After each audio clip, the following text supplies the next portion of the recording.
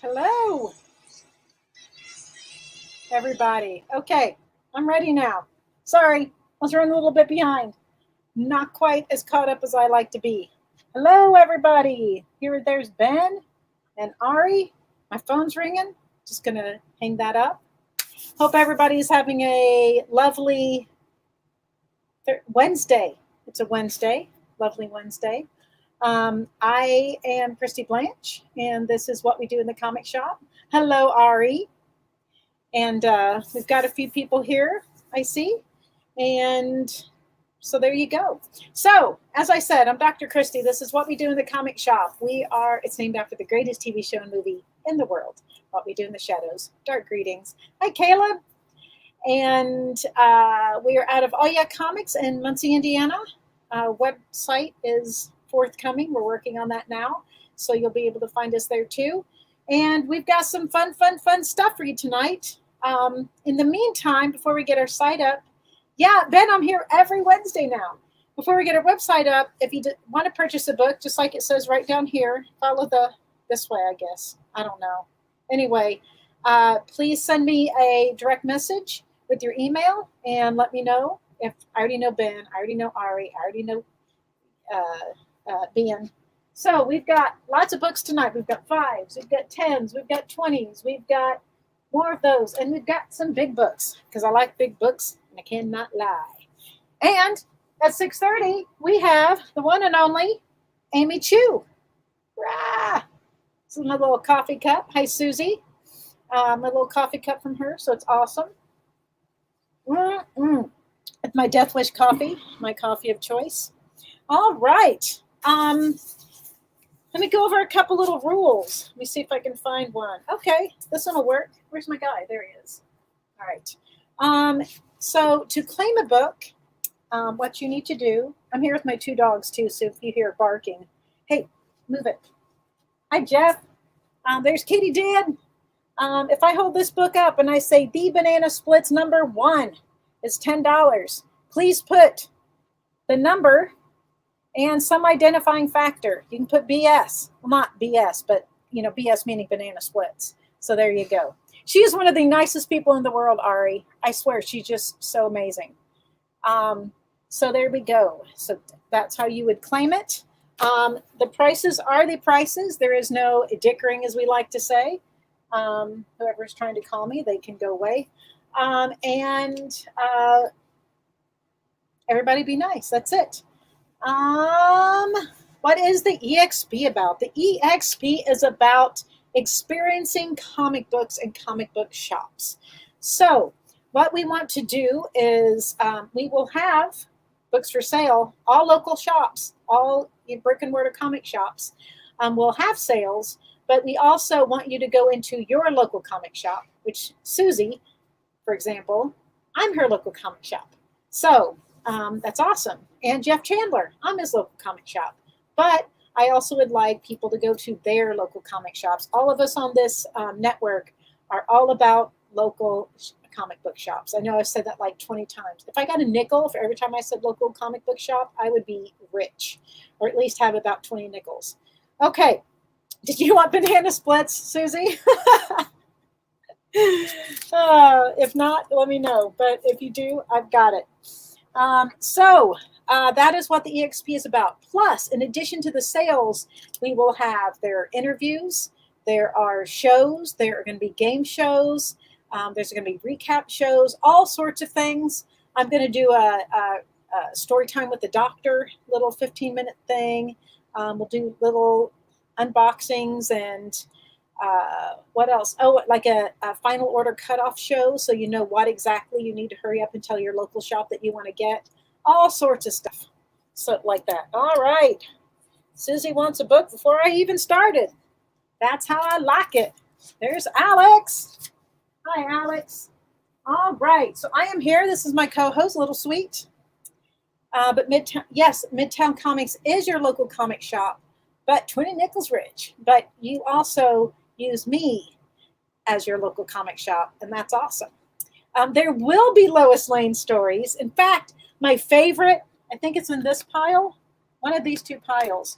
My favorite Lois Lane cover ever is here for sale. I think it's only $5 tonight. We're going to have stories from Steranko, ghost stories. We're going to have romance stories, and we're going to have Lois Lane stories where Superman's a jerk and she's not much better. So, Little Sweet is my co-host. We will be here together. What? Oh, you're seeing these are my Star Wars books over here. I'm going to move this up just a tiny bit. There we go. I was a little bit off. I'm always a little bit off, but there you go. All right. Yeah, oh yeah, Comics Muncie is awesome, I do have to say. All right, I think I'm going to take this sweater off because it's like super warm in here. I'm wearing my Amy Chu shirt, except it's a little big, but that's okay. That's all right. I'll roll the sleeves up a little bit so they're not hanging. I can do that. Okay, here we go, because it'll bother me. Now you can see my tattoo. Woo! All right, so Little Sweet and I are going to now announce our first book of the evening. These are going to be $5 books. Also, make sure you stay tuned afterwards because Chris Rupp will be on, and he'll be selling some amazing books also. All right. Let me do this real quick. And we're going. Okay. So our $5 books starting tonight. How much are they, Little Sweet? $5. Little Sweet. The sweetest. All right. Here we go. First book of Wednesday night. I guess it is night. This is so cool. Strange Adventures number 209. Featuring Dead Man. I swore I wouldn't let him die. I swore. You shouldn't swear. Anyway, Strange Adventures. I do need some Marlboros in my sleeve. Strange Adventures number 209 is $5. And I'm going to say $5 a lot because that's what I'm used to. Here is Duck album. 611 is $5. 5 complete Duck stories, $5. And Tina Reed would like Strange Adventures. Let me write Tina Reed's name down. And I hope you're doing well today, Tina. Rob just popped in. What's up? What's up? Does the doctor require a beverage? I have some coffee, but I would take some kind of beverage, yes. Caffeinated or not? Caffeinated, please. Roger. Anyway, okay. So that is for Tina. We've got DuckTales. How about a little Hack Slash, number 21? Little Tim Seeley, $5.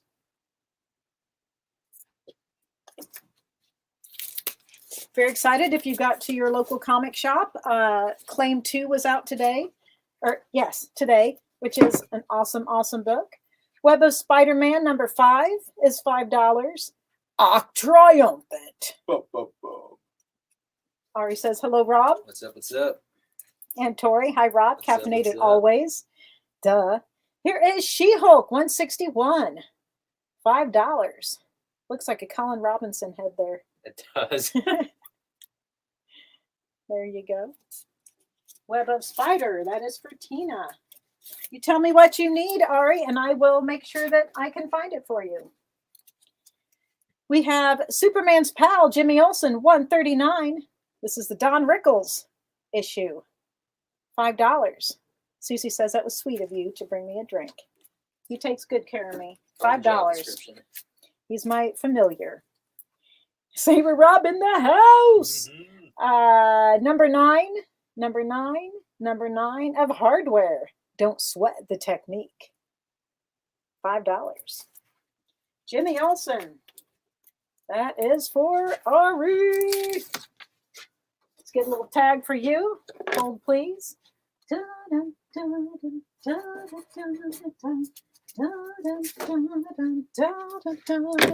my hold music.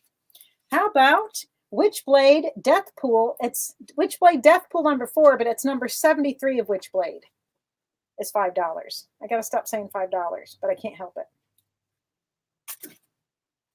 It's in my blood. Here is Baby Huey and Papa, number 21 for $5. Papa. Papa, Papa, can you hear me? Little Audrey, TV Fun Time number 29 is $5. All right, how about a king size annual for X-Men number 5, an annual Ooh La La Badoon, co-starring the Fantastic Four. Enough said. I don't know what that voice is, but it's there. King size annual X-Men number 5. It's $5. I couldn't help it. Fantastic Four annual number 16, $5. We have Incredible Hulk 315, $5. Bruce Banner, free at last, free at last. Annual X-Men, that is for Tina. Hi, Vince. There's Hulk. It's like a little puzzle, putting Hulk together. Sad Sack Laugh Special, number 58, $5. Oh, oh, oh. It's one of the giant size Harveys. The rabbit. Here is Captain America 179, $5. You ain't so hot without your shield and costume, are you, Rogers? You're just a sitting duck for the Golden Archer. No, I think he's pretty cool. Hulk is for Vince. You got it, you got it. Let me make you a tag, Vince. Rob's just sitting there doing his thing. Vince Martin, you got it, you got it.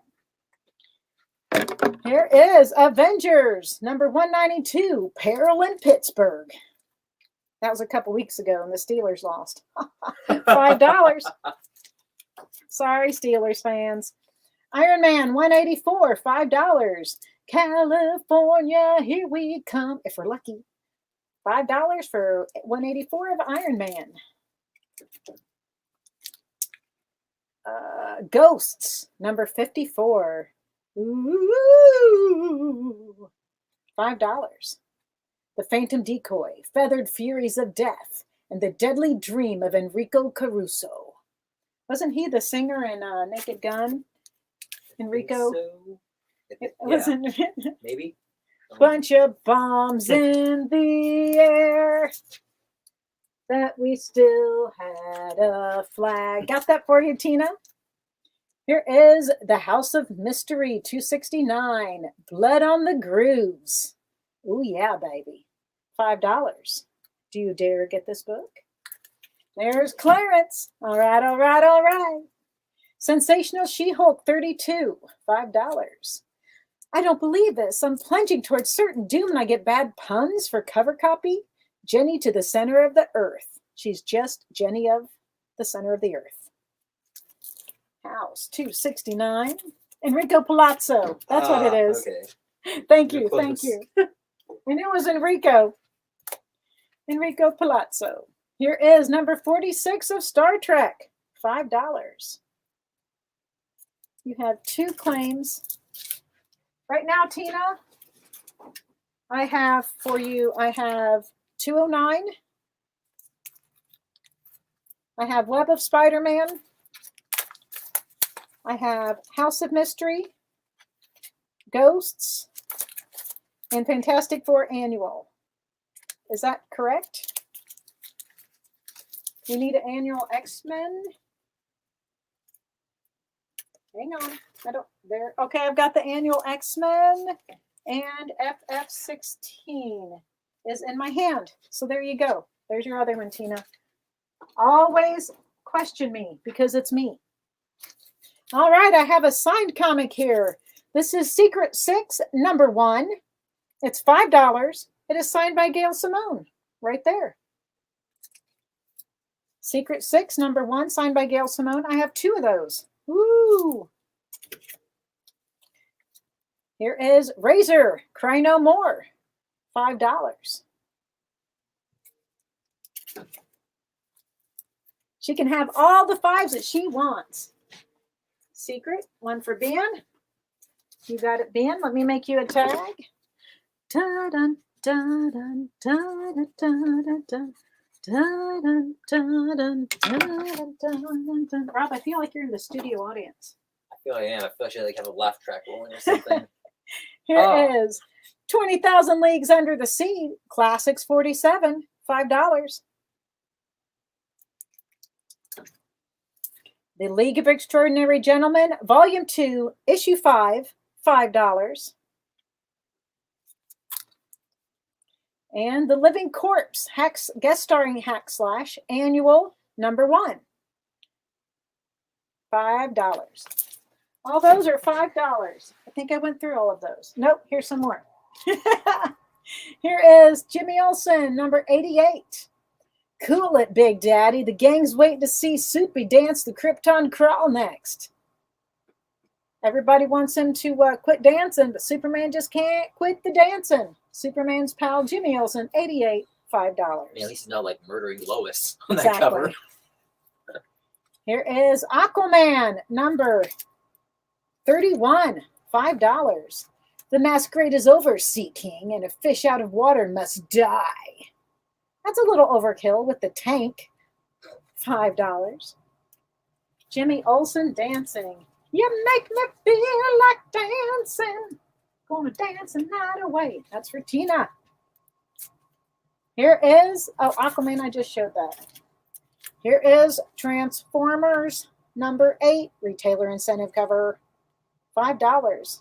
Transformers, The Transformers number 8 from IDW, retailer incentive cover, $5. Aquaman with the tank. Thank you, Tina. Oh, and looky here, number 117 of Amazing Heroes. Because it's Thriller Night. Transformers 8 is for Ben. Oh, no, Transformer. Yep, for Ben.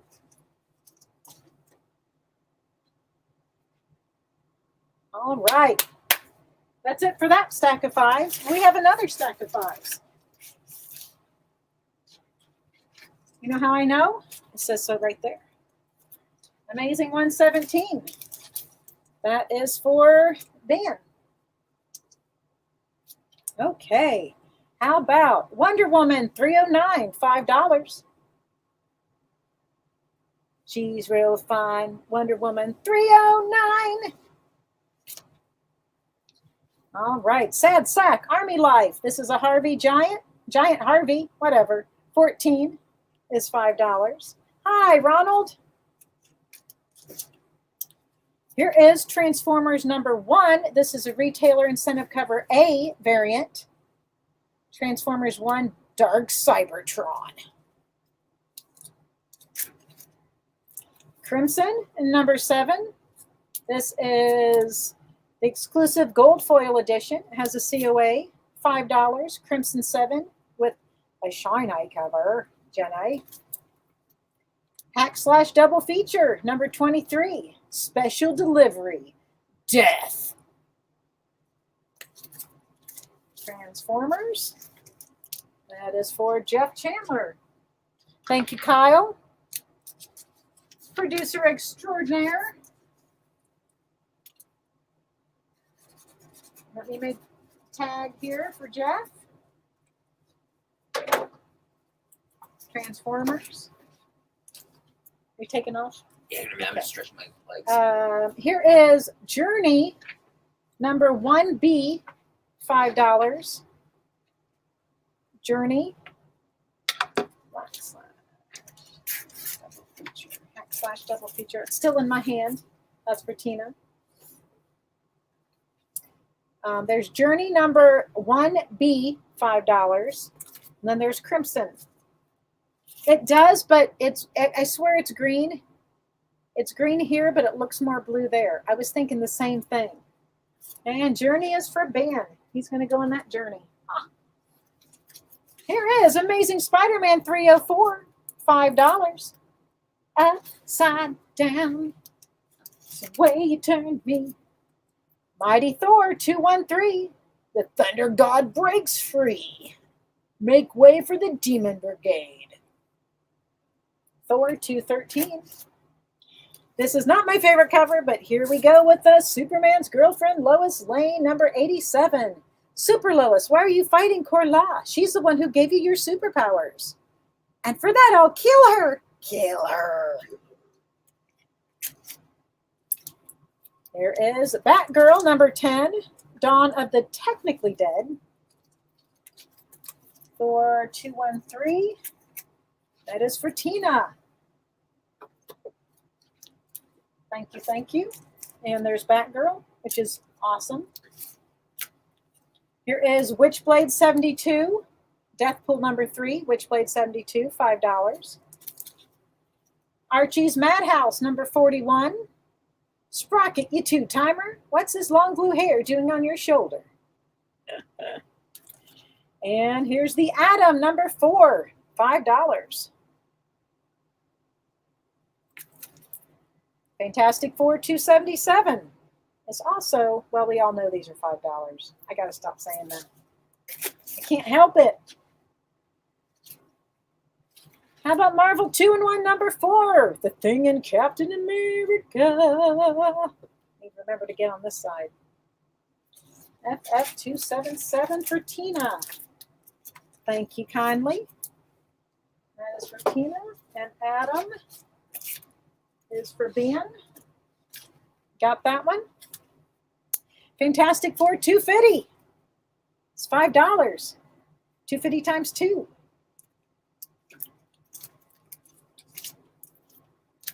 Here is Marvel Team Up 101, $5. Spider-Man and Nighthawk. I have 2-in-1 for Tina. Sad Sacks Funny Friends featuring the General. Number 55.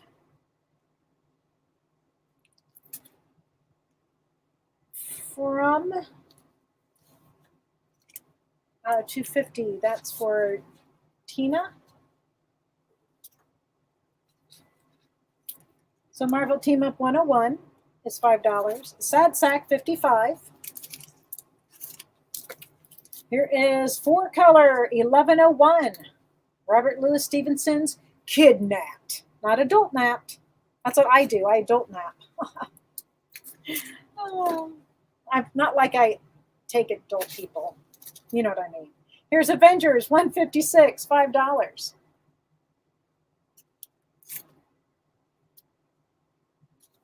Incredible Hulk 235. $5. And Monster in the Machine. Invincible Iron Man 141. The Caribbean Connection, not the Caribbean Queen. The Caribbean Queen. Ghosts number 101, $5. Hulk 235. That is for Tina, it says. And Super DC Giant presents Strange Flying Saucers Adventures, number 27. Super DC Giant 27. The Buzzsaw Saucer. And Ghosts for Tina. Don't nap. And also Flying Saucer. You got it. In just a few minutes, we have Amy Chu coming up. I'm going to grab where are the rest of my 5s? Right here. We're going to finish a stack of 5s probably. House of Mystery 268. Hi, Harry. The King and the Curse. These are all $5. Here's Daredevil Noir number 1. I'm Daredevil. Marvel Classics number 31. The First Men in the Moon. Not on the moon, in the moon. Happy Hump Day. Thank you, thank you. Okay, Mystery for Tina. And Daredevil for Tina. Marvel Super Action number 20. First Men. Tina's getting all the good deals, you guys. I did miss an Ironman claim. Let me see. Ironman. I did. That was for Jeff Chandler. Ironman 141. I got you now, though.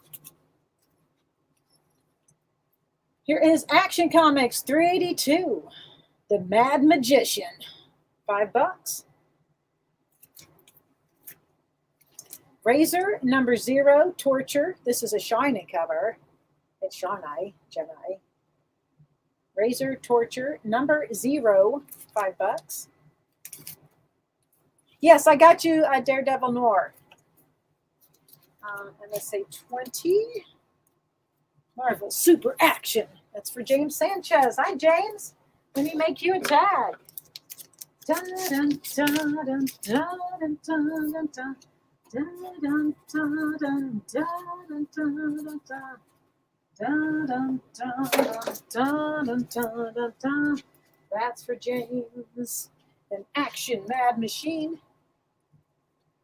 The Mad Magician, that's for Tina. Here is Soulfire 0, $5.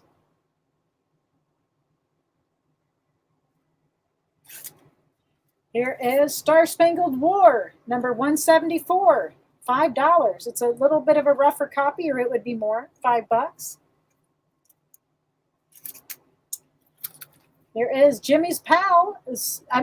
Jimmy's Pal, Superman Olsen. Here's Superman's Pal, Jimmy Olsen, 80, where it's Bizarro Jimmy. So I guess I was right. Without even meaning to be. War 174 for Tina. And Iron Man 181, $5. If you can't get Hulk 181, you can get Iron Man 181. And last one for the break. This is New Eden. It's just a print that is signed. And this is Paul Grist. It has a little postcard, and it has a print that is signed by Paul Grist. There you go. All right. And now, I think, excuse me, Luna, do you think I can stand here? Now I think it is time for a break and then to come back with Amy Chu. So we'll see you in a minute.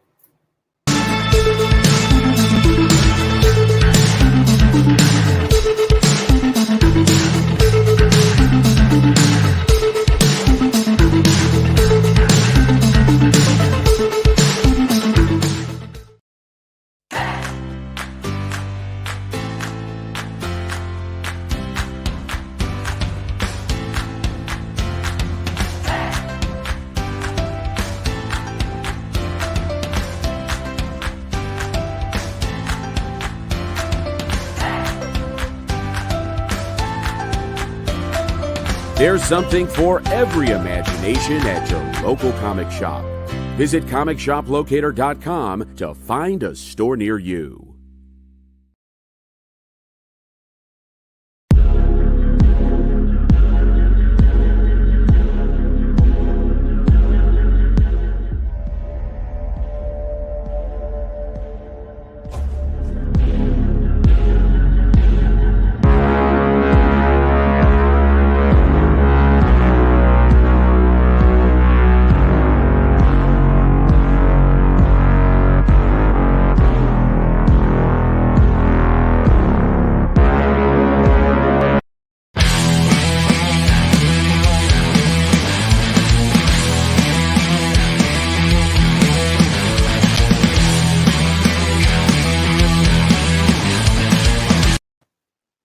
And we're back. And look who's here. It's Amy. Hi, how are you? I'm great. How are you? It's been so Good. long. It has been so long. We used to. Oh my God, you're wearing the shirt. I'm wearing the shirt. And looky here. Oh. Oh, Death oh my wishes. God. You know. This was because I was too lazy to take it off. I didn't expect you to wear the shirt. I've been wearing this hoodie for the last 48 hours. That's okay. We're, COVID. We can do whatever we want. I know, right? We're good. Well, everybody, this is Amy Chu. If you haven't met her at a convention, you need to, because she is one of the most spectacular people in comics. I can't even remember when we met. It just seems like we've always known each other. Do you remember? Oh my God, that's right. What like? Oh my gosh, I can't even remember. It's not that long ago, but it was long ago, right? Yeah. And then we've been all over the world together. We were in Mexico, right? Mexico. Weren't we in Brazil together? We were in Brazil together. Yes, we were in Brazil. As one does, This is we just go to Brazil. We're so glamorous with globe-trotting life. Yes, our globe-trotting. Oh yeah. Amy is not just one of the nicest people. She's super smart, and she's an amazing writer. And I really wanted to have a bunch of her Poison Ivy that she wrote, but they are out of stock, and they're going for buku bucks. And so I need it back in stock because I love selling it to all ages. It's like a book that you can just let everybody read, and it's spectacular. So tell us a little bit about how you got started in comics, because it's a great story. Oh wow! How much time do you have? All the time you want.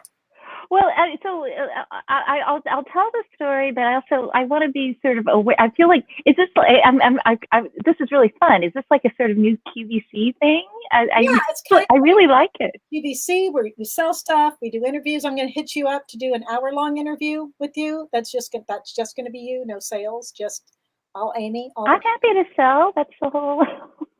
Looky there, Charlie says, incredible writer. Oh my God! Thank you. Wow, thank you so much. Oh my gosh. Okay, so that leads into the story, right? Because I never thought I was going to be a writer. I mean, the stuff I wrote was like really glamorous and adventurous stuff, like PowerPoints. That's like my origin story. I thought I was like going to be a business person, which I was. Right. So I'm trying to think, when I met you, like what exactly happened? Because I think it might have even been when I met you that I was still kind of like, I didn't think of myself as a writer. I was just trying to help a friend of mine be a writer. She was already a writer. Yeah. So. I think that was it with the girls. Was it before? So I wrote that, but we started Alpha Girl Comics largely to get her stuff out there. And I'm like, okay, you write it, I'll figure out how to publish it. How hard can this be? And of course she has gone on to much bigger and better things, like, writing for The Expanse and, The 100 and, Carnival Royal and stuff like that. And I got sucked into comics. So that's a quickie story. What really happened is, she encouraged me to just try out writing, take a online writing course. And I was like, sure, why not? Because if I'm going to be on the publishing side or even on the selling side, I need to know how's the sausage made? What's the product, And I'm like, I can do this because, it's kind of like, oh, did you read comics? I'm like, I actually read comics in college. I would say actually, this is the MIT story, right? At MIT, it's not like, oh, you read comics. Of course, everyone reads comics at MIT. Of course, everyone watches Star Trek. Everyone, I'm making a huge generalization, of course, but I mean, MIT is kind of a super nerdy school. So it's like, we had a comic book store in the student center. Awesome. Yeah, we might have been the only one to have that at that time, Newbury Comics. So it was kind of like an accepted part of life. And, but I never thought of myself as like a real comics fan. It was just part of that whole thing, So I thought about it, like, look back at it, and I was like, yeah, I hope it's not going to get really boring, but because there's a lot of funny things that happen along the way, right? Because when I got sucked into it, I still like, what am I doing? But it got to the point where I was kind of like, oh, I can do this. And also not just I can do this, but I really want to do this just to prove a point that I can do this. Because you know how it goes. People are always like, oh, what are you doing? it's like, oh, girls don't do this, or really, you think you can do this? And it's like, well, obviously, now I'm going to have to prove this. Exactly. You know, you get this chip on your shoulder, and I'm not a spring chicken, right? It's not like I'm 20 years old. It was kind of like, okay, now if I'm going to do this, I really got to do it. And I feel like I lost a few years of my life. I'm not even sure what happened during that period, right? From 2000, so this was 2011. I was just sort of getting in there and just trying to help my friend. And then 2012, I'm writing. I'm like, okay, now and then by 2013, I'm like, I really want to do this, and I'm like hustling. I went to like 2 conventions a month. I think almost 2,000 conventions that year. Oh. Right. So I met a lot of people. I'm sure I met you before that, actually. Yeah. And then I got a couple small breaks, so if you are a wannabe writer, or you are writing right now, I'm just sort of telling you, this is how you do it. You got to get published. And so I'm like getting into anthologies. I'm self-publishing. I'm hustling. Anybody who is like, remotely an editor, I've got my comic, and how you get them into the hands of an editor is a whole nother story. We can do that as another interview, but where was I going with this? Yeah, so I finally got my big break, and I got a Vertigo short story with Tom King in the same series. That was the CMYK series. At that time, it was kind of like, we were all whatever. We both had a short story in that. And I think that is what led to the Poison Ivy miniseries. So Poison Ivy was actually my first book. So it's easy. You can just do it like that. Yeah. You always made dinner reservations for big parties. And I thought that was at these places, it was so smart. But I'm always like, oh, it's okay. I'll just go with Amy. Right. Here's the thing. People ask you, how do you network at a convention where you don't know anybody? If you're the only one with a dinner reservation, it's pretty easy to network. And you just sent me these. I did. So that is super exclusive. So you have some of those. You can do it. 5 of these. Yeah. And that was a print run of 250. Whoa. And so I signed those and I numbered those. And I think only 5 stores have, 5 copies of those. So you're amazing. It's so good. This is actually, I think, the first thing I read from you, and I fell in love with it. And it was shortly after this, because I had you to the store before Poison Ivy even came out, I think. Yeah, I think so. In fact, I did a sign. No, you know what? I remember now. I did a signing in your store with the Sensation. Wonder. Yes. Do I have a? I have. Yes. I have oh, here it is. I have. One. If you have those go for bucks too. I have one of these sensational comics featuring Wonder Woman, number 7. Yes. You signed, and Alex DeCampi signed. Oh wow! So those are really hard to find now. I can't even find them. I have my little stash, but they're, for some reason, that one's the one that's hard to find. So I like to think it's because we're in it. How much are these? I don't even know. Oh, I don't know how you want to sell those. Those for money. Money, buku. I will I have a few left, and I will probably sell them for $20. Okay. So if you would. I only have, I have 4 of these. Sorry, I'm keeping one. So I have 4 of these, $20 each. If you want one, I know Katie wants one. They're amazing. This is get your hands on this. It's an amazing. Oh yeah, that too. Oh, so a word about the Girls Now, because actually I hadn't even. I'm still. So my this is kind of the editor's cut, because those are my first stories. What do you call it? I'm sort of,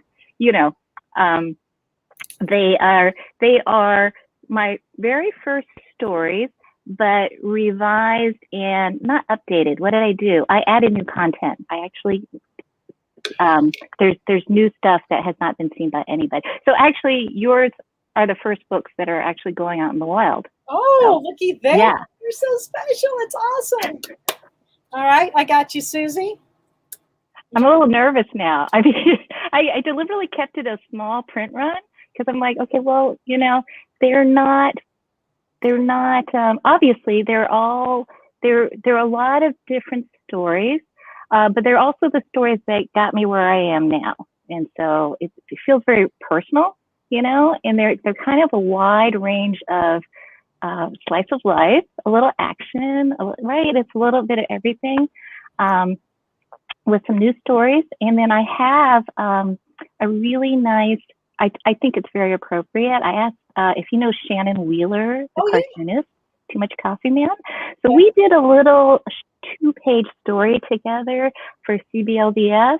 And so that story sort of finishes off, you know. Nice. Yeah. Well, this is, oh, sorry, Luna, just stepped on my dog. But this is it's a great book. I absolutely love it. Love it, love it, love it. And thank you so much for shirt and everything. But I'm so glad. So much more than this. Here is, look what you're going to be jealous of this. You probably are out of them. Poison Ivy, #1. Oh my God. Yeah. Amy Chu signed it.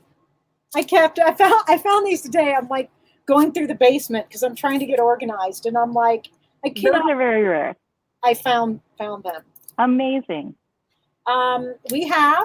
You were also, I believe you were the first female to write Green Hornet. That is, okay, so yeah, I'm the first to write the series. I think there was somebody who wrote a Green Hornet story. Okay. I'm the first to write the series, but I'm absolutely the first woman to write Kiss. Yes, and I don't have any Kiss here because those flew off the shelf. It was crazy, and we got a lot of the Stuart Sager covers because he's a local. He is. He's one of my dear friends. I my God, I didn't realize that. Anytime he puts anything out, I'm like, yep, just give me all of them. And so those flew because as soon as we say it's Amy Chu, everybody's like, oh, friend of the store, yeah. Stuart Sager, yeah. His covers are beautiful. You know, he has a style like no one else. That is very true. Watching him paint it makes me a nervous wreck. Hey, Nick. That's very cool. He's also.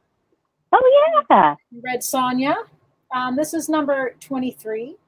Oh, number 23. Oh wow. So number 23, actually, my son Alex helped me with that one. Oh, nice. So I think he's got a credit in there. Oh, that's so awesome. You know, because you got to indoctrinate your kids. Make sure your kids help you in your career. Absolutely, absolutely. And I also, the rest of my books they're on the way. So I made little tags. They were supposed to be here, but they're not. So, but that's how it is right now. But you also did Read Sonia and Vampirella Meet Betty and Veronica. Oh, that was so much fun. I have to say that was the hardest story I've written that's gotten published. I'm working on something else right now, which I cannot tell you about. But, but that was a real challenge, and I'm very, very pleased that people liked it so much because I'll tell you, it was really hard. I can't even imagine. I was like, wait a minute, we're gonna wait, what? Because I think it would be hard enough to write Read Sonia just with all of her history, and Vampirella with all of her history, and Betty and Veronica have a little history, and to mesh all those together into a story that makes sense, I'm like, how are they going to do this? And then I'm like, oh, it's Amy Chu. We're good. Yeah, no, I was really like, how am I going to do this? I should say no, because this is not going to work. And then I thought about it. I was like, oh, well, now there's the challenge again. I got to prove I can do it. Oh, well, it's wonderful. So these are my little tags. I wish I could show the books. So she's done Arrow, not Arrow like ARR. Oh, yes. You see here. Arrow as right there. I have a little, oh, I'm not doing this right. I have single issues. I don't even have the trades yet. I'm not even sure if the trades are out. Trade 2 is out. Oh, it is? Yes. All right. So I actually did not start off writing the series, but yeah, I hope people pick it up because it's really fun. Yeah.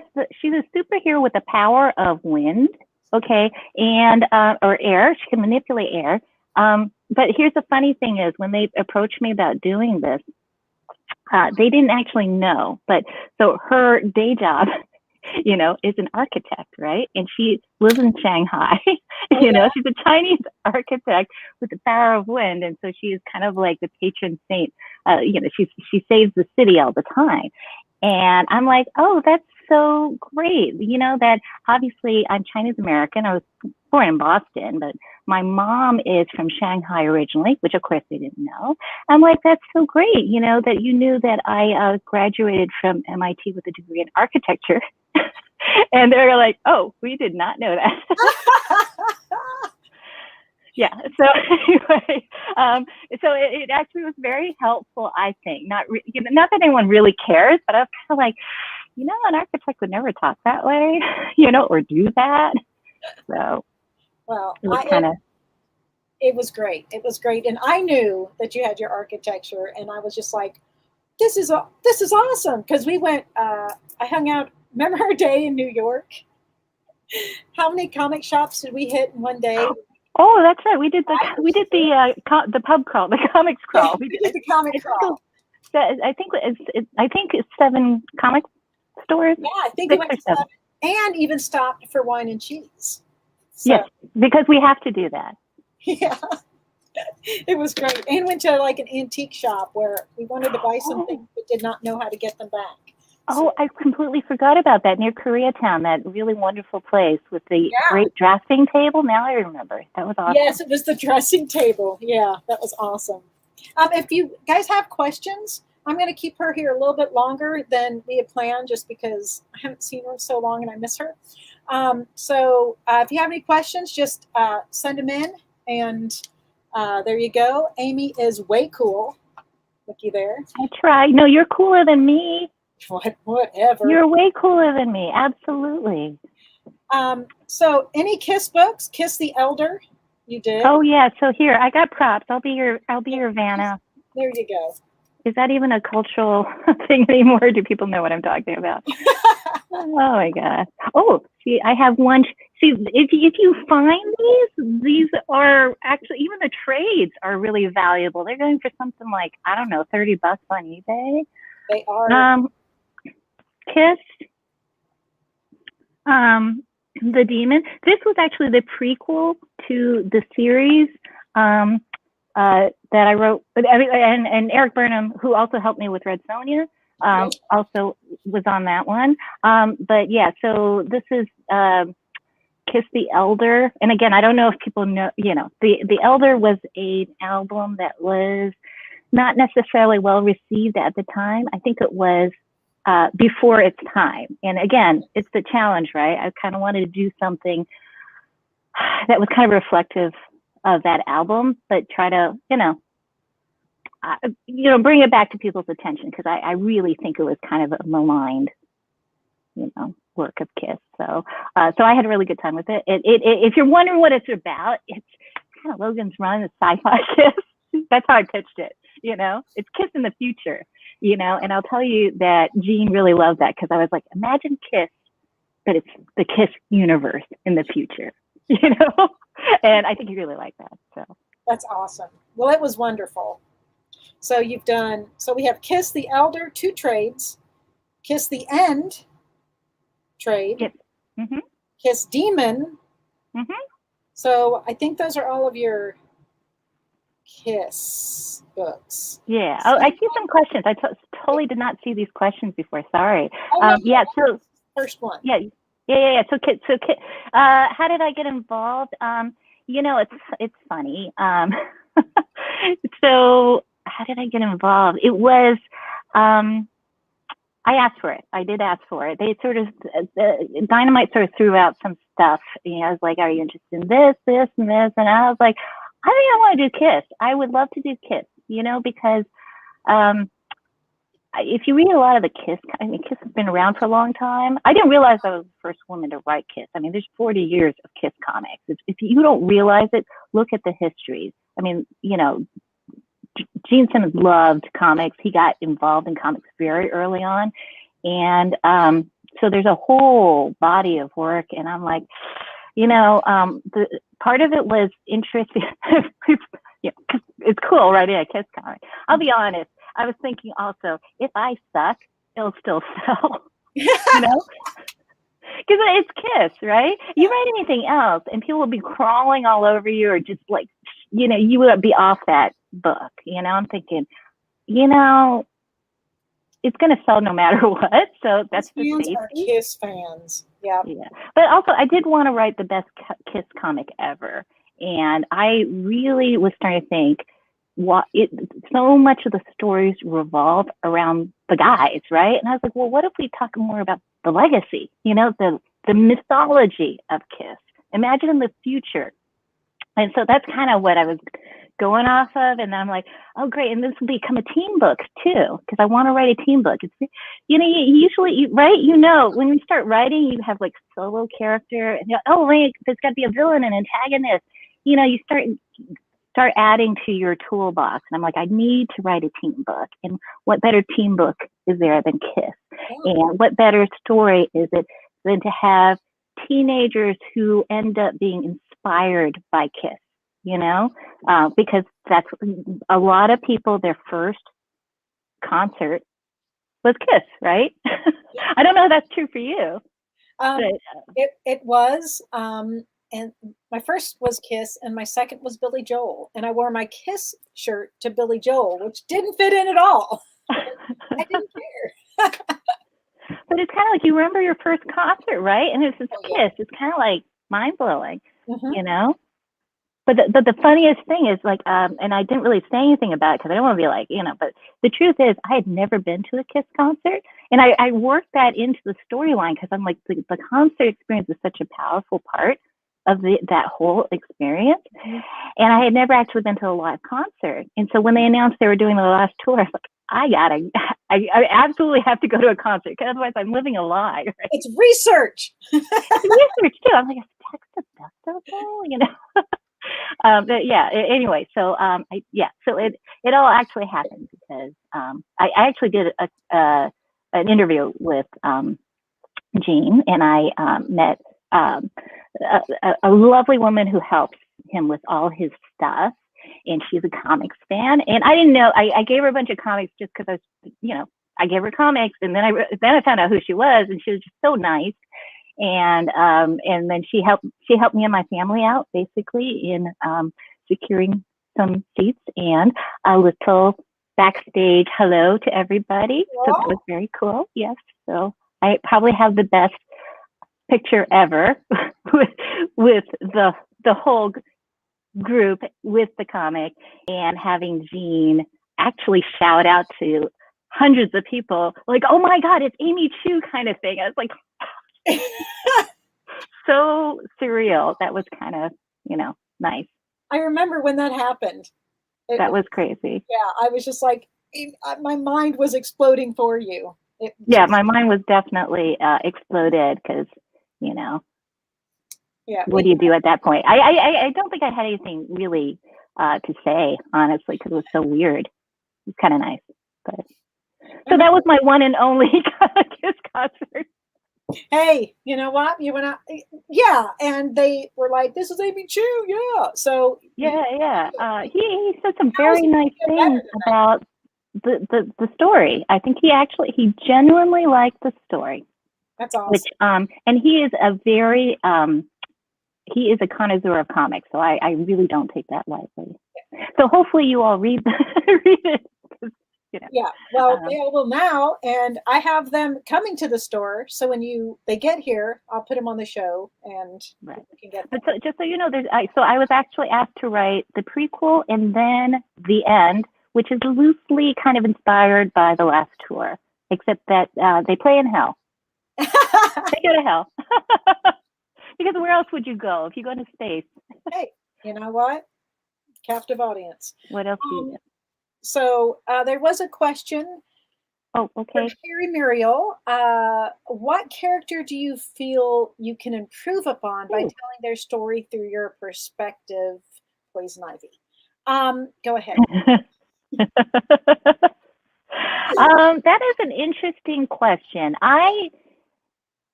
I feel like the word improve is a funny word, and also my perspective is a funny word. I feel like as a writer, I'm there to interpret the character for the fans and the audience. So I do think that my perspective is very helpful depending on what it is. But like for example, for kids, to me, it's all about problem solving. You know, it's like, okay, give me the character. I need to understand the core of the character. And then I feel like my job is to put that character in a new situation that entertains you, you know, entertains me, hopefully. But you know how it is writing, right? It is hell, because now you're like, why did I just do that? I just made my job 10 times harder, you know? But the end result is, you know, are you entertained? Did you feel like that was your, you know, your character?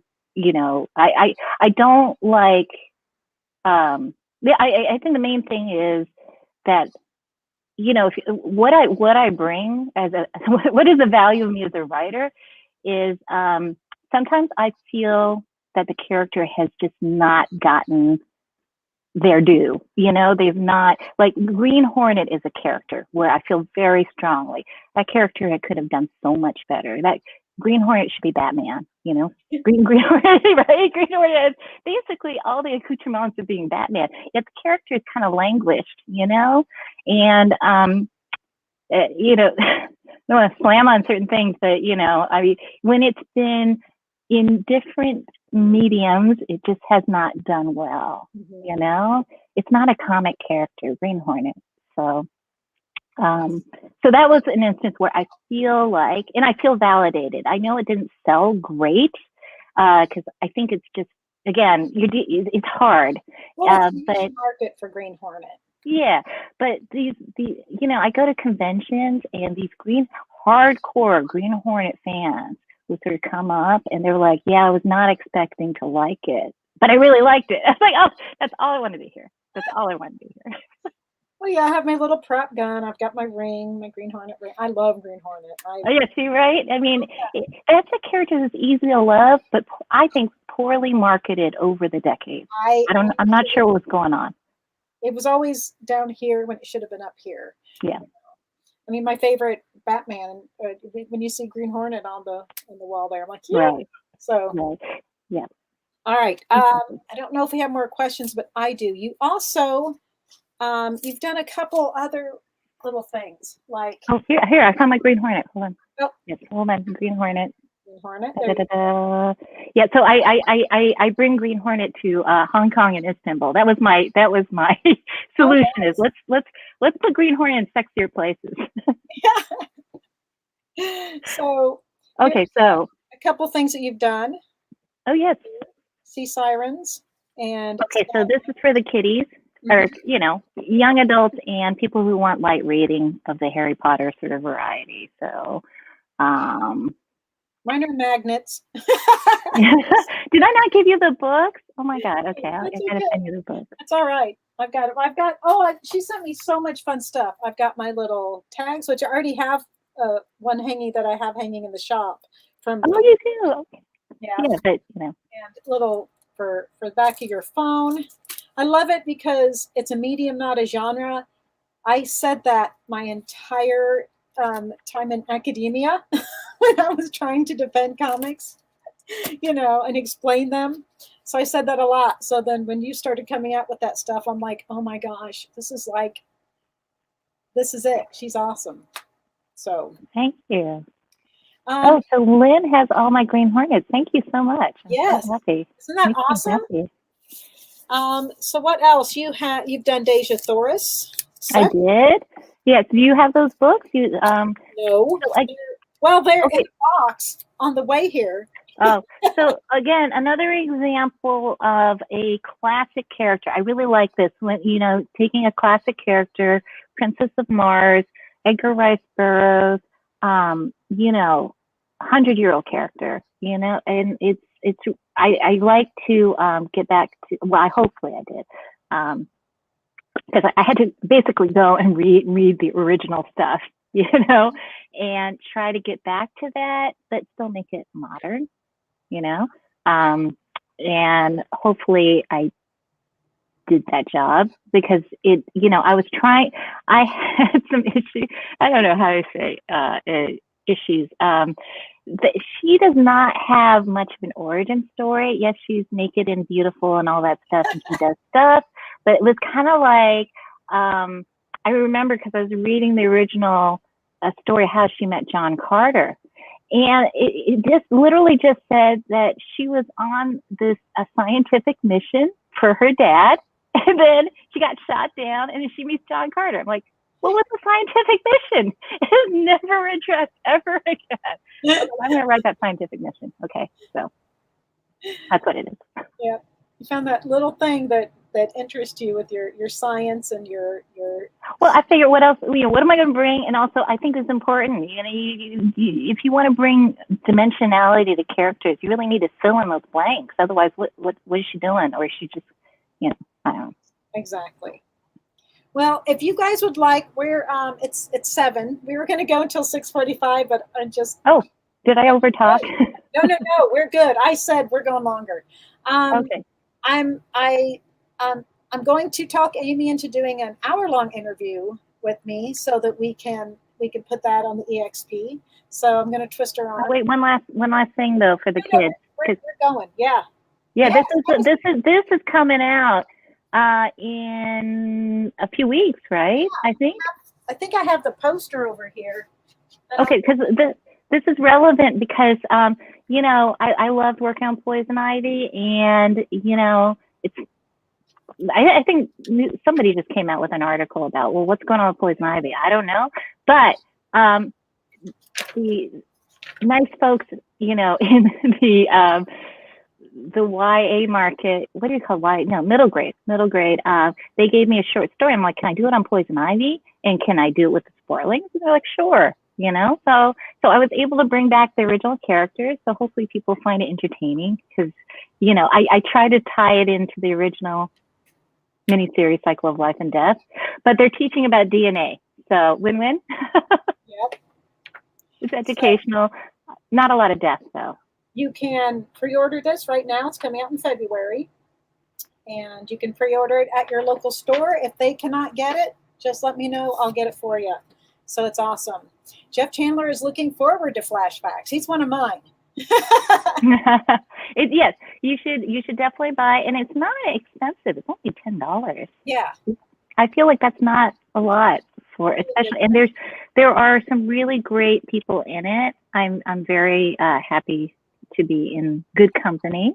Cecil Castellucci's in there, Amanda Diber, Karina Bechko. I mean, basically, good company, and also you can justify it because it's supposed to be educational, but hopefully entertaining.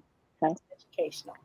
So I know you can't tell us one thing you're working on, but what else is coming out that we need to know about? Oh, okay. So I guess I could talk about this now, but I can't tell you what it is exactly, but it's super exciting. This is why I'm such a mess. And, this whole, not just COVID and lockdown and stuff, but so I just found out in a few weeks, it's going to be announced because I wrote 2 episodes of a Netflix animation, adult animation, think Castlevania, but I can't tell you the title because I was kind of like, they're like, maybe you shouldn't say anything yet because it's not been properly announced, but it will be announced. And then all 3 seasons apparently will drop in March. So nice. But it is based off of a very popular video game, like a lot of things. So, that's amazing. And I do have 2 episodes in there, so it's kind of a shock. That's so exciting. It's it is because I didn't think I would ever write that. Plus, I don't feel like TV is a whole nother creature. And it's not something you could just break into. Not that comics is that easy to break into, but the showrunner really liked my Red Sonja. Awesome. Wow, that's kind of crazy. Did he just offer me a job? I wasn't really sure what was going on. That is amazing. Yeah. So yeah, it may never happen again, but I'm like, I'll take it. It'll happen again. You're going to be running the world here shortly. Oh no, I don't want to do that. All I want to do is just play my video games. I have a whole stack of stuff. It's like I can't even get to do anything. Oh, I know. I know. I've got a stack of video games I need to play. I've got my queue of movies I need to watch and TV shows I need to watch. Right. I'm always here. And then when I'm not here, I'm upstairs and I'm writing, because I'm writing three different things, and I'm editing now. So it's like, There needs to be 4 of you, you know? You need to be cloned like Orphan Black and just, right? Because I don't see how we're ever going to get to do all the fun stuff. I don't either. But we will. We will. And when we get back to conventions again, we're going to dinner. Amy, you and other Amy actually took me out when I graduated with my master's, I believe. We went out at Indianapolis to dinner. And we went, what were we? My thesis, I think. Oh, my thesis got Your thesis. Yeah. Yeah, because you introduced me to some fried pickles at some place. It was great. I remember those fried pickles. Amazing Joe's fried pickles. And yeah. To go back there all the time. Oh, and also the steak and shake. Oh, the steak and shake, yes. Yeah, yes. That was good. I introduce people to the good things in life. Yeah, absolutely. Right, pickles and steak and shake. The finest dining. Yes. All right. Well, I'm going to coerce Amy to an interview later on this week or next week, so that whenever I'm happy to do that. So busy. And so if you have questions, send them in. And Amazing Joe's is so good. Send them to me, and I will try and ask her.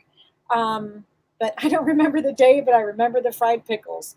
Hey, there you go. I do remember. I remember the fried pickles vividly. I think we were fantastic. late somewhere because we were getting more fried pickles. I remember. But I'm like, I don't care. It was so much fun. It was great. Well, thank you so much. We're looking so forward to all of your stuff. I have all of Amy's books on the way, so I'll show them on another show. I'm only doing 6 a week. So, yeah. So I'll show those, and you can get those, and make sure that you support her. Where can we find you on social media? Oh, so on Twitter, I'm Amy Chu, AMYCHU.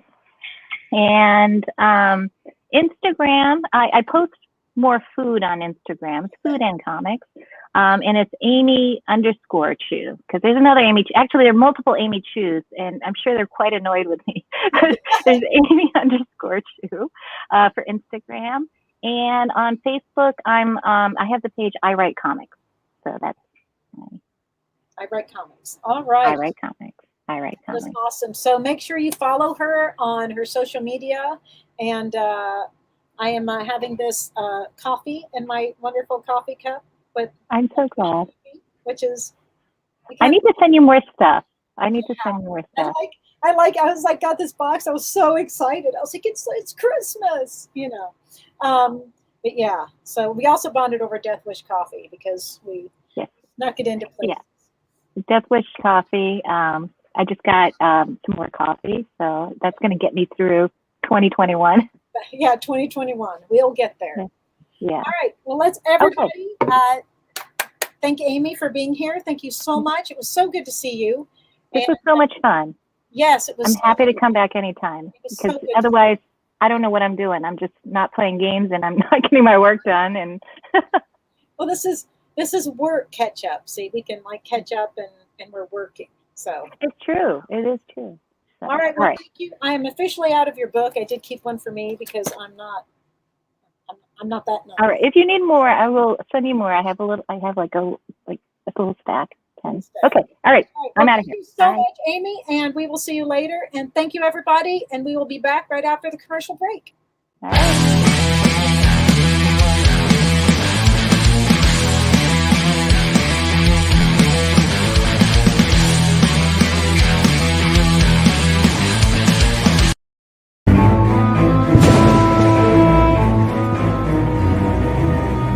Dr. Frankenstein created a monster. He lost control. Now, the era of monsters has begun with a robot army at his command.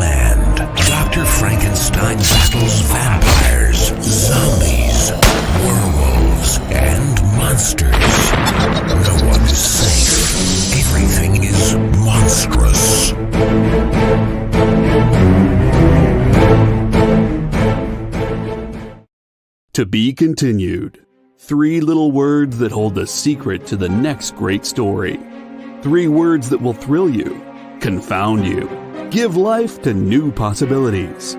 Every variation of To Be Continued is a promise of adventure, a promise of excitement, a promise of unseen wonders and unexplored worlds. A promise that every issue you read makes you a part of a never-ending journey, and behind every page there will be an unopened door waiting for you. This story to be continued at your local comic book shop today.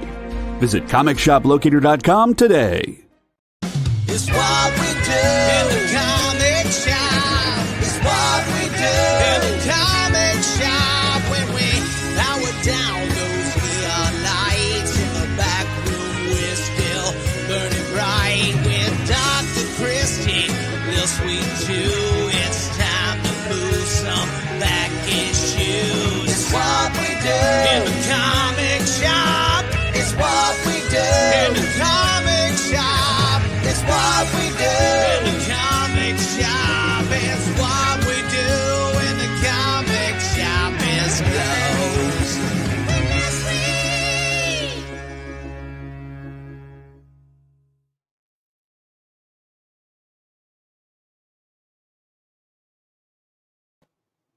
And we are back.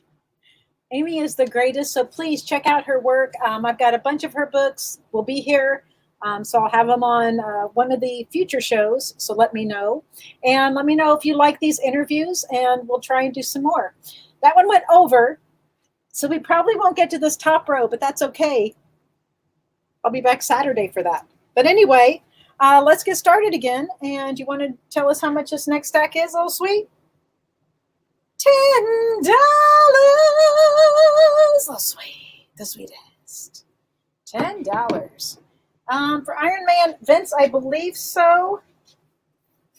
Yes, I did. Vince, you got Iron Man 181. So you're good. Okay, we will do more interviews. So this is a large pile of $10 books. I'll probably only get through this top shelf, but that's or bottom shelf, but that's okay. I got more time. So here is Brave and the Bold 52, $10. Isn't Amy just the best? We got to hang out all the time, and then even now we don't get to see each other. So thank you, Ben. Here is the new Teen Titans Annual number 2, $10. Battle Stars. That is for Tina. All right, these are some magazines. We have $10 for Vampirella 29. These are larger than comics. These are the magazine ones. So $10, Vampirella 29. We have the no number needed on this one, the $6 Million Man.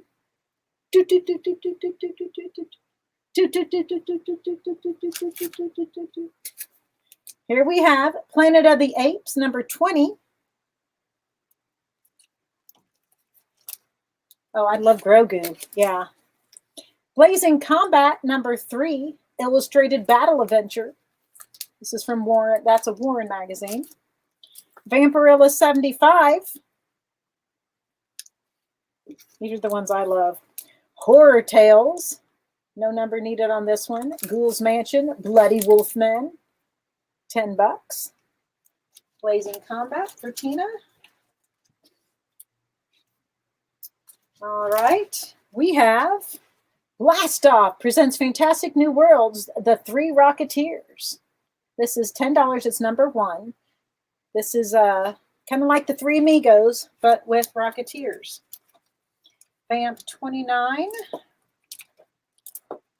That is for Kaz. And Horror Tales for Tina.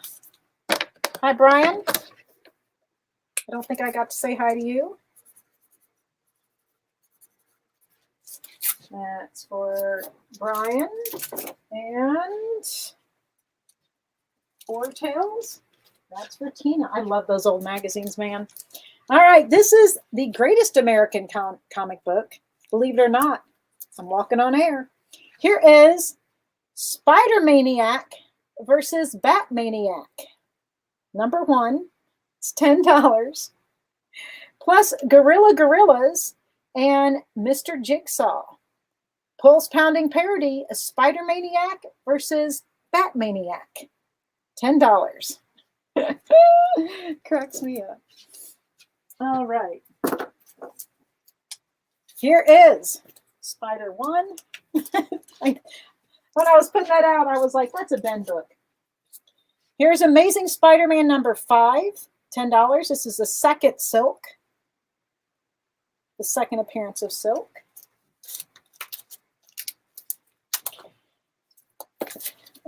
Here is a signed book. This is, I think it was Tony Daniel. Yeah, Tony Daniel signed this. This is the 10th Abuse of Humanity. It's a trade signed by Tony Daniel. $10. The 10th signed. Here is Bloodthirst number 1, The Nightfall Conspiracy. $10. It's a set 1 and 2 of Bloodthirst.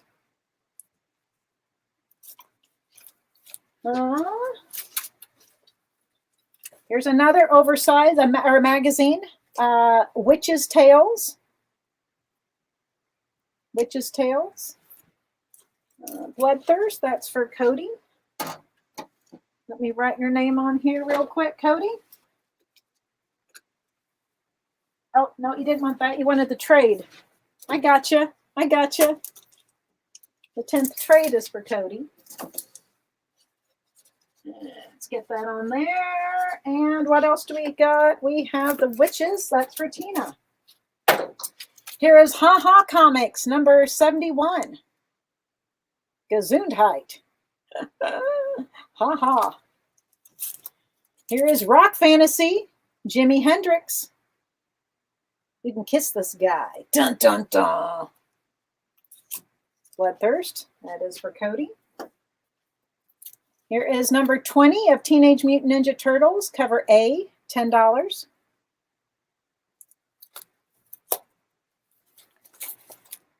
Unexpected, number 78, $10. Hi, Caleb. It's for Caleb.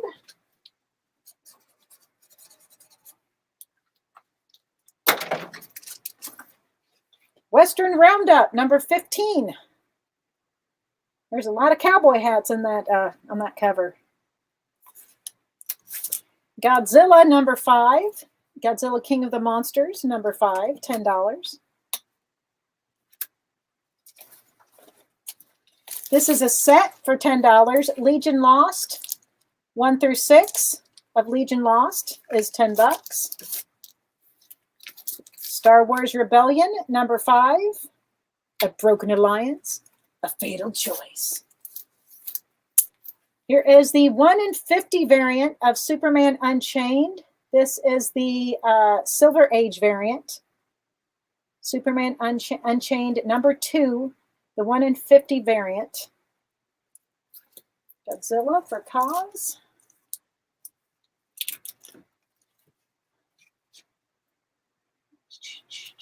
Where'd I put you? There you are. So Superman Unchained, number 2, the 1 in 50 variant.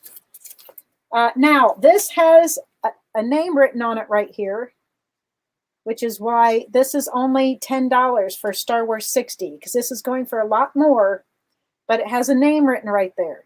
So that's why it is only $10. Hi, Josh. Vampirilla is for Ari. Do I not have a... Oh, there you are. I was like, I know I have a tag for you. Unchained, that's for Jeff Chandler. That's a good deal, man. It used to go for like $50. So that's why the... it is not Barbara. It is Scott. I think that's her son. Classics Illustrated, the Corsican Brothers, number 20 of Classics. Here is Black Hawk 200. Black Hawk 200, $10. Here is Razor Just Razor. It's shiny. It's a shiny cover. Ooh, it's pretty. It's got a COA. Razor Volume 2, Number 1, 500 copies, signed by David Quinn. Oh, it's numbered right there. And signed by David Quinn. $10 for Razor. Swords of Sorrow, Number 1, signed by Gail Simone, is $10. A permatag. And then I have the B cover, Swords of Sorrow, Number 1, signed by Gail Simone, also $10. Superman's Girlfriend, Lois Lane, number 50.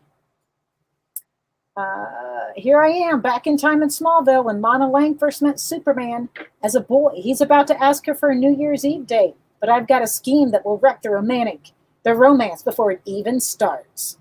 She's mean. $10 for Lois, number 50. Which one? I've got two different ones. We've got, we'll say, dark and light. Your choice. Here is 1 through 3 of Scary Godmother. 1 through 3, $10. All right. What time is it? Oh, we can get through these. Oh, I have a couple more 10s here. I forgot about. Here is Fathom, number 0. It is shiny. Ooh, shiny, shiny. Both, please. You got it. Those Lois books are crazy, and I love them so much. All right, here is a different Deja Thoris. This is Deja Thoris number 15. I used a little tape on it, $10. And this is for adults only. I used tape on this one too. From the Tijuana Bibles, number 6 presents The Adventures of a Fuller Brush Man. So there you are. Fuller Brush Man. All right, let's do some 5s. How much? $5. Oh, sweet. All right, $5. This is a great issue of Wonder Woman. This is Wonder Woman 170, where Lois is interviewing Wonder Woman.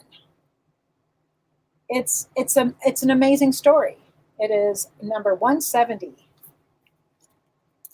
$5. Here is Batman number 299. We've killed Batman. His threat is over. Look behind you. His ghost. That is Batman 299. Voyage to the Bottom of the Sea number 4 from 1966. $5. Silent Hill, Dying Inside, number 5, $5. Helena and Nira Cyber Angel 1B. Ghost Rider 71. Evil are the eyes of Adam Henderson. It's not super nice. Silent Hill for Tina. Here is Thor 233, $5. I got you, Cody. Helena Nira. Ghost Rider and Thor. Here is very shiny Double Impact from, I believe, 1996. It's shiny Double Impact. Sea Devils, number 11. There's a shark. There's a shark on the cover. Sea Devils, number 11. My favorite Lois Lane cover. These are all $5, Vince. $5 for that Ghost Rider. My favorite Lois Lane cover in the world. Lois Lane, number 80. Get out of my magazine, Superman. I'm leaving Metropolis to start a new life, one that doesn't include you. And man, I love her outfit in this. It is so rad. I can say that because I'm old. Lois Lane number 80, $5. She's tearing, I love it. She's tearing the girlfriend off and throws it down. Love it, love it, love it. Vince Martin wants the Ghost Rider. And Jeff Chandler wants Lois. That's a great Lois Lane, man. Here is Ultimate Strike number 2, $5. Blood Syndicate number 3, $5.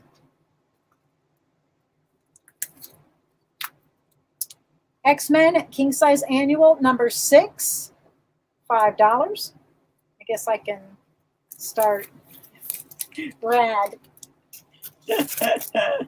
Strike 2. Oh, got you, Cody. And Syndicate.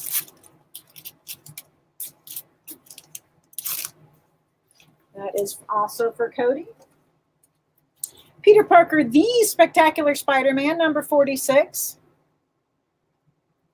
Between Cobra and the cops, Spidey's got more trouble than he can handle. Invincible Iron Man, number 90. Power versus Power. They've got the power! Yes, I will do those. I will do those after this. James Sanchez, you got it. X6. Here is New Mutants 34. Donald Duck, number 101. Donald and his nephews fight off a fireball attack and attempt to save the incredible golden iceberg. Iron Man 90. That is Jeff Chandler. Thank you, thank you. Spider-Man number 1. Torment. $5. Marvel 2-in-1 number 100. Iron Man 183. Without your gloves, Iron Man, you are helpless. Oh, yeah? Wonder Woman 164. Bugs Bunny, a 133. Thing 200. That's another one that the barber loves. Thing 2-in-1. You got it. That's for Tina. Here is Lady Death, number 7.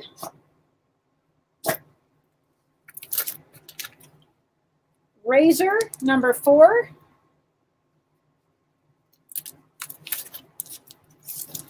We have another Lois Lane, number 60.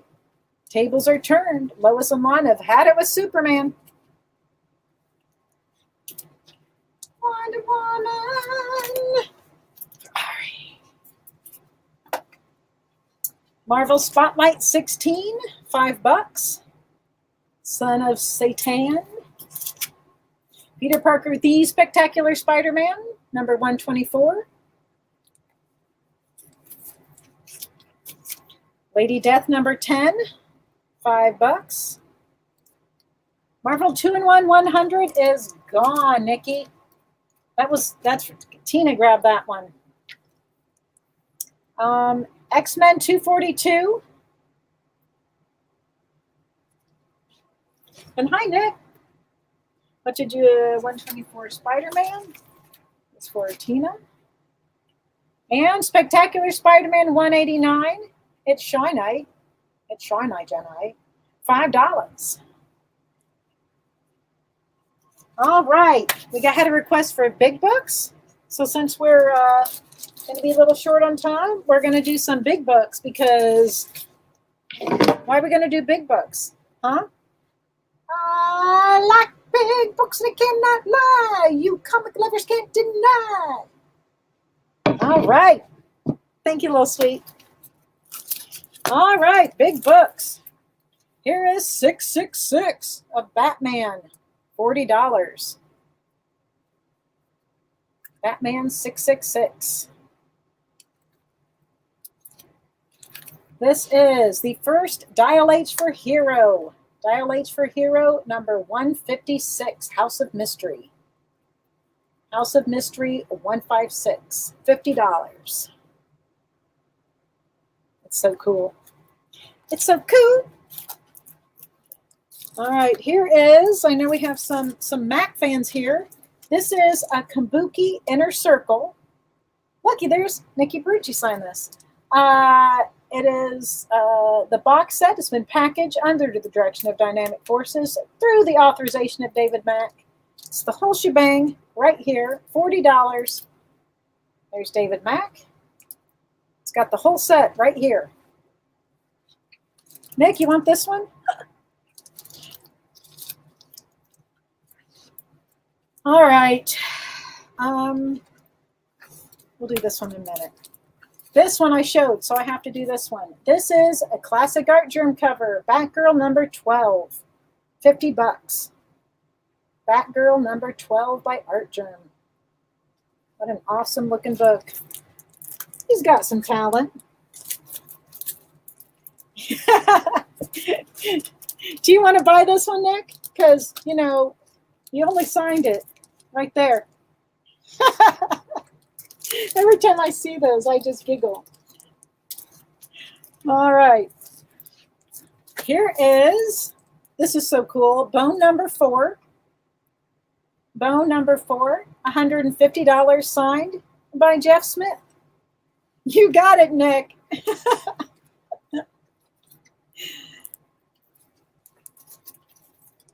Here is, we've got so many cool things here. Star Wars Tales number 4, $30. Look at all those exclamation points.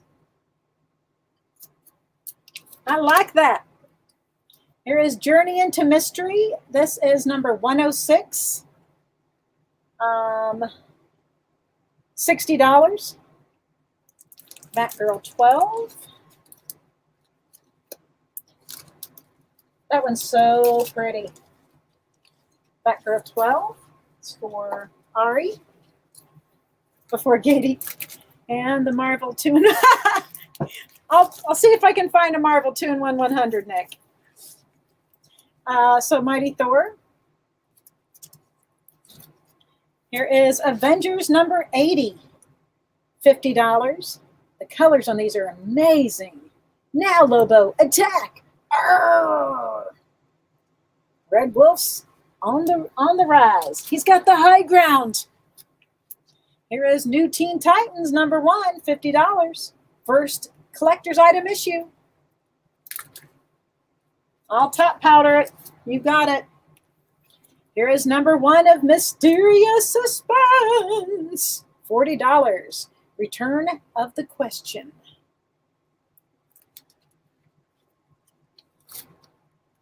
This is the gold variant. It's Shine, as you can see, of Wolverine 145, the 25th anniversary issue.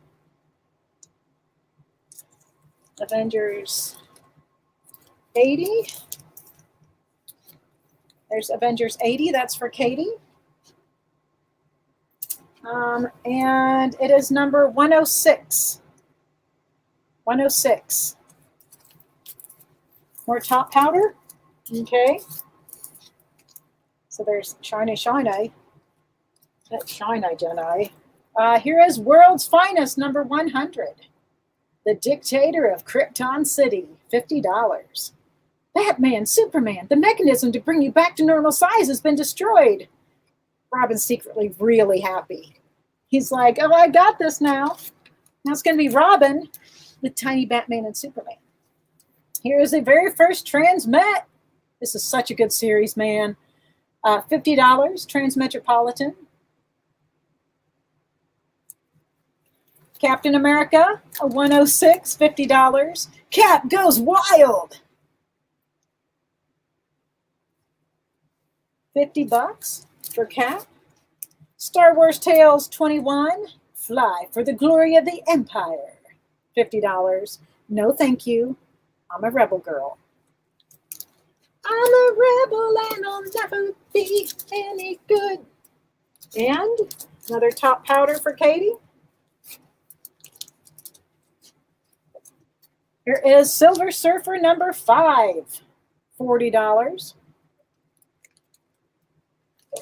World's Finest. No, Saber Rob left a while ago. Sorry, Alex, it's what I do. I can't help it.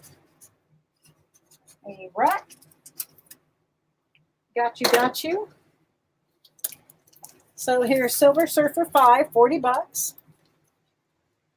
2 more big books. One of them is, okay, here, I'm going to save that one for last. This is the very first Donny Cates comic work, and Dark Horse Presents number 24. It's $75. It is signed by Elliot Rahal, who is in here, and Donny Cates. I found this in the basement because Donny was here. It used to be a $5 book. And then Donny went crazy and is writing everything. And it's awesome. I told everybody, buy all these books. This guy's going to be a superstar. And I was right. Who wanted this one? James Sanchez. You got it. Silver Surfer. And here is $50. If you have children, you might want to not show them. Man's Action. It's got all sorts of stuff in here. I'm not going to say, but you can, there's vacation clubs you can join, and bikini beaches, and all sorts of clubs and tropical cruises and things to go on. So there you go. $50 for Man's Action. Yep. That's what I do. All right. We've got 20 minutes. You want to do some $20? I'll do $20 pile. I think there's some fun stuff in this one. Okay. Here is Starange Tales, Strange Tales 139, $20.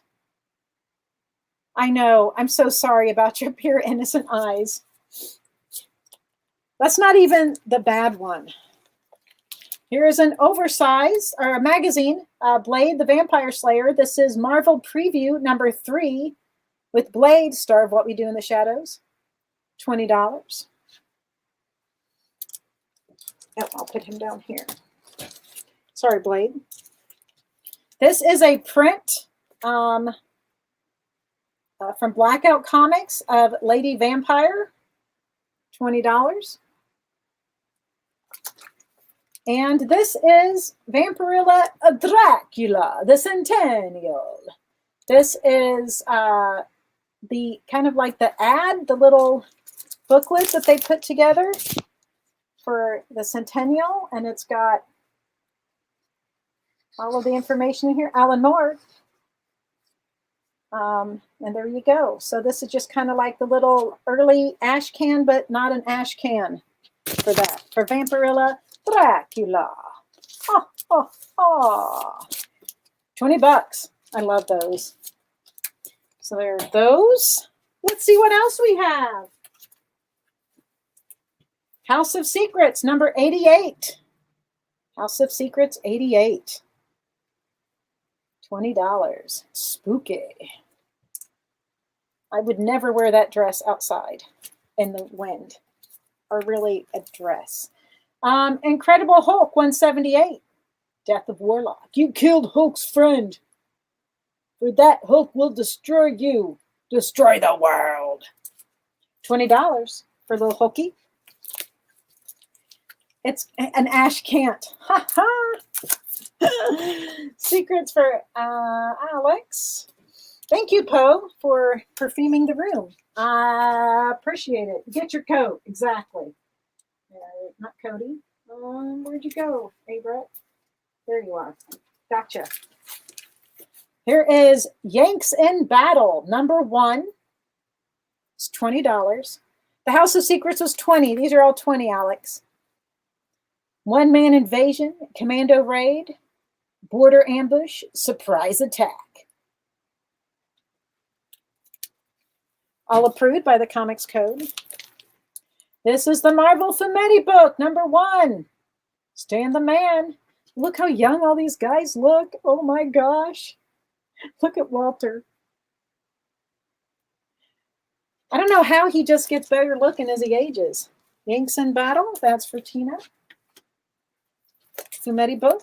Hulk, that is for James Sanchez. You got it, James? Here is Star Wars #2, $20. Get it before they go up even higher. That's always been about that, though. Here is, oh my goodness, Star Wars Crimson Empire 2, Council of Blood. This is the trade, $20.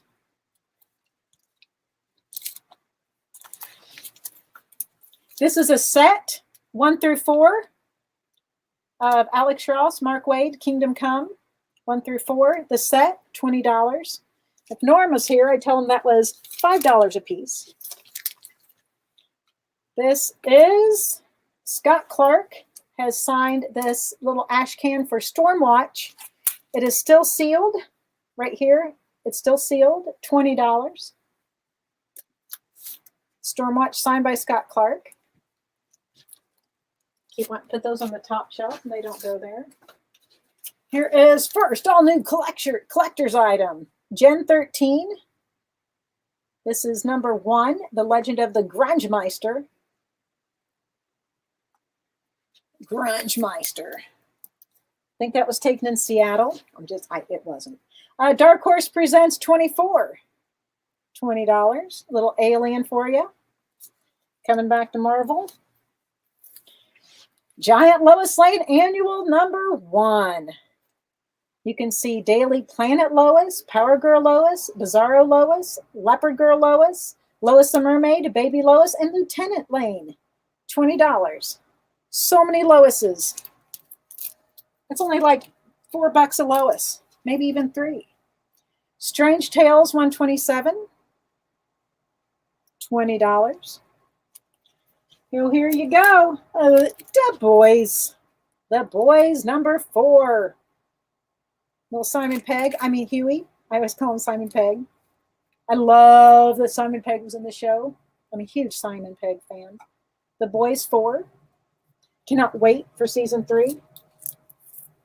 Captain America Annual #8, featuring Snicked Wolverine. Challengers of the Unknown Lucky 13. Great Scott, something weird has happened to Rocky, and he's riding that centaur straight at Ace in red.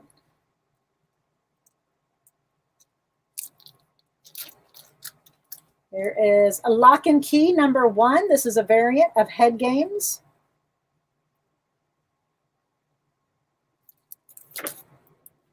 Here is Leatherface #4. Leather or not. $20 for Leatherface #4. Captain America for Cause. Here is Hulk 130. This is the end banner, your end. $20.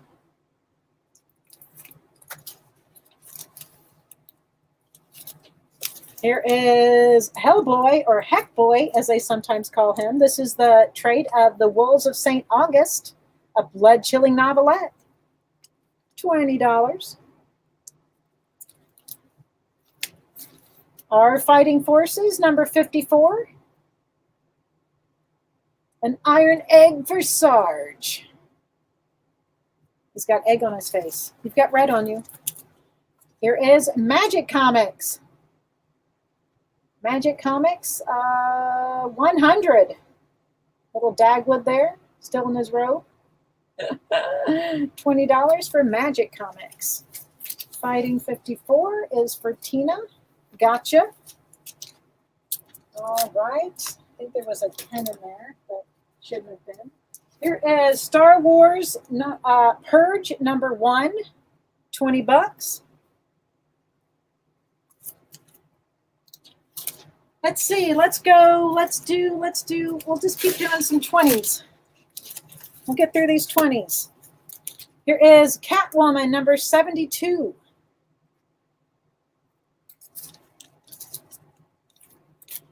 / Suicide Girls Annual.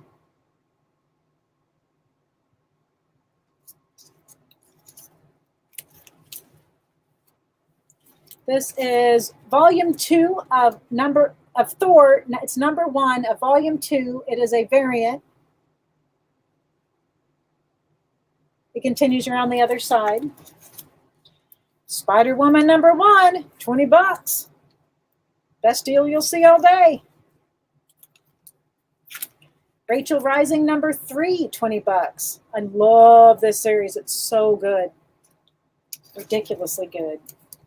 Brave and the Bold number 42. Batman, 161. The Batmite Hero. House of Mystery, a 145.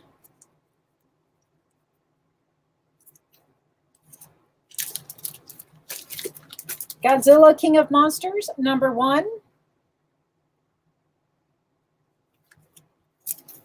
And Godzilla, King of Monsters, 24. I believe this was the last one of the series, $20. Backslash. It's here somewhere. There we go.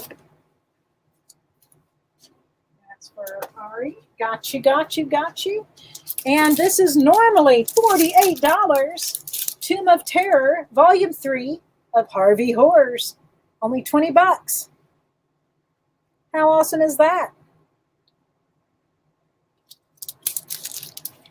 All right. Well, we've got 10s and 5s left. Let's do some 5s. I can keep going. That's awesome. Okay. Let's do these 5s. Why not? Mix it up a little bit. Tomb of Terror.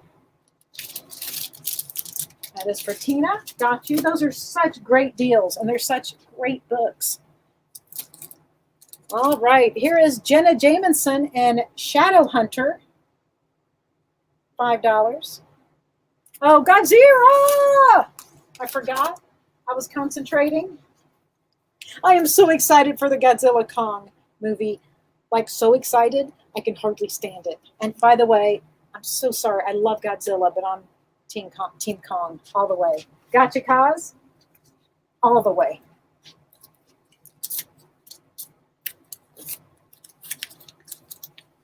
Here we go with Cave Woman, one-shot special. Got you, Cody.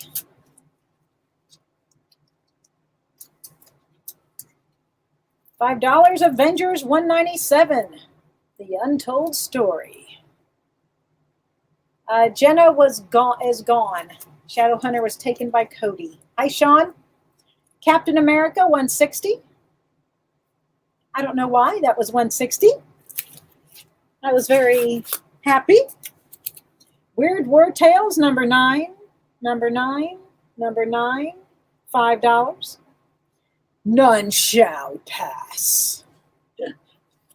Tis a flesh wound. Action Comics 408. Don't you understand? Not only can't I save your astronaut, but I won't. 49. Thank you. Got that for you, Tina. There's Action. Here is Witchblade 49. $5. Bad Kitty Reloaded, number 4. Action 408. Jeff Chandler. World's Finest 182. Sorry, Batman, but only steel chains can hold a raving madman like you. They're just mean to each other, too. Here is Spidey Super Stories, number 44, from Marvel and the Electric Company. Spidey and the Vision meet Dr. Time. We have Kitty, that is for Cody. Gotcha. There's Witchblade. Here is Zane Grey's Stories of the West, Dell 996 from 4Color. Nevada, $5.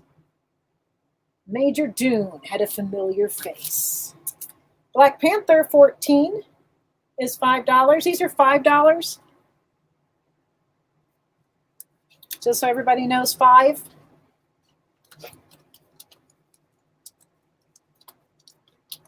World's Finest. Thank you, thank you. That is for Jeff Chandler.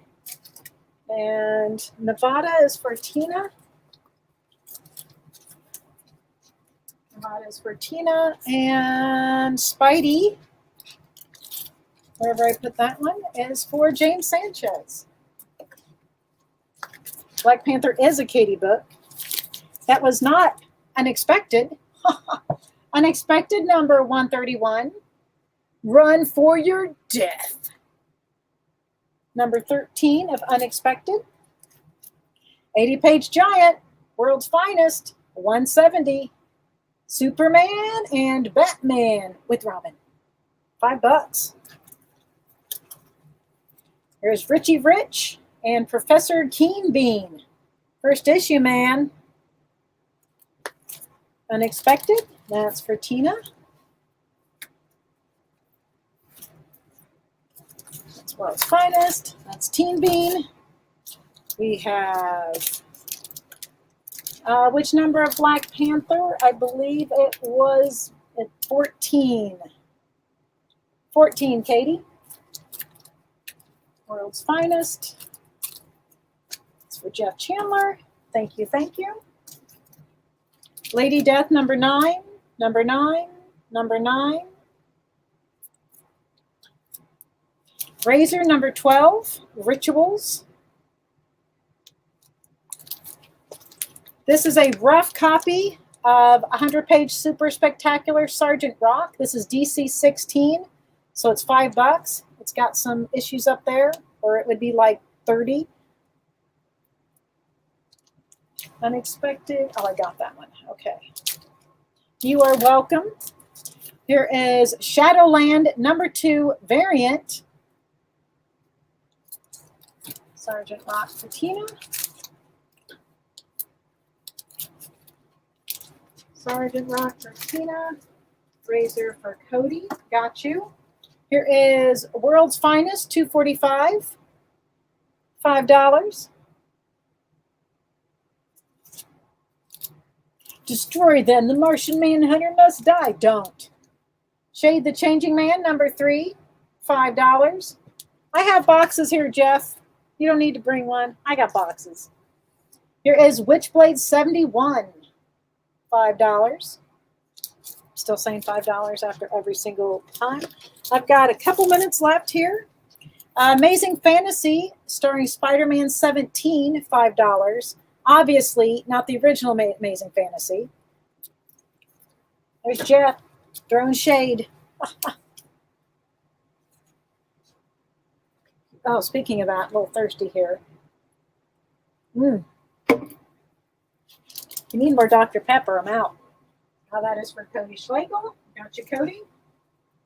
So number 17. The World's Finest was $2.45. It's one of the 80 pagers.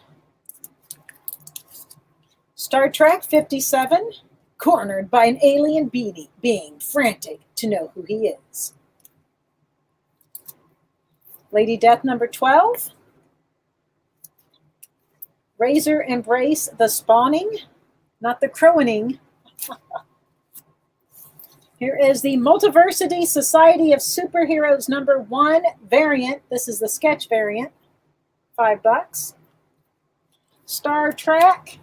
It's for Jeff. Secret Files and Origins number 2 of the JLA. The Justice League Right and Might. Here is Amazing Fantasy starring Spider-Man number 16, but not the, the other one. It wouldn't be in the $5 pile. I promise you. I sometimes get some good prices going there, but not that one. Cody Schlegel. Oh, that's my girls' night out. It's at the bottom of that pile. All right. I don't know where the 5s went. Let's do this stack of 5s. We have time. Superheroes. Jeff Chandler, you got it? Do I have enough time left to keep going a little bit? The amazing producer. He's super awesome. Helps me out so much. Puts up with all of my dumbness. Oh, and the other Amazing Fantasy. I will find the other one for you. Ari, I got it. I'll get the other one. It's there somewhere. Okay. Yeah, I've got about 7-ish more minutes.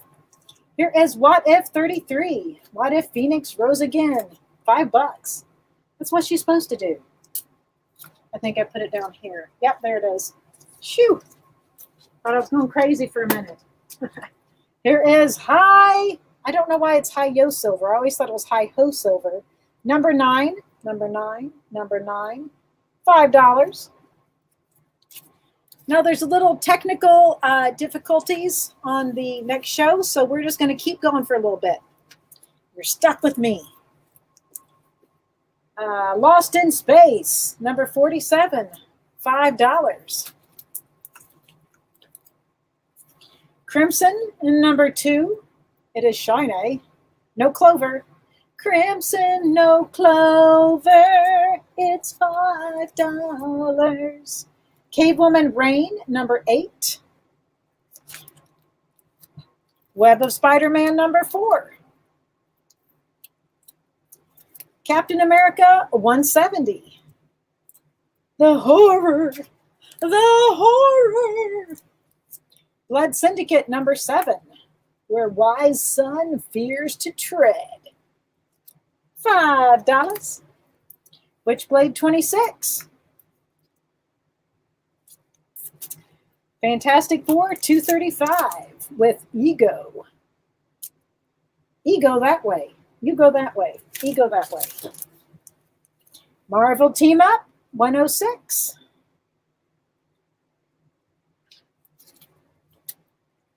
Uh-oh. With the COA, it is half of Gambit. Gambit, half, $5.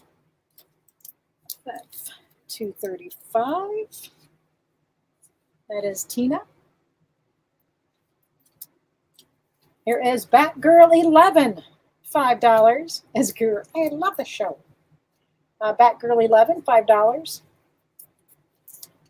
Here is $5 for number 1 of Life Stories of American Presidents. Gambit, half. That is for Ari.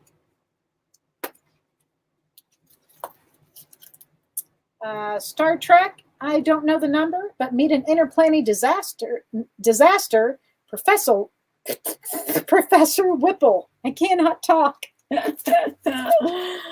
Oh, I got Batgirl for Ari. Lady Death, number 13, Inferno. It's a Lady Death Inferno, not a Disco Inferno. Razor Embrace, The Spawning.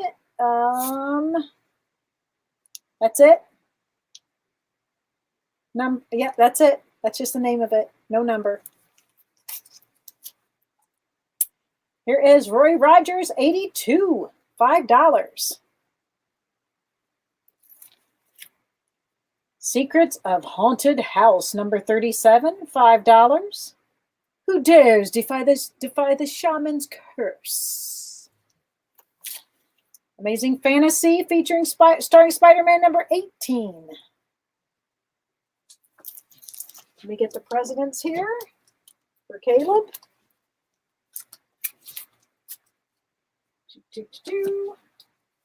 Amazing Fantasy. Okay, hold Razor and Secrets. So Haunted House is for Tina, and Razor is for Cody. And there's Amazing Fantasy right there. And 3 minutes. I got 3 minutes, so we can do some more. Yay! Here is Superman's Girlfriend, Lois Lane, number 115. Lois, good Lord, what's happened to you? My Death by Lois Lane. There you go. Lois, let's do a couple of these 5s up here. Adventure Comics, number 310.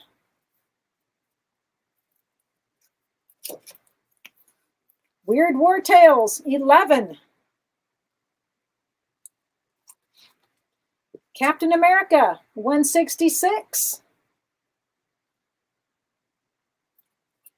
Lois. Got you. That is for Jeff. Spectacular Spider-Man, 200. It's shiny. Zane Gray's Stories of the West, number 34, $5. 30,000 on the hoof. Super Mouse, The Big Cheese, number 39. So cute. Super Mouse. Superman's pal, Jimmy Olsen, number 90. The brainwashing of Big Jimmy. He punched Superman's head right off.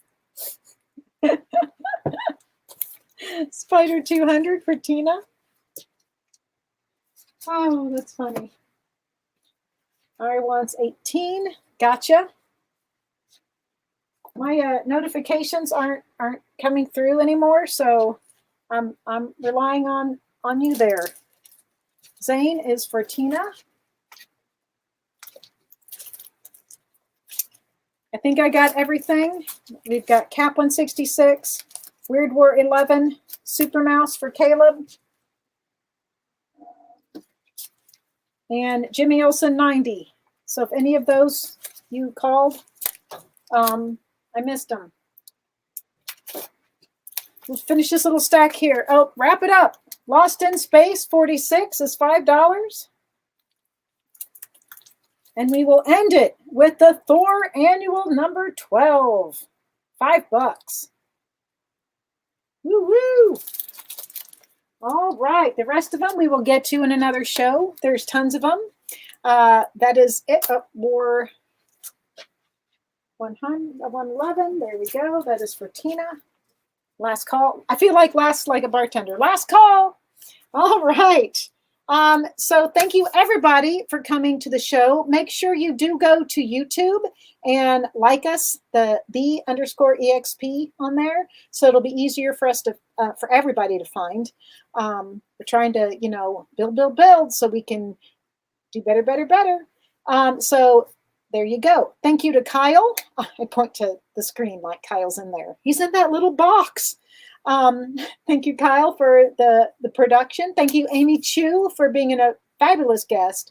Most of all, thank all of you for being here and supporting the EXP and supporting your local comic shops. We're so grateful to all of you. So grateful. If there is anything we missed, let us know. And now, stay tuned for Chris. Or is he on that side? There we go. Over there. Howdy. You're muted. His mic is not on. I cannot hear him.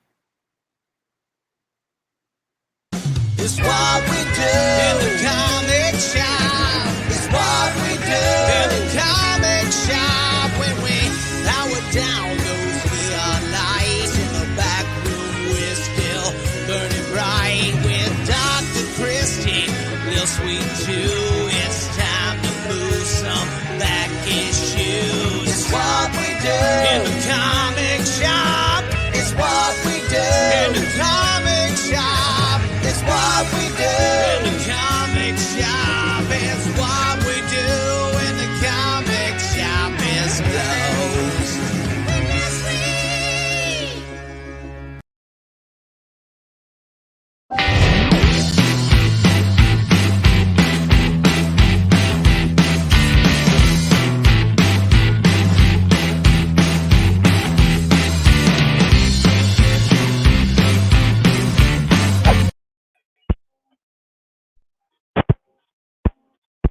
Are we good? Are we live, Kyle?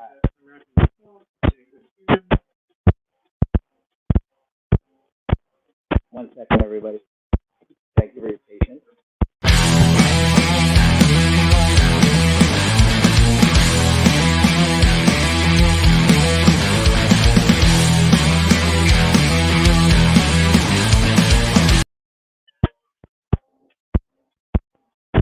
We probably should have done it earlier today. Chris, we can hear you, man, but it's kind of rough. Okay, hold on. There we go. You ready? There you go. Hey, Adam. I can hear you both now. 2, test 3. There you go. Syllabus. There you go. All I remember is and that it's Tom not Hanks syllabus, wrote the it's segment. silly bus.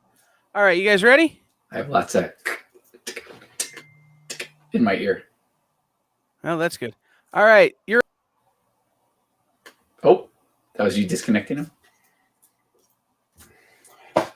As I said, Kyle, we've been having all sorts of technical difficulties tonight. So everybody else, thank you for your patience. We're trying to figure this out on our end. I don't know if anybody can even hear me right now. So we are rolling. Much better, somebody says. So I think we got them like Oh, this. so we are actually live and I'm not just riffing.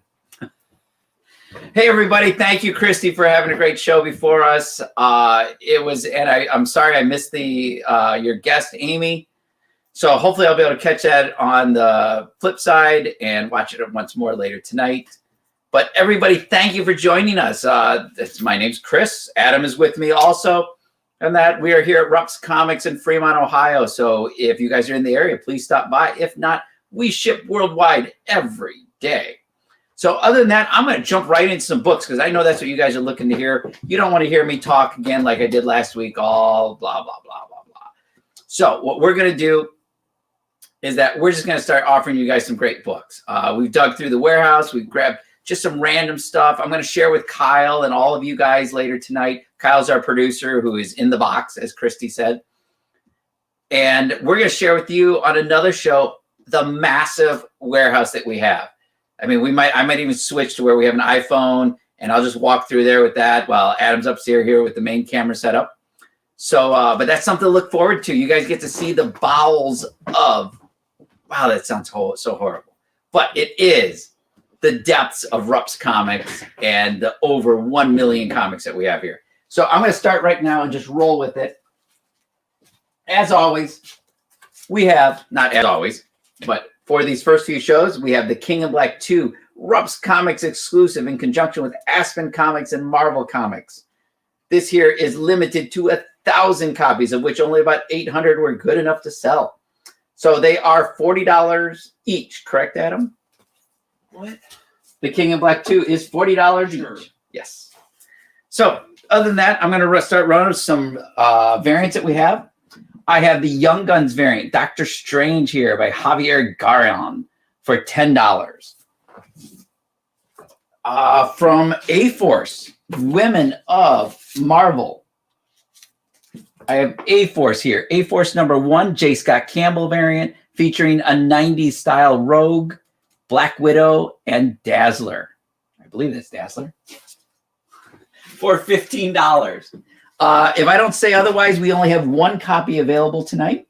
This is the Immortal Hulk #25 for $20. These are going to be our variants and key issue moments as we're going to be doing through this segment. I have a Howard the Duck Run the Jewels. Oh, is this actually a first printing? Howard the Duck #2. This is the sketch variant of the Run to the Jewels variant with Rocket Raccoon and Howard the Duck on the cover there for $30. Amazing Spider-Man 603. This is part of the anniversary years, a 70th anniversary frame variants where they framed it around the same one, created this really sweet character, iconic image of Spider-Man or whatever characters they were focusing on that month. But this is Amazing 603, the 70th anniversary frame variant for $15. I'm going to keep going down our stack here.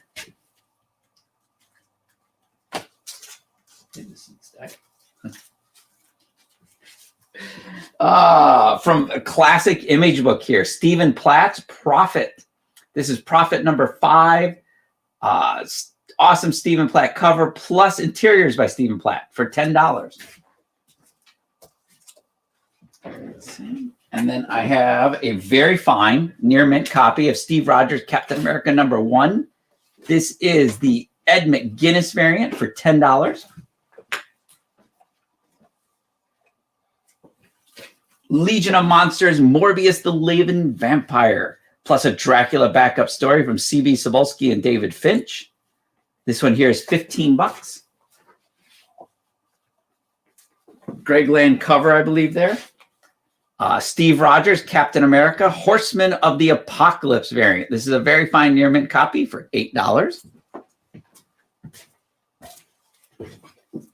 Oh, I just forgot something else. Okay, I will do that here after this round here. Let's see, X-Men number. Oh, this is X-Men X of Swords. Destruction. This is the variant, the 1 in 10 design variant for $10. This, I believe, is the secret variant. This is the crossover number 1 secret variant. It's got him reading the crossover for $25. Young boy there reading the crossover comic. So that was a comic. We're going to skip over that one.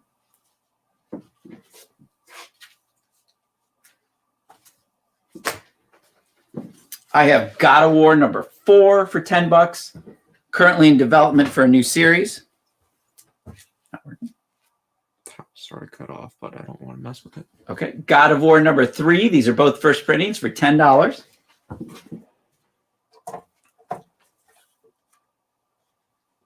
I have the Symbiote Spider-Man from King in Black. Blank variant, as is a black blank variant for $10. Immortal Hulk number 40, the Scotty Young variant for $8. Am I holding it too high? Captain America and the Mighty Avengers number 1, Scotty Young variant for $8. So, as it's been pointed out to me, our claims tonight, just all you have to do to make a claim is post a comment in your feed, whether it's Facebook, YouTube, Twitter, whatever we're broadcasting on tonight. Just post a comment up there. The first comment that pops up on our screen. We have one screen that we work off, but we don't work off multiple devices. So whatever pops up on the first screen is the claim. And that Just we will like Terry just claimed A-Force. Awesome. We will let you know that you are the one who won. We will make that announcement. If there's any confusion, any mistakes that you believe are happening, just post up a note up there. We'll address it right away. As far as shipping, I'll let Adam answer that question. So shipping is typically a USPS priority with tracking. It starts about $8, goes for the first chunk of books. Once you get past like a dozen books or so, it usually goes up a little bit. Once we get, your information, all that, we'll update the tracking and you'll get it and should hopefully take a couple days. But with USPS right now, you never know. But it's back secure as can be, so even if it takes a little bit of time and sits in a facility for a week, it's probably not going to get damaged. That was a really good spiel. Seems like you've done that before. Yeah, once or twice. So I'm going to finish out this bottom row here. See, we have room for 5 more books. Some of this stuff we just picked up in a new collection. Longshot number 1, the first appearance of Longshot for $18. And that was his miniseries from back in the 80s. Teen Titans Go number 1. This is the first issue, not the free comic book day edition, but the actual first issue for Teen Titans Go for $10. That Teen Titans Go 23, though, that is, if check your local back issues, your local store's back issues, look for Teen Titans Go number 23. That is the first appearance of Red X, right, Adam? Red X is the name? Okay. Red X, who you've seen recently in Future State.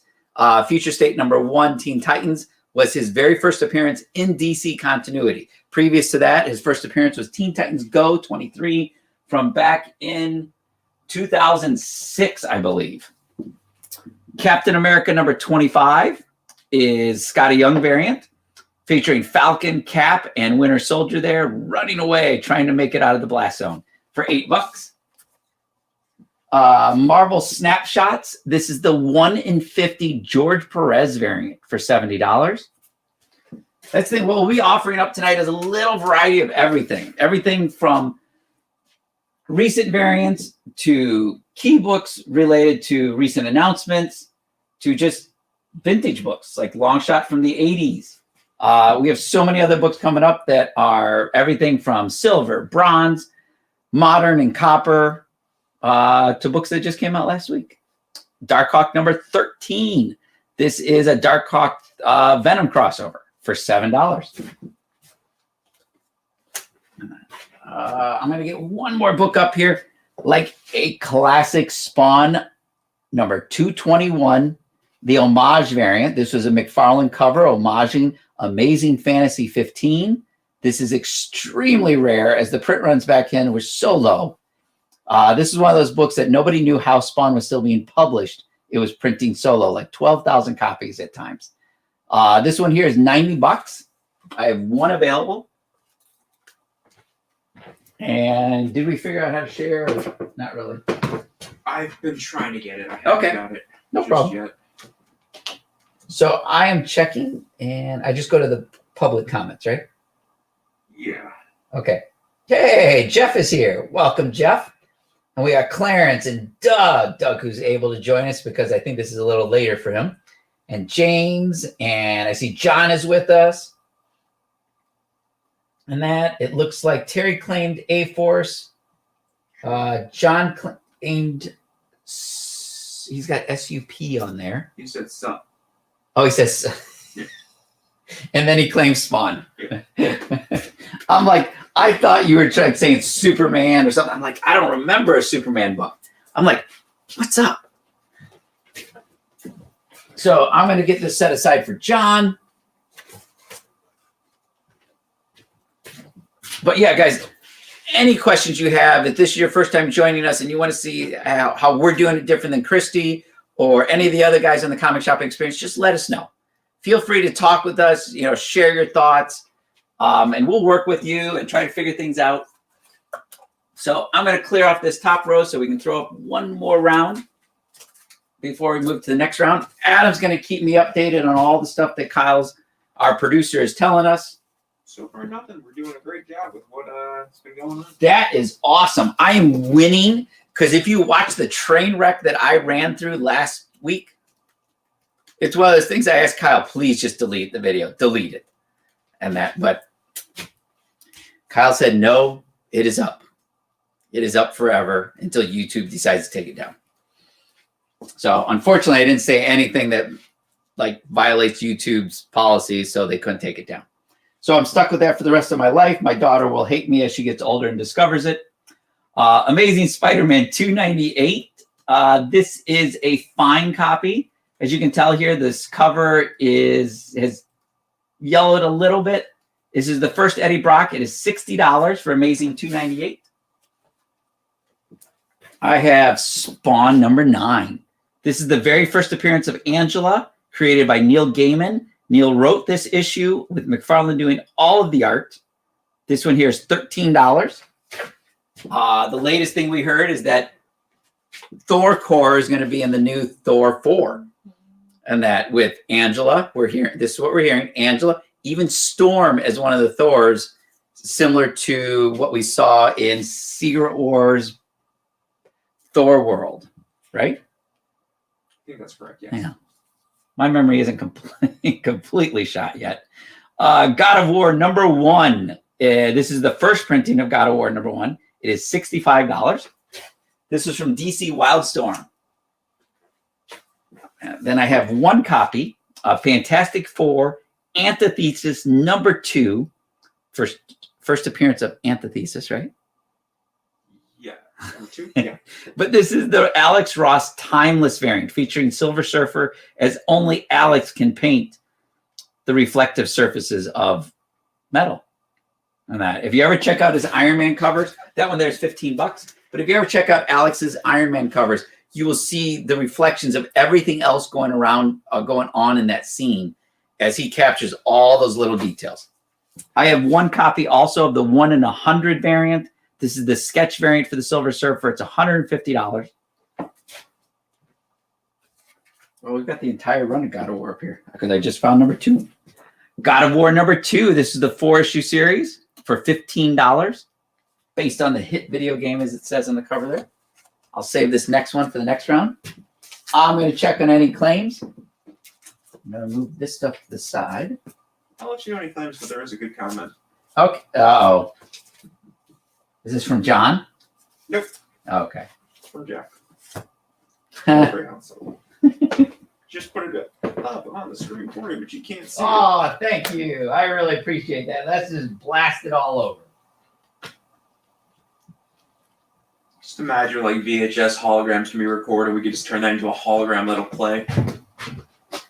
Just like have a hologram of that playing in front of you. Just imagining it in the future. Oh, Recorded technology. my train wreck. Yeah, we can get to R2D2 on the video projection. No. Okay. It's all for fun, guys. It's like, I have no trouble making fun of myself. I have no trouble of others making fun of me. Whatever. Let's just have some fun tonight. So if you guys have any comments or have heard anything great about some of the upcoming movies, TV shows, like we were talking earlier a little bit about HBO Max's stuff, still Justice League Dark from J.J. Abrams, that'd be really cool. And I'm just going to pull, I forgot what row I was even working on. I was working on this one here. Okay. Was that 2 or second? 10 minutes to break. Oh. I now get it. I'm a little slow on the youngins lingo. Switching out the number 2 for the letters T-O. Yep. I wasn't sure if he meant 2 breaks or second break or I have no idea. I'm just going to roll with it. Okay. I have 2 copies of a Marvel Guide to Collecting Comics from 1982. It's actually a really cool newsprint book here. I have 2, as I said, 2 copies. They are $6 each. It's just a good insight into how Marvel was promoting, you know, kids and adults and that to collect comics. Well, back then it was mostly kids. Because, yeah, even I was, wow, in 82, I was only 10 years old. So, yeah, I was definitely a kid. Adam, on the other hand, was not even born. You can say that correctly. Crossover number 3. This is the 1 in 100 sketch variant by Todd McFarlane. It's as you can see the blue. You can see the blue line detail, everything right there. This one here is $100. It is a 1 in 100 Todd McFarlane variant for crossover number 3. I have one. As I said, if I don't say otherwise, we only have 1 copy. Eternals number 1, the Peach Momoko variant. I hope I didn't screw that one up. Adam? Nope, the shitty prison. Dang it. Eternals number 1, Jenny Frizen variant for $30. Yeah, it's like we've had multiple Jenny Frizens just from our last show and now rolling into this show. Let's see.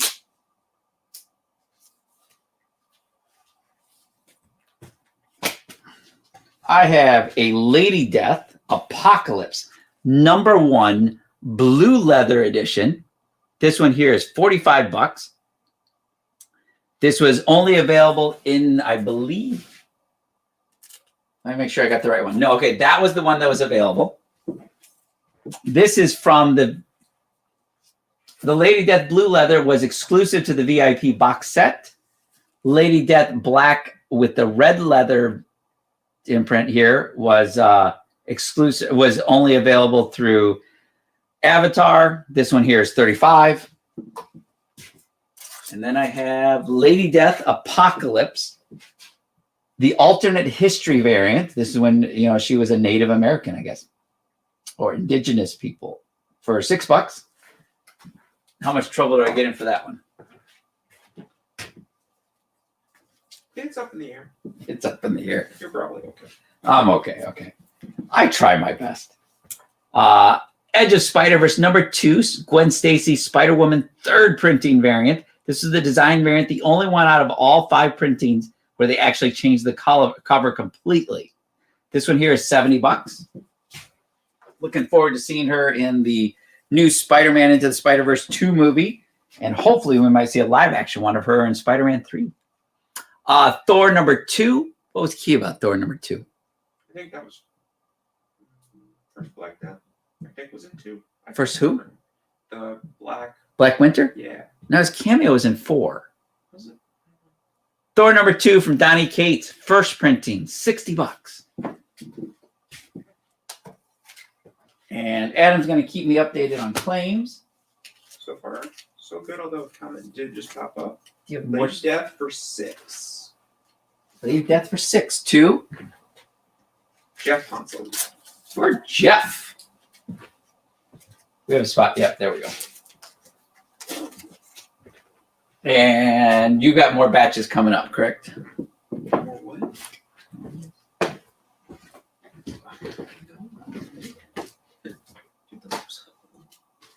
You did them before, right? Yeah. So you actually do those stuff. Okay. Never said yes or no. Yeah, that was after I sorted out what was good, what wasn't good, and didn't want to mess with. But we are good. We are rolling. Although I need to clear a row because I don't remember what the last row I did was. Oh, it's the bottom row. That's got 5 minutes left to fill before you get a break. Before I get a break, wow, can I sit down? If you're dumb enough to. If I'm dumb enough to. That's Adam's way of saying you might not stand back up. And that I think I'm doing pretty good energy-wise. I'm pretty happy and positive. And that I love talking comics. I love talking comic book movies and WandaVision, which we are only 2 days away from episode 4, which everybody says that is going to be the episode where we see. How did they describe it? Lots of craziness, or Yeah, that's where the story takes a turn, supposedly. Mephisto. Hopefully. Hopefully, as Adam says. I have Thanos number 13, first appearance of Cosmic Ghost Rider. It is a fine, very fine copy for $50. This is not just the Thanos number 13, but this is the Thanos 13 Marvel Legacy variant. So this is the variant, first appearance Cosmic Ghost Rider, $50. From New York Comic Con 2020, the virtual version. Was Osborn number 1. This was the John Tyler Christopher negative space variant where they takes the red and a little bit of black, and that's all that's in there, except for the white of the eyes. That is. But this is number 457 out of 2,500 copies. It's $80 tonight. Let's see. This is in the original polybag from DC Comics. This was DC Comics. I have no clue what. It is Event Leviathan number 2. Jason Fobbit cover. San Diego Comic-Con 2019. This is exclusive for $18. It's only available from the DC Boutique booth. Right next to the Alex Ross art booth at San Diego Comic-Con, which 2019 was the last one we did. And it might be the last one we do until 2022. Darkstalker 6A. This is an Alvin Lee cover with Morgan. Am I saying that right? For Darks? I don't know. I can't. I'm doing it. No, just Darkstalkers. Morgan. I was never a Darkstalkers person. Street Fighter, I know. I want a new Darkstalker so good. Seriously? Oh, yeah, I love it. That Alvin Lee cover there is $7. This was a retailer exclusive, Street Fighter Unlimited number 1. The Street Wars, homaging the Secret Wars number 8 cover, which featured the origin of Venom and what I still classify as the first appearance of Venom, but it's not. But it has Dark Ryu on there in place of Venom for $15. I have Vampy number 17 here for $5. Should have been in our $5 stack. So I'm going to pull this other one out since I'm going to throw that in our $5 stack for the next round. I have Teen Titans number 22. This is from the original Teen Titans series, late 60s, early 70s, for $10, featuring the Titans trying to save Wonder Girl. There we go. We'll grab the next batch.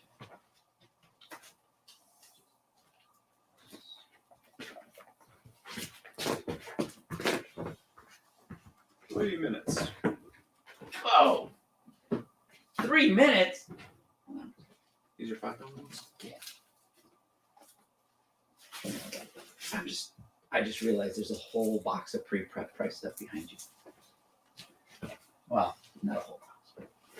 Getting off camera for too long, Chris. Get Oh back. my gosh! I am sorry, guys. I am back. So I'm going to clear part of this wall off as we have a break coming up in 2 minutes, at which time you'll see some great commercials from our sponsors. We'll get get these out of here. I'm going to take enough time to get up this next bit. A few more really cool books. I have Batman Arkham Knight Genesis #1, the variant cover for $10. Captain America Sam Wilson #1, the design variant for $10. Batman Teenage Mutant Ninja Turtles Adventures, the 1 in 10 variant for issue #6, featuring Batgirl and Donatello for $10. At least Adam didn't tell me I was wrong on the turtle. Amazing Spider-Man 25, Legacy number 826. This is the Carnageized villain variant for $15. 1 minute. And Adam says 1 minute. As I will grab a few more books to toss up there for you guys. Wish I had that whole box over there. Message from Jen just popped up that Allie's been waiting for you.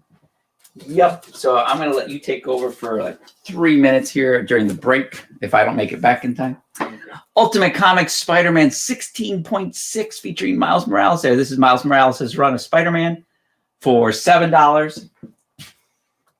But with the break coming up, be ready. We will have another batch of great books to come up. After the next break, then we're going to switch over some $5 variants.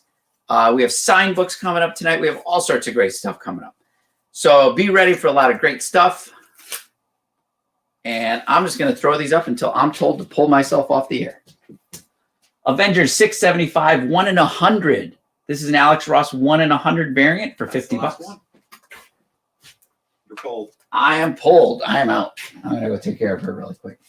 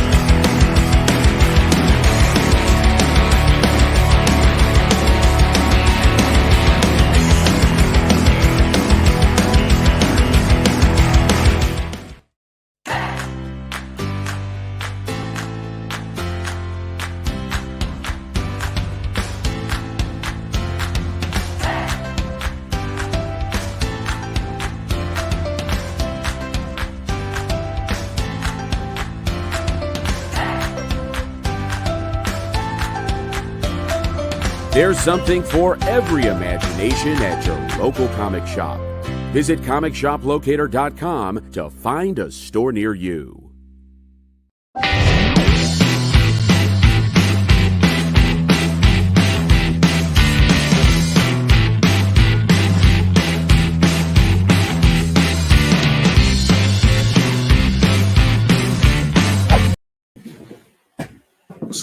Cool.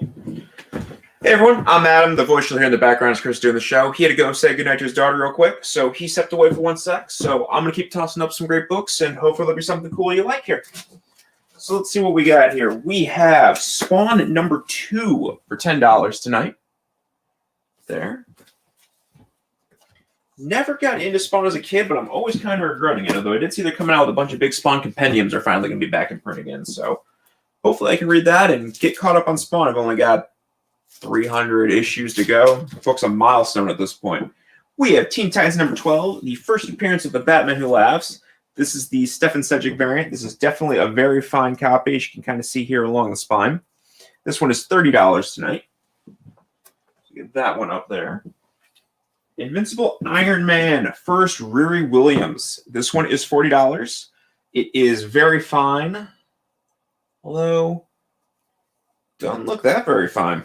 Yeah, for $40, First Rare Williams, Ironheart, coming up on the Armor War series on Disney Plus, and bound to be in everything after that. Either if it's Young Avengers, if they don't do Iron Lad, or if they do a Champion series after that, Brewery is bound to be there. So let's see what we got here. Batman Beyond #1 from the Dan Jurgens run started a couple years ago for $7. Hope the rumors are true and we see Michael Keaton in a Batman Beyond movie in a couple of years. Although who they could cast as Terry McGinnis, I really don't know. I don't really know somebody young that'd be a good Terry McGinnis. Who would fit that? Any ideas? Let us know in the comments. I'd love to debate who'd be a good Terry McGinnis because I'm really struggling to think of somebody. No, I got nothing. We have an Orphan Black variant here, photo variant from the Orphan Black series at IDW, starring soon-to-be She-Hulk. Tatiana something or other, I'm not going to butcher the name. A Black Widow 18. This looks like... Boy, I should know the artist, but I'm spacing on that one. But we have a Black Widow variant here for $10 tonight. Got one more up here, two more up here, then I'm going to check and see the comments here since I'm not the one in the background telling Chris who's commenting on anything, if there's anything any claims are going through. So I got to make sure I check those for you here. So to finish up this row before I check on those quick, we have an Alex Ross 1 in 100 Amazing Spider-Man. I want to say $7.99, either $7.98 or $7.99. I always get those two covers mixed up here. But this is a 1 in 100 Alex Ross incentive for $30. And then a 1 in 25 Batman 3 Jokers issue 1 incentive. So $30 for the bright neon 3 Jokers cover there. Let's check and see if I missed anything here. Pardon me for one sec. Looks like one comment. Let's see, Darksuckers, that was on the bottom. Sure, Tanya, we can gladly get to that. I still have it set aside over here, the shelf I just cleaned off. Darksuckers here for $7. Tanya, if that's the one you want for sure, just toss it in the comments there, and we'll make sure we get set aside for you. Nice seeing you again. Let's see what we got here. We split out the bottom, so he put that up there. What I just did. I think this is the oldest shelf, so we're going to clear out the middle one here. Love that Jenny Frison Eternals cover. She always just does such clean lines. If anybody's ever seen her original art, she does pretty much like a bold pen outline, and then there's like a charcoal-ish grayscale rendering of the actual art in that. So it actually usually is like 2 pieces. I've looked at a bunch of her original art because I love me some original art. And it's always awesome seeing the 2 pieces where it's just like the pure outline and then like the grayscale charcoal rendering. It's awesome. Ever get a chance, you're ever at a convention when they happen again and they're there, check out her art. Let's see here. Yes, please, for Tanya. So she gets the Darkstalkers. I will make sure we get that set aside for you here, Tanya. I'm terrible about popping off camera. Usually when I help Chris with the shows, I'm always off to the side. So I'm going to write Tanya's name down here so we can make sure we get her that. Let's see what else we got here. We have Wolverine #1, the Jim Lee comic art variant. This one here was originally done as a collectible card for probably Fear or Ultra Press back in the day. And they just reused it, recolored it with some modern coloring to use it for the Wolverine relaunch from probably about a year ago at this point. I want to say it was about C2E2 last year when this book came out. So this one here is $75. We have Marvel Tales featuring classic Spider-Man #223. The Arms of Dr. Octopus, a very fine copy here for $7. Hawkeye from the Jeff Lemire, Ramon Perez run. This one is $5. Goes into Hawkeye's youth and a lot of him training under Swordsmaster, who's going to be in the upcoming Disney Plus show. Or at least I think we've seen Swordmaster teased for that one. I have an Invader Zim #1 Comics Dungeon variant from Oni Press. This one is $7. The awesome Invader Zim cartoon that I know I loved as a kid. Wolverine Origins #1, the Canadian flag variant. Was that Joe Quesada? That one? Yep, Joe Quesada from the Daniel Way, Steve Dillon run. This is $50 for Wolverine showing his Canadian pride. Dune House Atreides #1. This is from the recent Boom Studios adaptation of the Dune books. This is the Ben Templesmith cover that was exclusive to the Comic Tom box. This one is $15. Awesome cover. I love me some Ben Templesmith.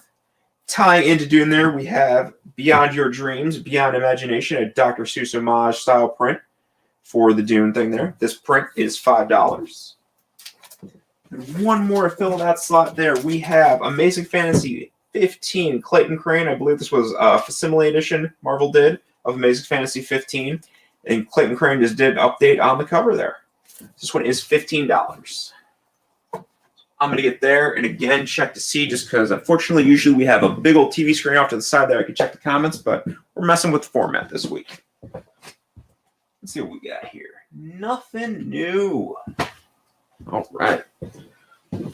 So did those 2 rows. So we are going to clean up this top row here. Symbols and design cover is pretty sweet.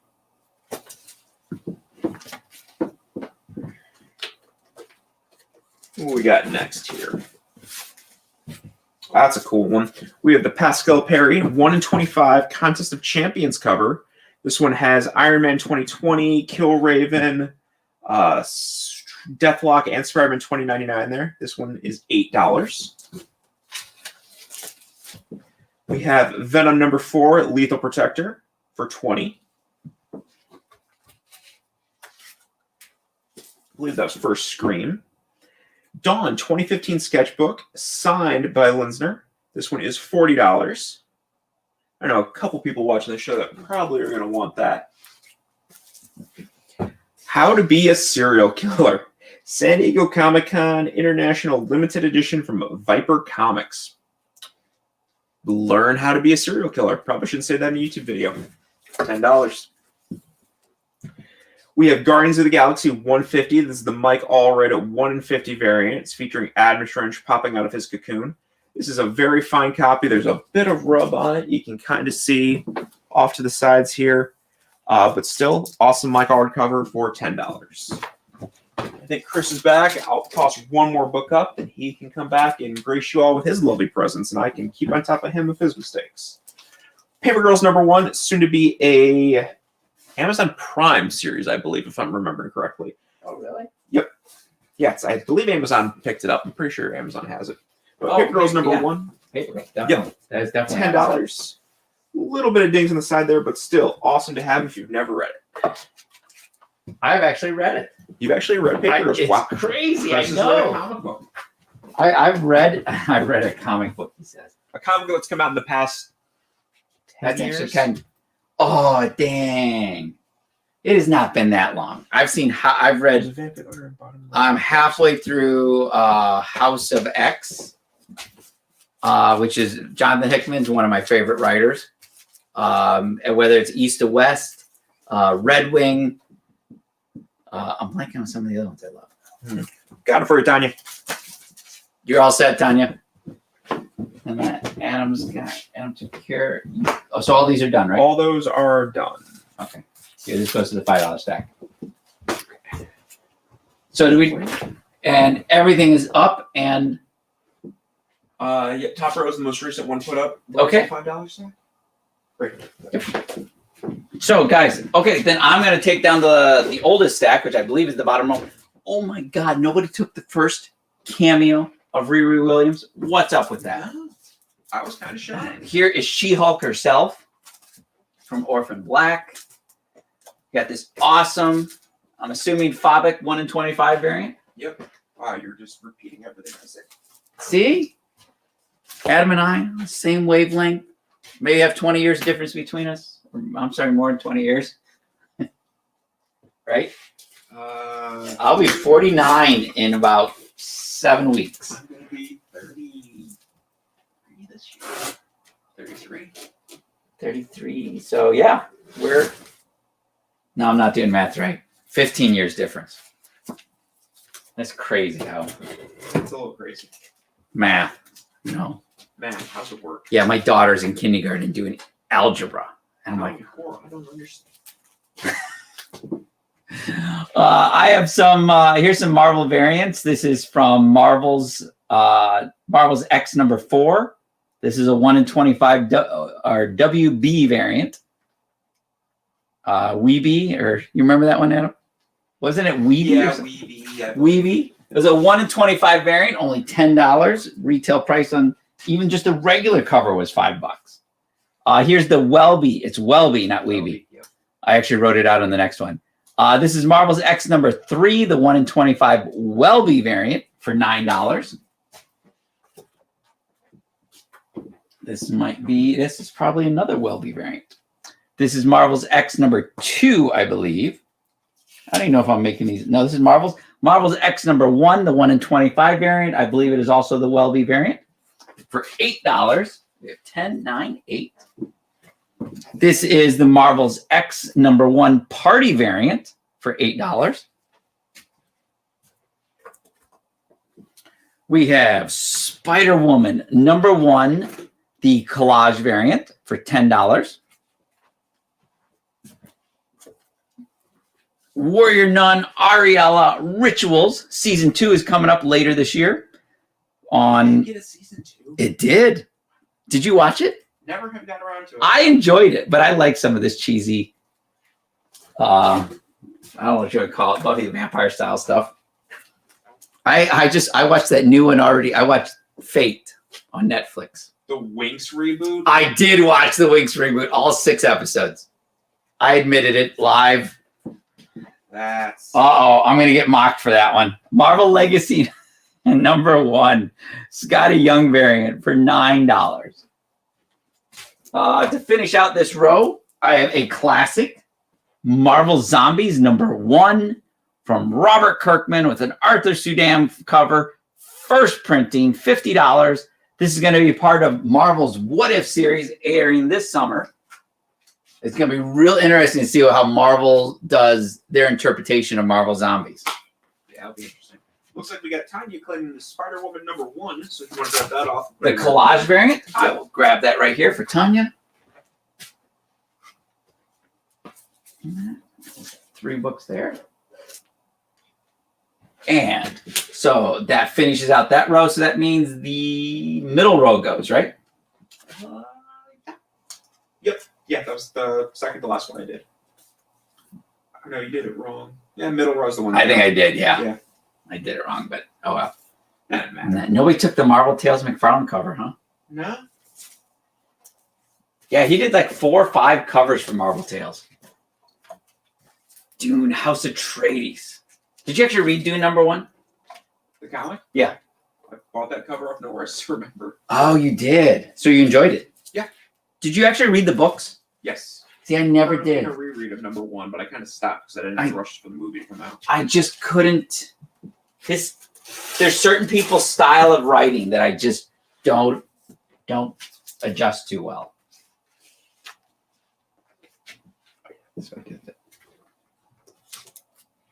So we have tonight. Here's a whole series of $5 ones. Oh no, one $5 one. So we're gonna save that one for that $5 round coming up later tonight. Probably after the next commercial break. After the next commercial break, Adam says. I have Kyle at he's at the studio. We're here at our studio.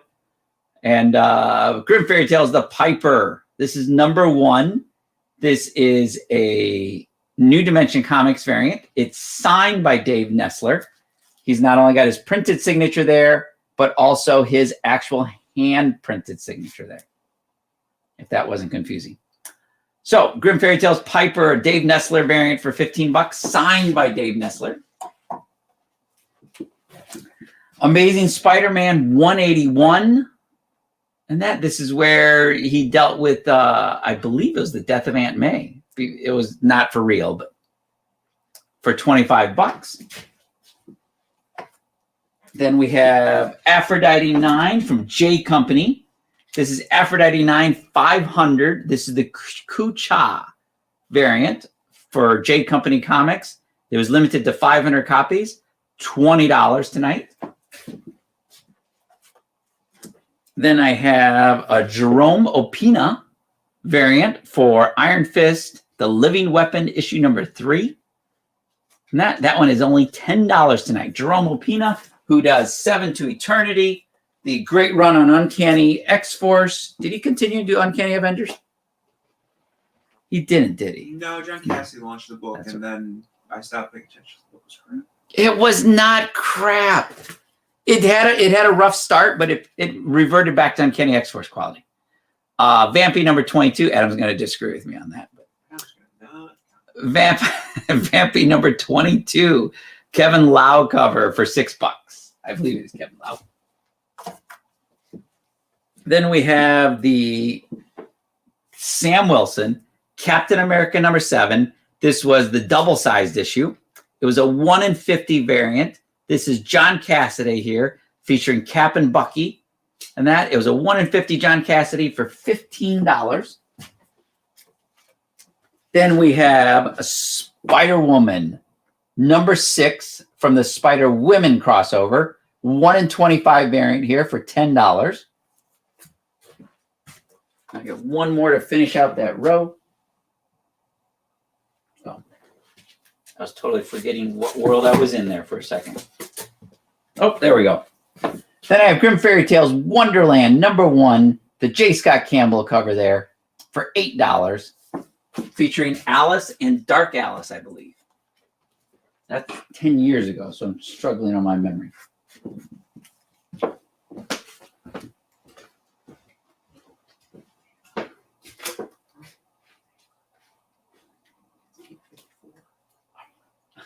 That's even funnier. Yeah. 6 minutes of commercial. Vampy 22 for Tanya. Vampy number 22 for Tanya. And Spider-Woman 6. We got a double claim. Vampy number 22. Spider-Woman 6. You are all taken care of. Man. So, if I still can't believe that How to Be a Serial Killer from San Diego Comic-Con, Viper Comics is still here. How is that possible? Or Venom Lethal Protector 4 for $20? Sometimes I have to question what I was doing when I was pricing some of these.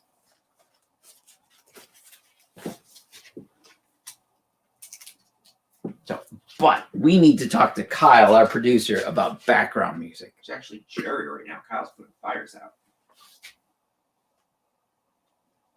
So I'm assuming that's a conversation for later.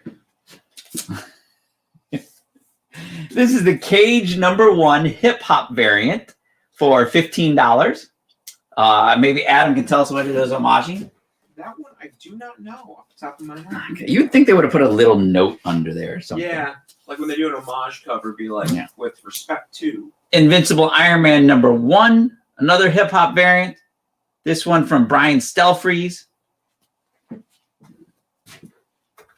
We have Unbeatable Squirrel Girl. Any idea on that one? That is Tyler the Creator. I don't remember the CD name, but it is. It is what? Tyler the Creator. I think that one's the Wolfgang, or just Wolf itself. Okay, I'm just old. So, Unbeatable Squirrel Girl number 1 variant cover. This one here is by Phil Noto for $10. That is, here's a great one. Avengers number 4. This is the 1 in 50 Dale Keown variant. Canada's favorite artist, who created The Pit, did some of the best Hulk issues ever, including the Incredible Hulk Pit crossover. This is a 1 in 50 Dale Keown variant for $25, featuring Sam Wilson, Falcon, and Black Widow. Natasha Romanoff, who Adam and I were just discussing earlier, whether or not we're actually going to see it. May 7th, I believe, is its release date currently. I believe we are. And no matter what, I'm going to go see Godzilla Kong in the theater because we're renting out the theater, right, Adam? Yep. 100% aboard with you on that one. We are. I need giant monsters smashing together to celebrate making it through 2020. So, March 31st, Godzilla Kong. If in your area it is available to go see at a theater, I recommend going to see it. Mask up, face shield up, whatever you got to do. But it needs to be seen in a theater, not on your big screen TV at home. At least not for the first time. Wear a radiation suit, Adam says.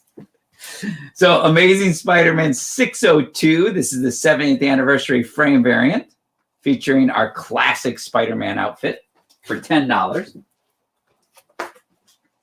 Teenage Mutant Ninja Turtles number 51. This is the 1 in 10 retailer incentive. Number 50 was also, did I say 51?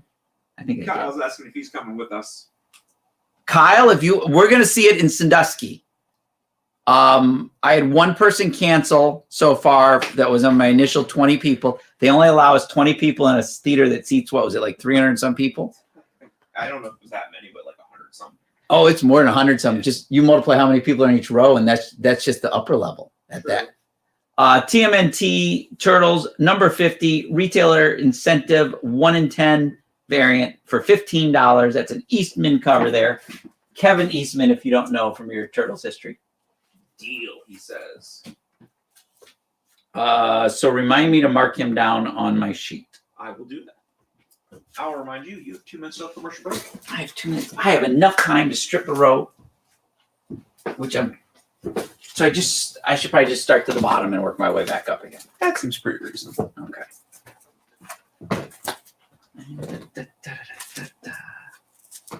Jeez, I'm so looking forward to going back to cons someday.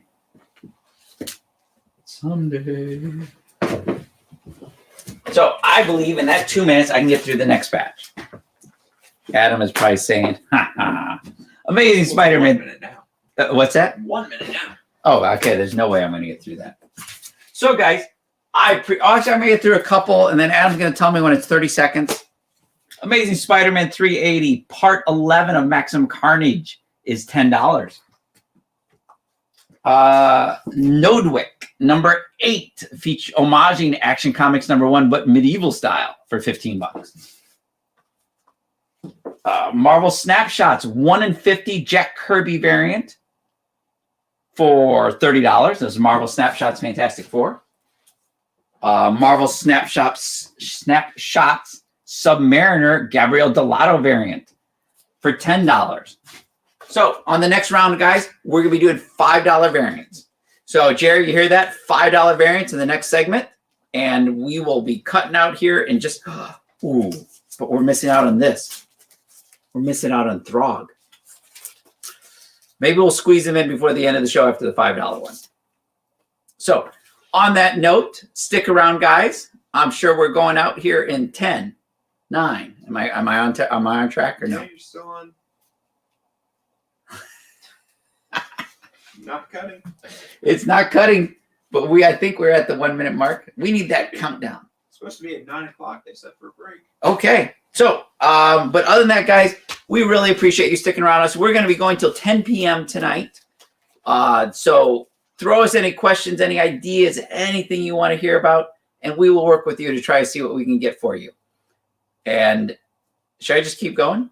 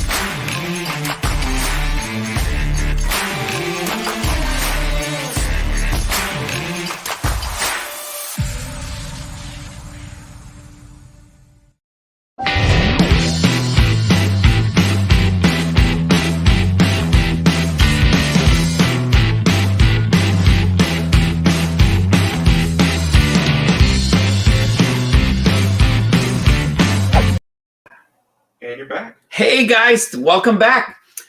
We are continuing on. We're at our 1 hour mark, if I'm figuring things out right.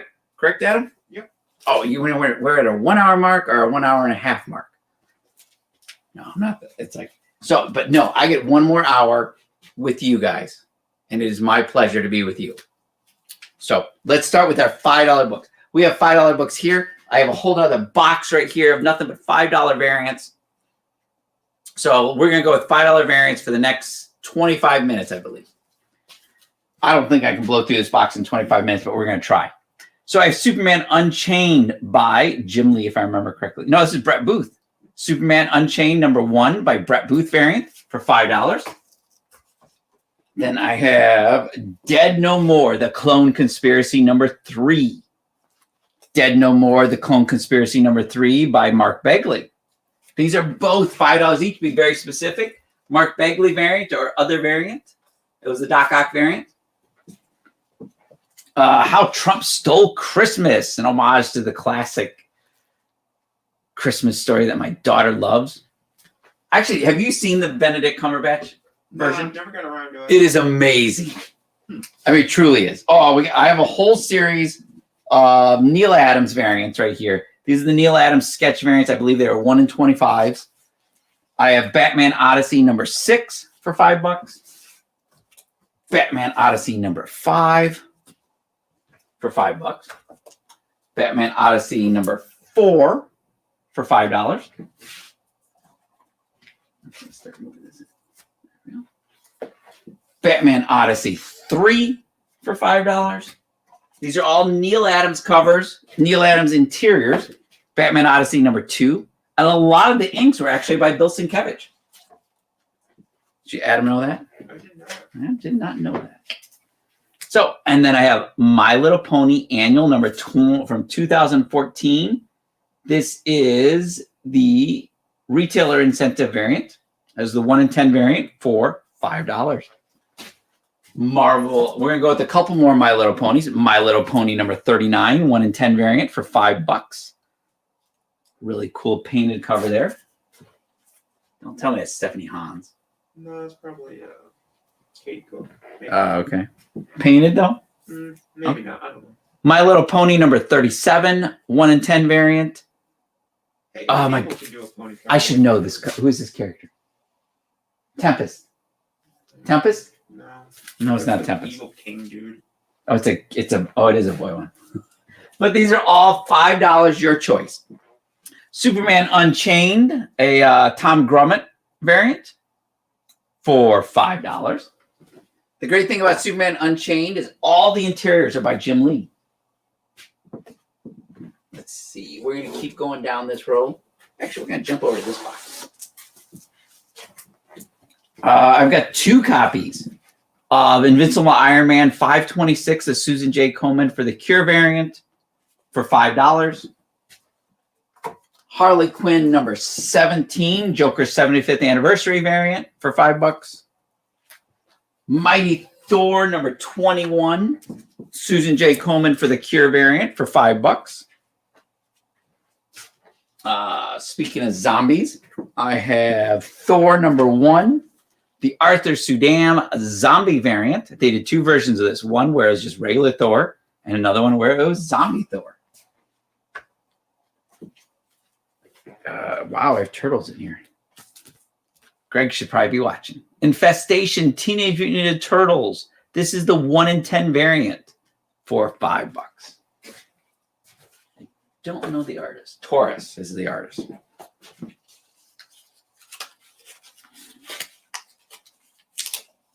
Then I have from Mike Mignola and Adam Hughes, Krampusschnatz. Did I butcher that one, Adam? Hellboy Krampusschnatz. And that is the Krampus. But this is the Mike Mignola variant cover for $5. Adam Hughes interiors. Then we have Dark Knight's Metal #2. This is the John Romita Jr. variant. This one here is $5 also. I have 2 copies available. Let's see. I have a very fine copy of Lady Mechanica, Lost Boys of West Abbey, This is the Joe Benitez 1 in 10 retailer incentive for $5.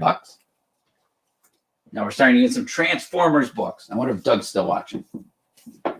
And that Transformers More Than Meets the Eye, number 38, the 1 in 10 retailer variant for $5. And it is a good. Somebody's. Kyle says more phlegm in the back of your throat to knock sounds like not. Yeah, no, it's not going to happen tonight. Not phlegmy? Not phlegmy, nope. That's why I take allergy shots every Thursday.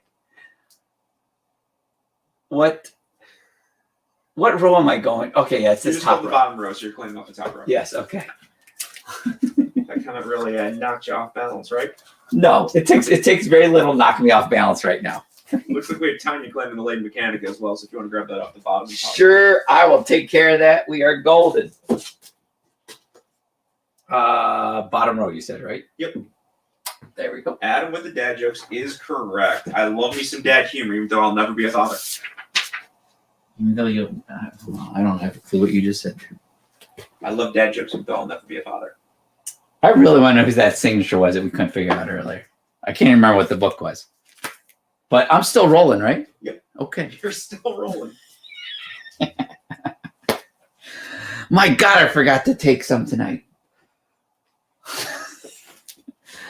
A plus X, number 1, Steve McNiven variant, showing both Harry Osborn and Norman Osborn. Wow, I should turn in my retailer card. I couldn't remember Harry's father's name. We're seeing both Harry and Norman on there with Spider-Man A plus X Steve McNiven variant, $5. Then we have New Avengers Ultron Forever. This was the big connecting variant, I believe. This was the Marvel Studios Ultron, Age of Ultron connecting cover from their production. Mural or something like that. Yeah, it was like their production stuff or the stuff they did for the production office, pre-production art. Marvel Generations All New Wolverine, the best number 1 variant for $5, featuring Logan and X-23. No signature on there, so no idea. I'm just going to keep going down our $5 variant box. So, because I have a whole box of these. So whatever we don't get through this week, we're going to go back to next week. So, from Ben Temple-Smith. We've had a few Ben Temple-Smith things tonight. We have Ben Temple-Smith, Wormwood Gentleman Corpse, Mr. Wormwood Goes to Washington. I have 3 blank variants for $5. Draw your own cover. Remind me, Adam, I need to give some covers to my daughter. Oh, that would be interesting. And that she wants to do some blank variants. So that'll definitely be interesting. I have Betty Page, Joseph Michael Linsner cover for issue number 2. That was from back in 2017. Be a good Kickstarter instead. For $5. Dude, we're just about to start our own Kickstarter. It is just, it's like we have everything set up to just roll with it. I have a very fine copy of Donald Duck number 2, legacy numbering 369, featuring Donald and Daisy. Daisy, that's his lucky cousin. Oh, it is. I actually saw one of those episodes recently. I've never met him before in my life. But this is a retailer incentive 1 in 10 variant for just $5. So get rid of the middle row. So we're going to get rid of this middle row. Then we're going to keep going. I have Batman Shadow coming up. It's 9 o'clock, so I know it's past John's bedtime. And some of us are dedicated to making sure they get sleep. I'm not one of those people. Tanya with another claim for the Betty Page this time. The Betty Page. Austin Winston cover for that. It's like it's he could just really knock it out of the park sometimes. Yeah. Betty Page definitely fits his style. I still some of his that Dawn series, the 3 tiers one, is still one of the best. Hey, can you check and tell me what we are ordering on You're on my computer, right? Yep. Can you answer him on that? Who? On Berserker, Joe. Okay. But I have the Shadow Batman #1 from Dynamite and DC Comics. This is, I believe, the 1 in 25 variant, featuring a cover by. I'm going to check this out for you guys, so I can be able to actually tell you who did this one. I wish Dynamite would put all the things in the front cover, but they always put them on the inside back cover there. This is a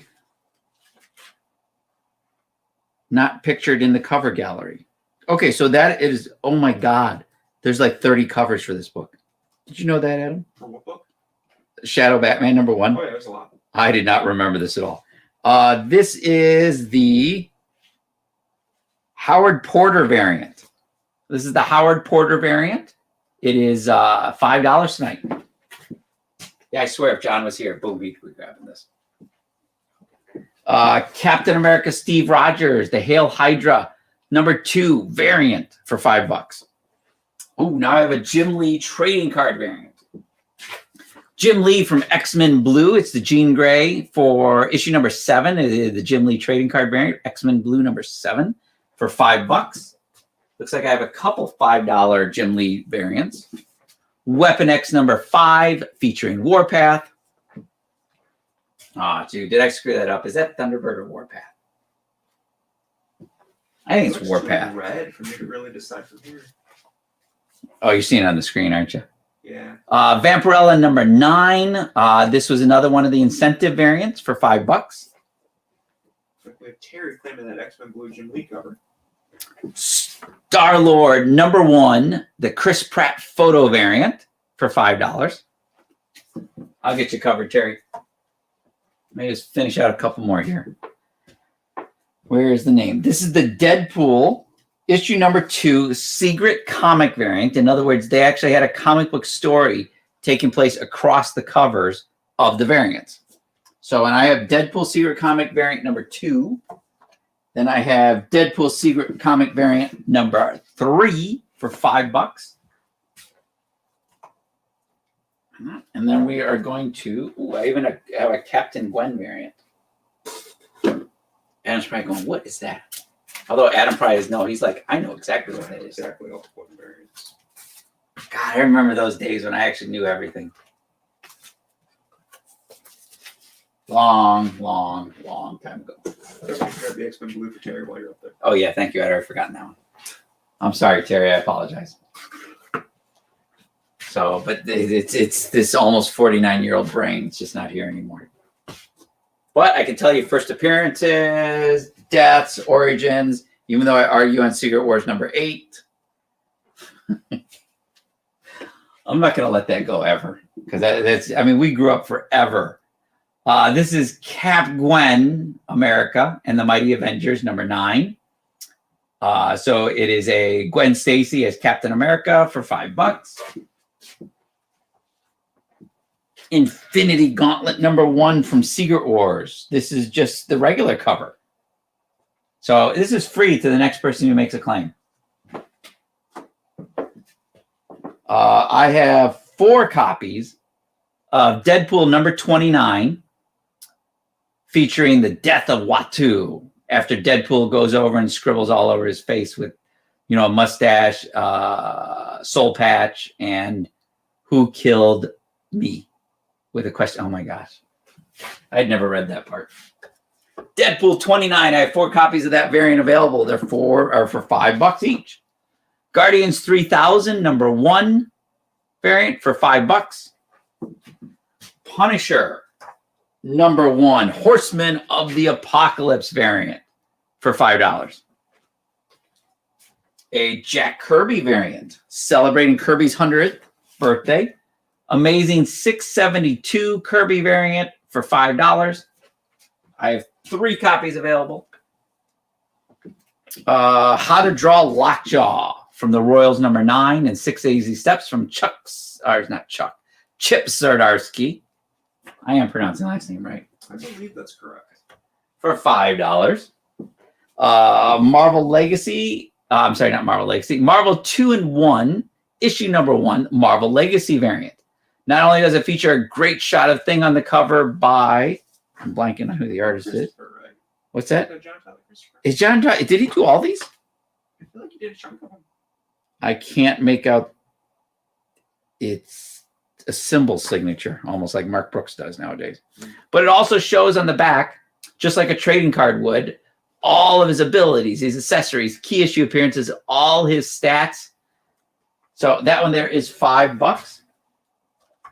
Patsy Walker, Hellcat, #1.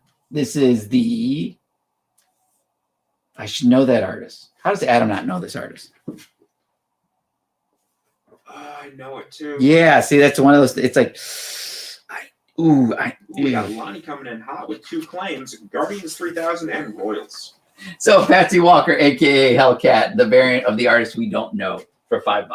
What 2 are we claiming, Adam? Guardians 3000 and Royals. The Guardians 3000. It's one of those books that it's like I keep thinking, we should set that aside because we know they're coming in Guardians 3. Some capacity. At least setting up for the 4th Guardians movie after that. Because all James Gunn has ever said is that 3 will be the last time the Guardians we know will be together. If he sticks with that story. True.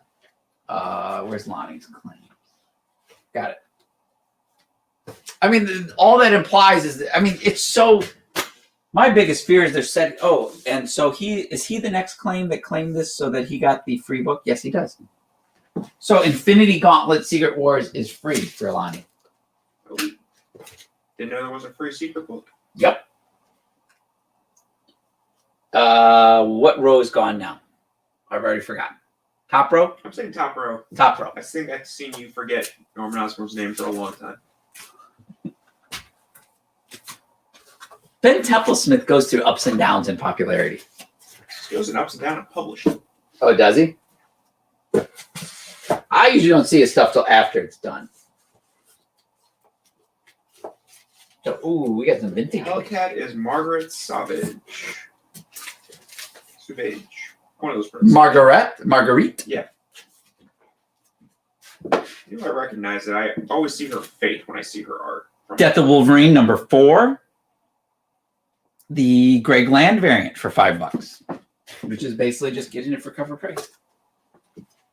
Seriously, the Gwen route is only was. I'm not even going to offer that one. It's got Spider-Ham on there. True. So Transformers: Days of Deception. This is Transformers #35 from the ongoing series. This is the 1 in 10 retail incentive for $5. As you can tell, there's a big old $5 tag on there. This is Cosmic Ghost Rider #1. This is the variant cover, first printing for $5. This always shocks me how this book is never worth crazy money. Yeah, it's a beautiful cover. Yeah, who is it? Alone. It's not Marcos Martin. I think it's Javier Rodriguez, I believe. There we go. I believe. We're going to go with that anyways. Avengers versus X-Men from the Versus series, #1. Gwen Stacy variant for $5. Celebrating 50 years of Spider-Man. Seriously. Wow. Yeah. So what does the LR mean? Last rights. It's basically 0.5 issues. Last remains. Didn't want to call them 0.5 issues.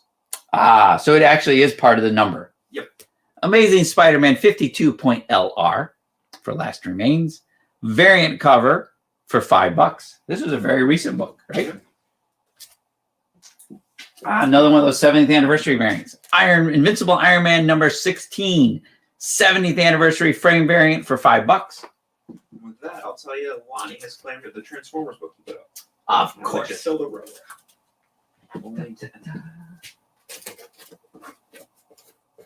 Okay, and then we have.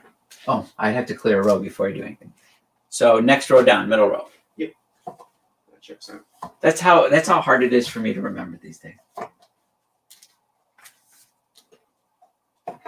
But it is what it is. As you get older, you guys will realize this too. And you'll think you'll say stuff that you actually didn't say. Not that ever happens in this building. Send messages you thought you sent that were sitting in drafts. See, I actually did do the message. Sure, you just never sent it. I just never clicked the send, which actually might be worse. Dark Hawk number 15. This is Into the Hands of Tombstone. Why does it look like Venom is dark? Did you ever read Dark Hawk? I never did. People love Dark Hawk. I've never read it in my life. I don't even remember reading it back then. So I'm gonna have to really try it out one of these times, especially the Abnett and Lanning one, because they're the ones who actually wrote stuff. Yeah. Yeah. Okay. The Annihilation. So Amazing Spider-Man 16.1 Simone Bianchi variant for $5. Another one of our good Italian friends. I have a slightly water damaged Daredevil 122 with El Jaguar and the Black Widow for $5. So we have a classic,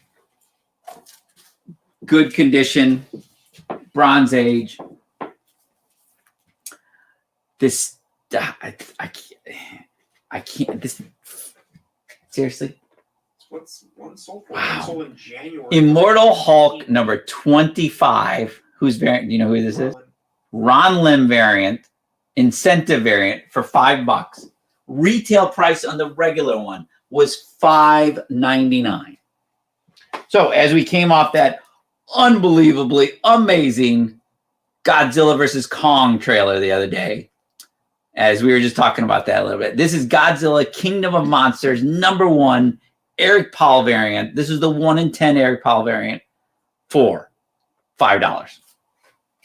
So Carrie's coming in claiming that beautiful Gwen Stacy cover.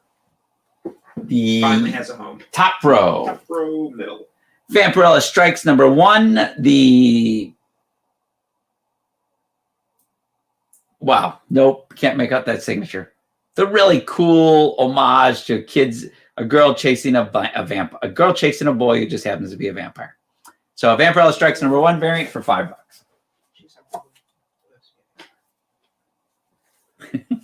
Did you literally just repeat word for word? Yeah, just in a slower, like 90s. What the hell did he just say? That's what you were trying to say. I have no idea what book this is, but I do remember it. And this is the book I was referring to in relation to the Timeless variant. Yeah, that's a Civil War II connecting cover by some Korean artist who does famous murals, but I can't remember his name. There you go, guys. K-pop. $5. Tanya is claiming the Vampirella Strikes as well. I'll keep the one for you can grab that Gwen while you're at it. Yep. So, guys, if you're new to us and you're going to get this shipped to you, where's Tara? Oh, this shipped. Everything comes bagged, boarded, boxed, and never shipped in an envelope. I have room for one more in that row. I have a Secret Wars 2099 number 3 variant for $5. Now I'll just check and see if it's a wraparound variant. I have a really cool Vampirella Alien Queen variant coming up. What row's next, Adam? The bottom row. The bottom row, he says.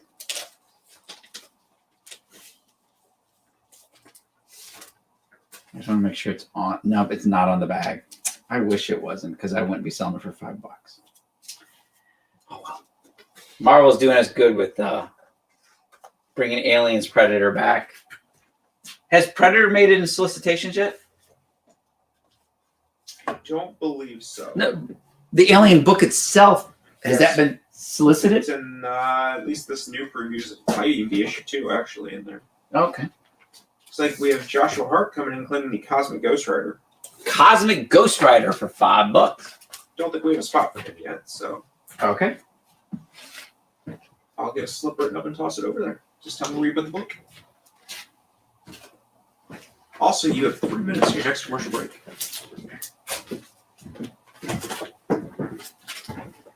So we're on to this next row here.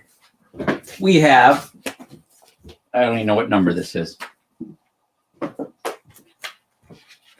Is this somebody's variant?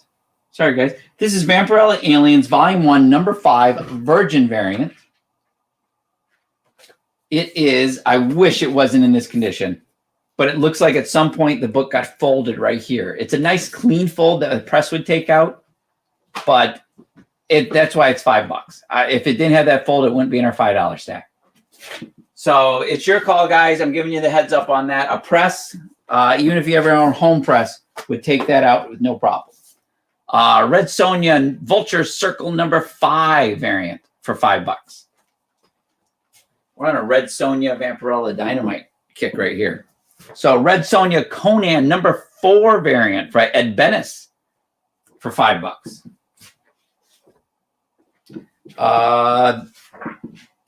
From Falcon number 1, we have the Marvel Legacy variant for $5.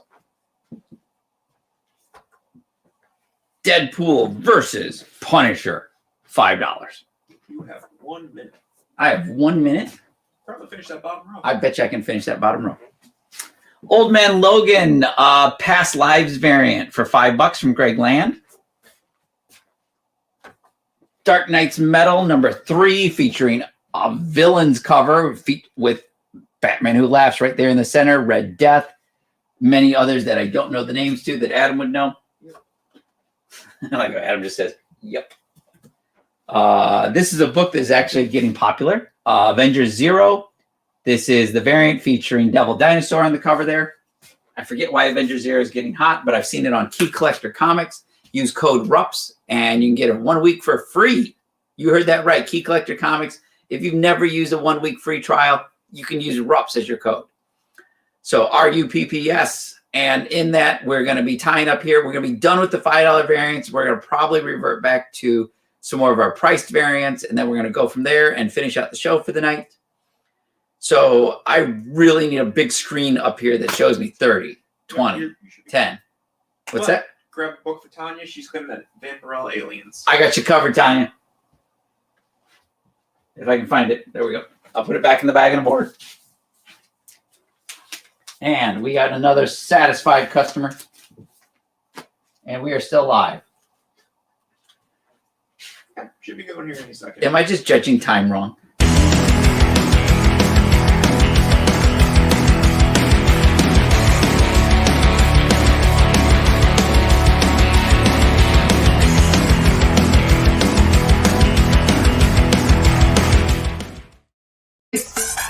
Fight Club.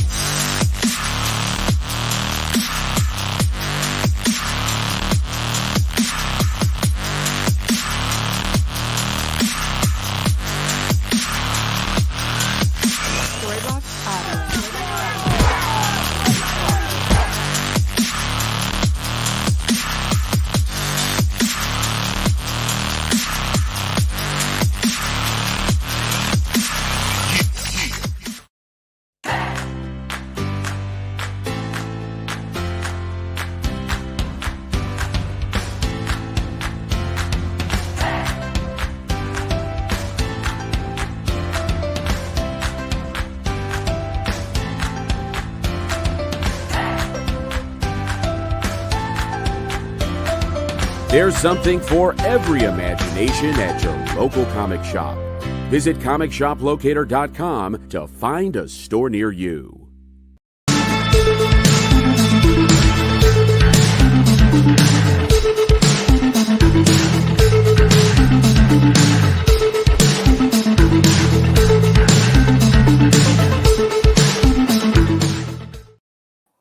You are back. Welcome back, everybody. I'm learning a few things from our producers on how I'm supposed to do things, so I apologize for any confusion that we've had in the past. I am working on this. It's a learning experience for all of us, and I apologize. I appreciate your guys' patience. So on that note, we are going to jump back to some priced variants and keys and other books that we have lined up. One of the questions is, Adam have anything more than what I have in this box? Not that I have over here. Well, just if you could prep some more just in case I go through these a little too quickly. Sure. I'm going to roll through some really cool variants that we have. Everything from signed comics to one per store variants to some Rupps Comics variants even. And Throg. So, Final Crisis Rage of the Red Lanterns, #1. This is signed by Shane Davis. You can see his signature right there below Sinestro in silver. It is $10. Avengers Fantastic Four Empire #3. This is the one per store variant for $10.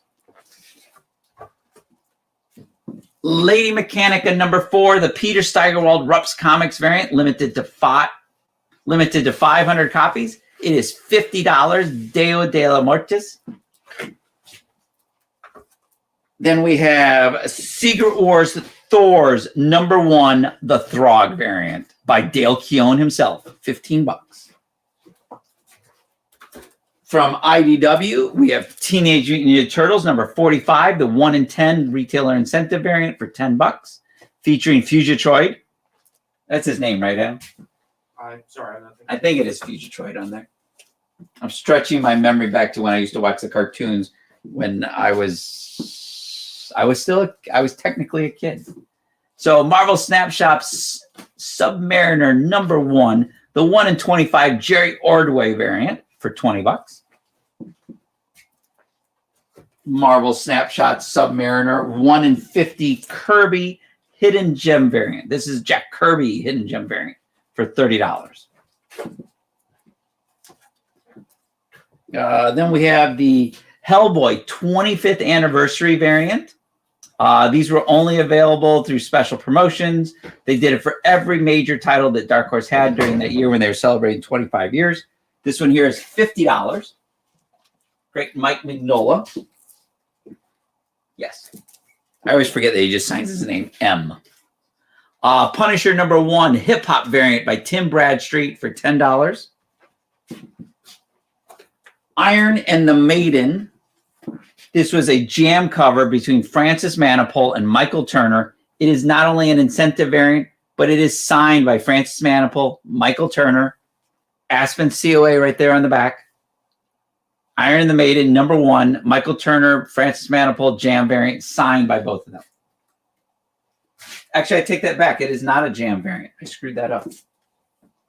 This is actually all Michael Turner. And that Francis did all the interiors. That's why Francis signed that one. Sorry about that. But it is a double signed book, full Michael Turner variant cover. Then we have Transformers 80, the final issue in the 80-issue run of that classic Marvel series. This is a VG fine copy for $40. I got to send that out to you. If that doesn't sell tonight, it's also a newsstand variant. If that doesn't sell tonight, I'm going to send out Get Press myself. Wolverine number 1. This is the In-Hyuk Lee variant that was created just for Comic Tom 101's Mystery Mail Call. $30 tonight. I have one available, Wolverine versus Old Man Logan.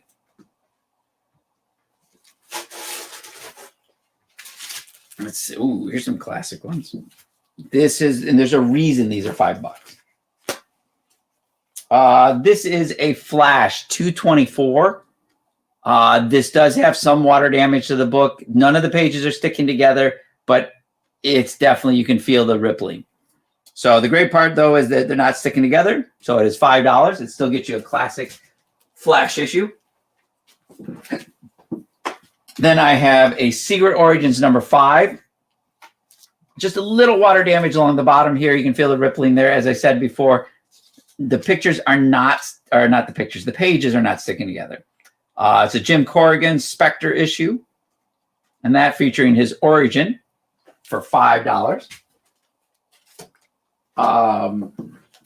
Then we have Green Lantern number 20, first appearance of Jessica Cruz. Right, Adam? I believe that's correct. That was the double size issue. $25.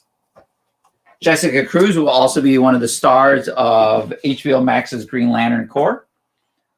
The Undead from Chaos Comics Black Label. This is from Brian Pulido.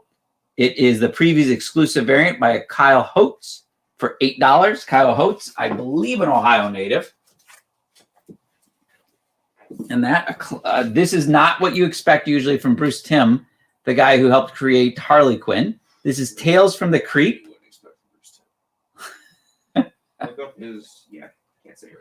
Well, that most people don't expect it. Tales from the Creep, number 1, Antarctic Press, Bruce Timm cover, very fine copy for $20. It is not what you, like I said, what you expect from Harley Quinn, Bruce Timm. This here is Sojourn number 19, signed by Greg Land, Justin Ponzer, and J. Galstein, I believe. And that, but not only do you get the comic Sojourn number 19 signed by all three creators, you also get an original sketch by Justin Ponzer of a basically what looks like a bloodshot rye. Well, that can't. Did you not think of Lego figure? What's that? Is that a Lego figure? It is a Lego figure, but it's like I can't remember what cross-gen figure was like a bloodshot character. Maybe it's Justin Ponzer's own creation, but you see it in what looks like an ancient feudal Japan, Lego figure, samurai sword. Samurais are Japanese, right? Sure. Yeah. Okay. So, but all that for $30. You not only get the cross-gen original sketch card there from Justin Ponzer, but you get the comic signed by all three creators. $30. Greg Land, Jay Glessing, Justin Ponzer with the Justin Ponzer sketch. Looks like Tanya just claimed to be Unseas. Undead? Undead? Yeah. Yep, Okay. that's what it is. The S is supposed to be. Okay.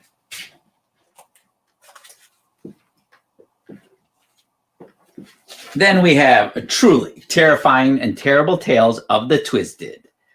Psychopathic Publishing, issue number 1. This is, as you can see from the bag on the board, it is slightly smaller than a normal comic book there, a little bit on the room on the top, a little less room here on the side.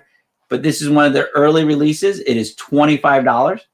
I don't know if this was something that they sold at concerts like ICP used to in the beginning. Lady Mechanica number... What's that? We have 2 more claims here. Oh. Flash and Secret Origins for Lonnie.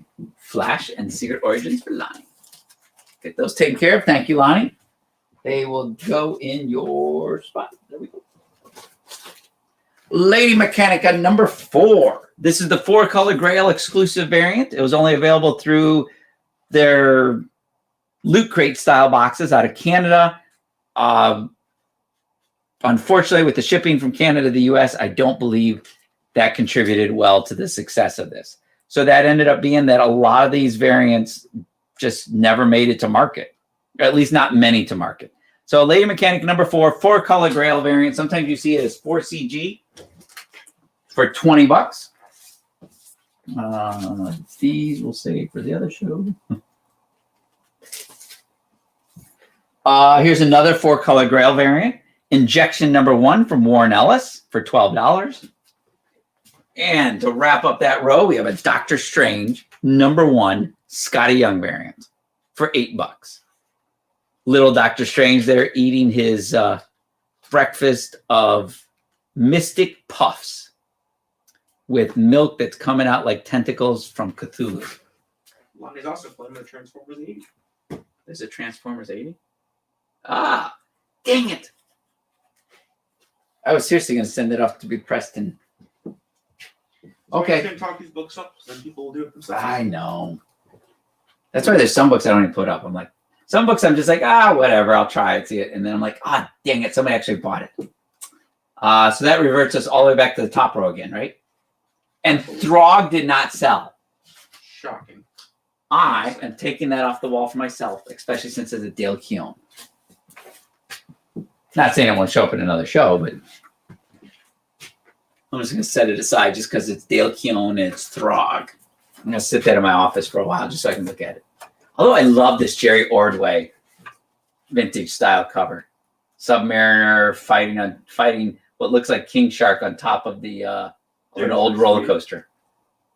You know what I'm talking about? Yeah. It's just great. Oh, I'm taking this other road down already. I'm sorry, guys. So, getting ahead of myself. So, we've got, I got at least 2 more rows of stuff ready to go here. So, we're going to go see what we have. And how is John missing out on this tonight? Who knows? It's like, I know he's sleeping at this point. So, this is a 1 in 7 secret variant for Wolverine Black, White, and Blood, issue number 2. And that for $10. And we have a truly classic Batman number 168, Batman versus Mr. Mammoth, the fight that jolted Gotham City, as he knocks Batman clean out of the window. And that one there is $15.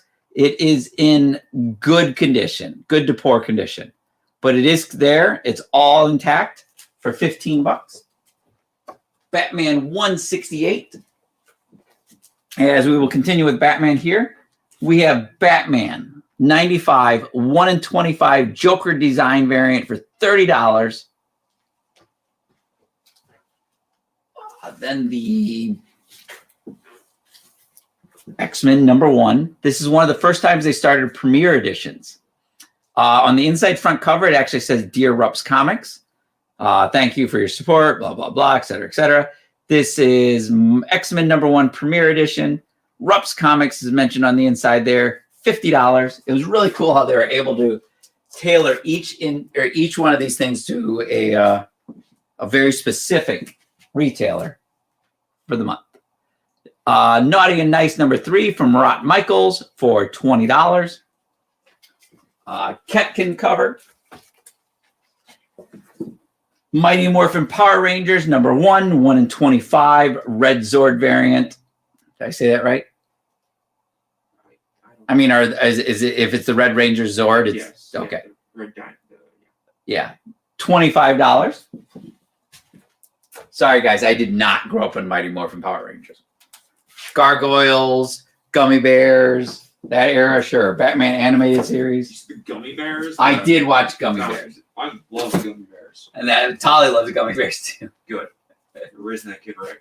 I am. I cannot get her into Scooby-Doo. And I still need to set up that HBO Max pass so I can at least show her Scoob. Did you ever watch it? Yeah, let's not talk about that movie. Oh my God, really? Should I go watch the Sarah Michelle Gellar one instead? Yes. Oh my God, he says yes. Dark Knight's Death Metal #3 featuring the Robin King on the Federici variant for $20. What is it with all these Italians? I have so many great Italian friends, and there's actually a few that I don't know. Gargoyles was the show. This is chewy. Oh, Gargoyles was awesome. And that I really hope that reboot or whatever they've been talking about actually does happen. So I have a Dark Knight's Death Metal Doug Mankey 1 in 25 variant featuring Robin King for $25. Go check out Doug Mankey's rep, JJ's Comics. King and Black Symbiote Spider-Man #2 variant for $5. How do we get back to $5 variants? From the new Lock and Key series, Lock and Key #3, the 1 in 10 retailer incentive for $10.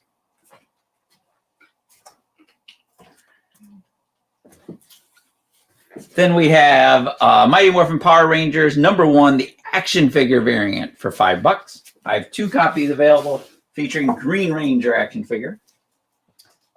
Vision #1 from Tom King, which is part of the basis of the new WandaVision series, is $20 for the first printing. Great series. If you never read it, it was 12 issues long, I believe, right, Adam? Yep. Because that was a series that Adam recommended to me highly, and I put it off, and then I finally said, "Hey, can I read the trade?" And he pulled the trade out for me. I was truly blown away. I think it was the first time I read Tom King, because I still have not read his Mr. Miracle. I literally read issue 1 of that the day it came out and immediately ordered 25 more copies for the store. Did you really? Yep. But you never read Beyond #1? Oh, no, I read these. Oh, okay. Human Torch #5. This is from, I believe, 79, 78. Is $6. Then we have a Last Planet Standing #5 out of 5 issues. And who, of course, is on the Last Planet Standing? Galactus, the Devourer. $6 for that one also. What are we doing on time right now, Adam? You have 12 minutes. Oh, cool. I have time for, I bet I can get through 3 more rows. Okay. I once again forgot what okay, I know what last row I did. So bottom row is gone. Last Planet is claimed for Joshua Hart. Josh Hart needs a Galactus. How much was that one? $6. Let's go price up.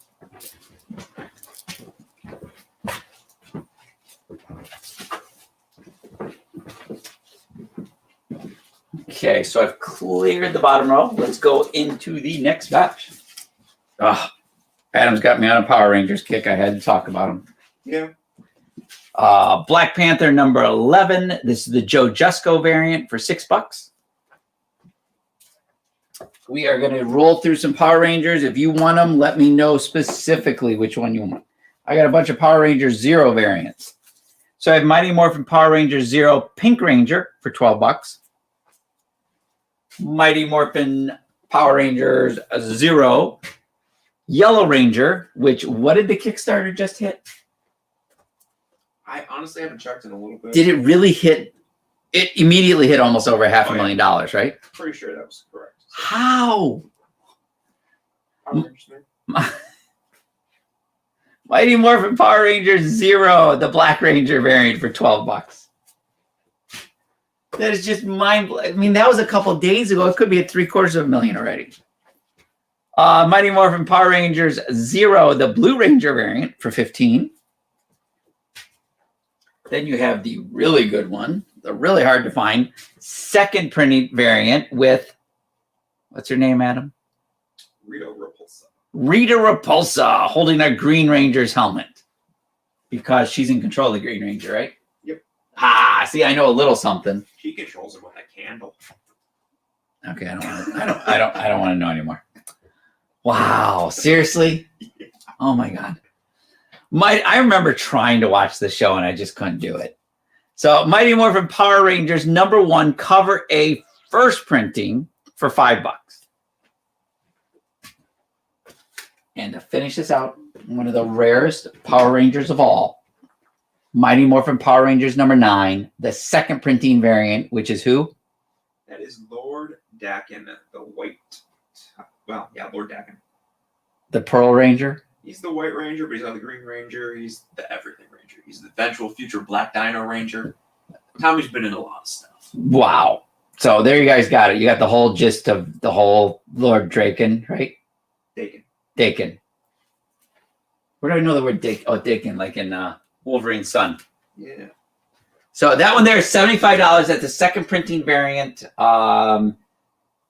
Check it out there, guys. It is one of the hardest Mighty Morphin Power Rangers to find. So I jumped to the top row and get rid of that, right? Yep, that is. Wow, nobody bought that Batman 168. What is up with that? That's craziness. No Batman fans. No. What are you talking about? Lonnie bought a couple of key Batmans. Yeah, true.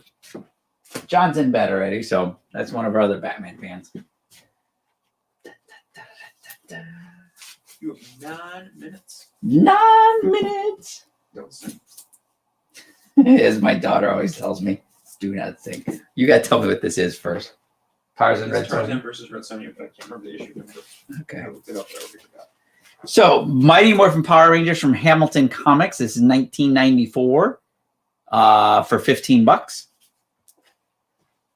That was the Volume 1, number 1. And then Volume 2, number 1 from 1995 is $10. This New Mutants variant is Peach Momoko. Yep, that is correct. Hey, I got that one right.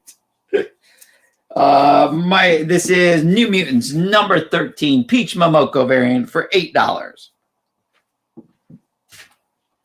Then we have Amazing Spider-Man number 50, the In-Hyuk Lee variant for $25.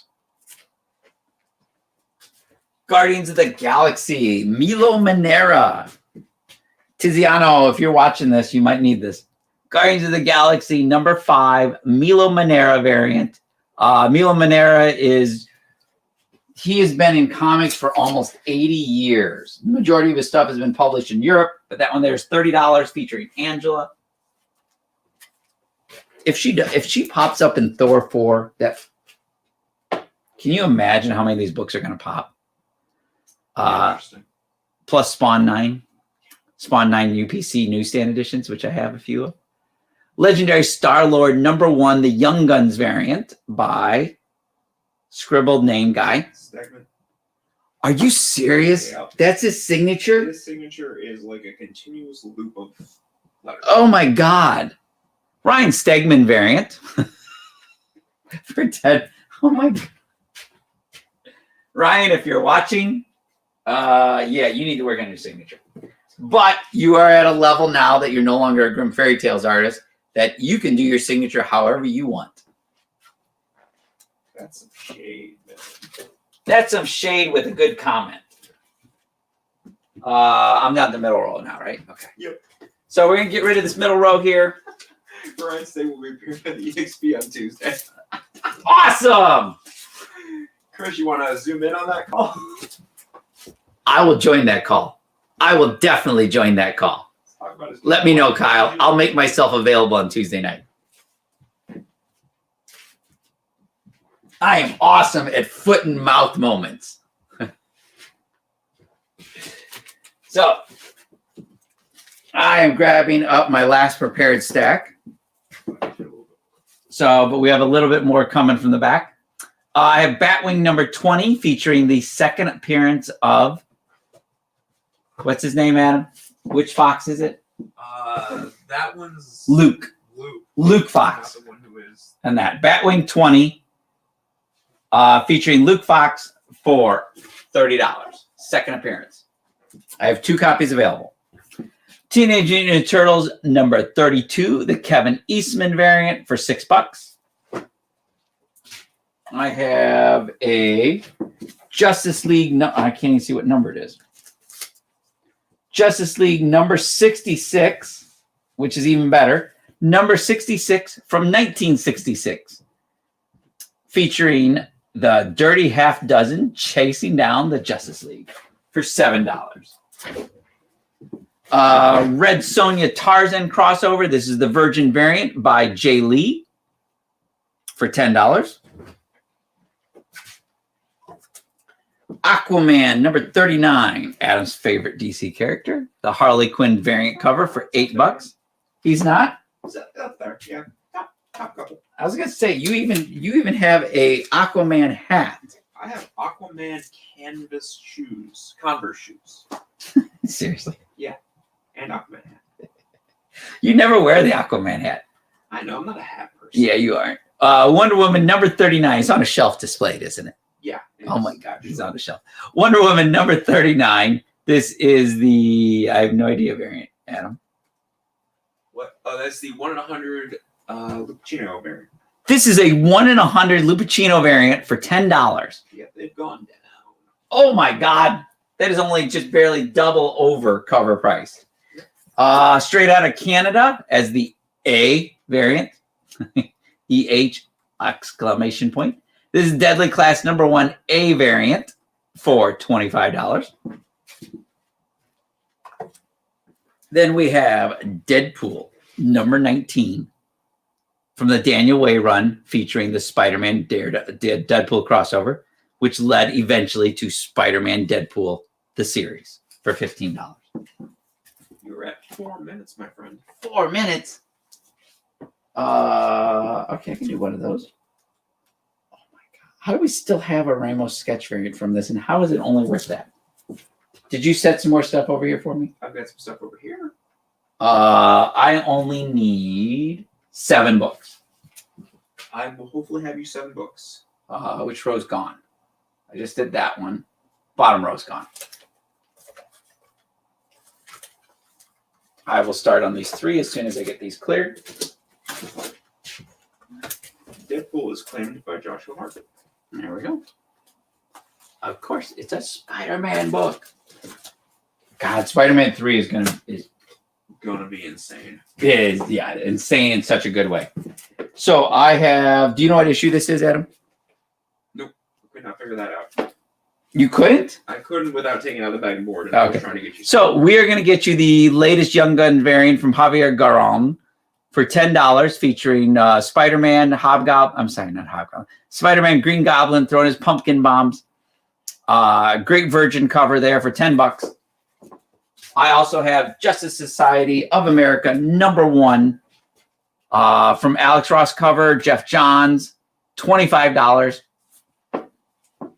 The final book that is in my hand from the J.J. Abrams and his son series, Spider-Man number 1, the sketch variant from Humberto Ramos for $10. And my hands are empty. You Got a stack over here.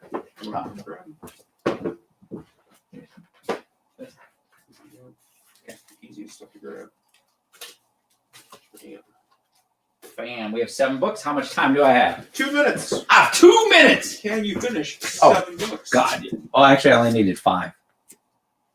Wow, I can't count these days. Absolute Carnage #1, the action figure variant. This is the first printing for $8.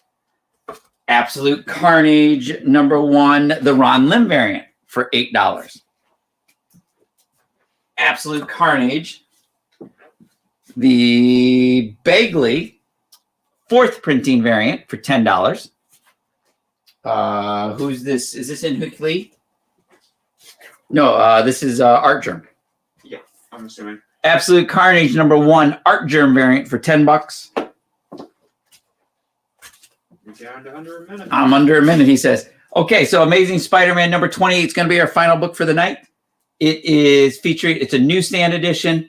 It's Spider-Man versus Carnage, $10 for Amazing Spider-Man Annual #28. Okay, guys, we're into the final seconds of the show.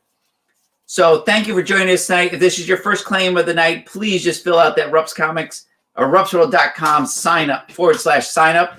And that should be rolling across the bottom, or it is not, or we're off the air. No, you got it. Just wrap it up. Okay, just wrap it up. We'll have to show you up to wrap it up.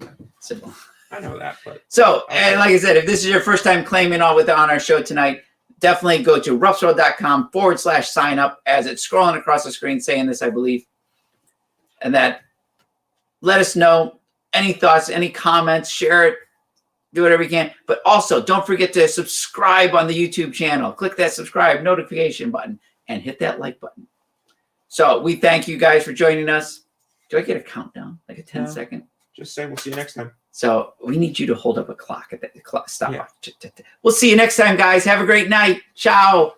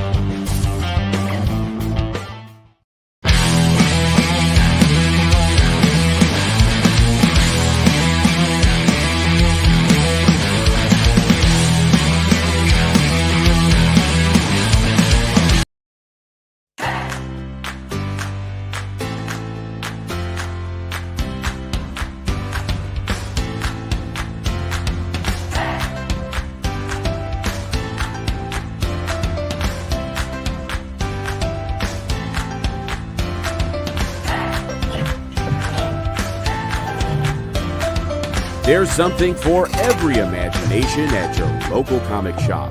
Visit comicshoplocator.com to find a store near you.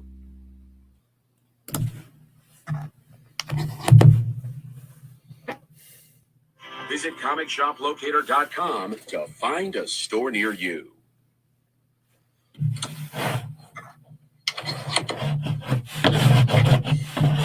Visit comicshoplocator.com to find a store near you. Girl, or you may know as the current artist on Sleeping Beauties, she sits down and talks with Miss Jen King. This interview was also part of our inaugural EXP Expo.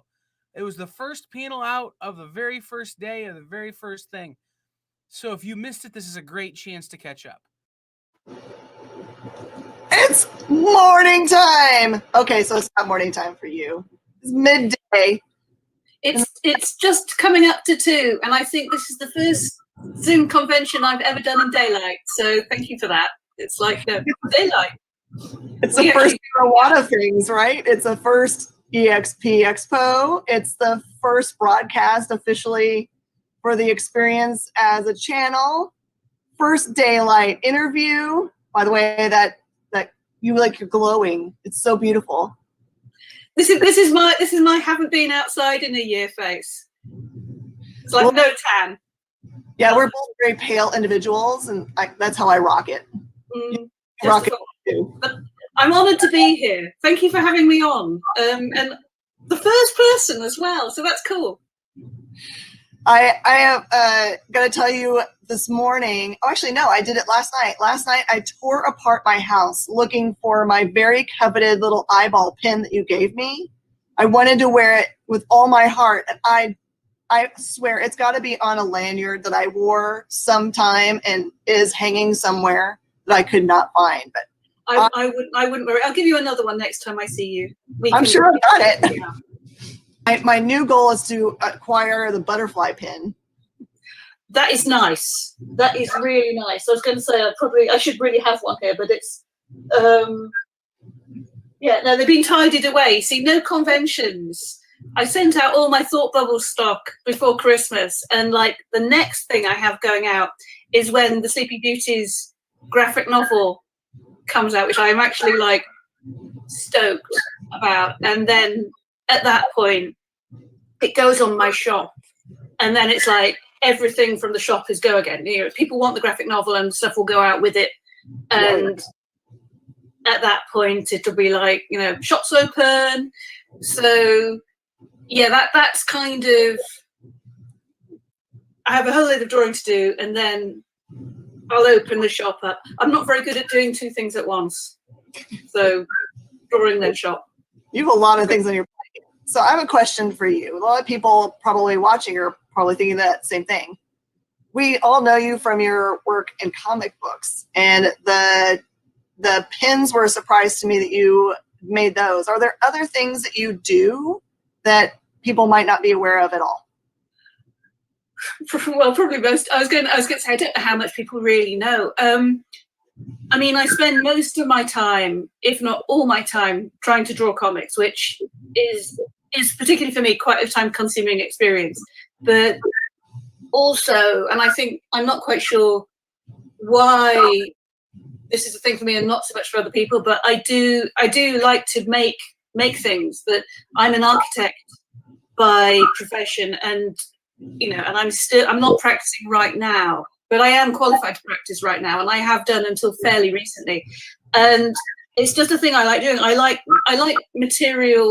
making material things. Like I like making books, and that's why I care so. I mean, particularly my image books. That's why they're so personal. But like, I like making stuff. So I have these pins, which are I have a pin for each book. So the current one for Sleeping Beauties is the giant golden blue moth, which is the current thing. But I like materials. It's like when people come to my table at conventions, it's like it's the touchy-feely table. So, you know, people are feeling the paper and they're stroking. I mean, our books are actually quite strokeable, and stroking the books. And I have tea towels, which I need to top you up with. And so things like this, I have these big white screen printed tea towels, and it's a way of people being able to own the black and white original art without actually having to pay very much. It's the price of, 3 floppies gets you big piece of screen printed art. And so they do quite well, and I have at least one for each book. So that'll be doing one for Sleeping Beauties will come next.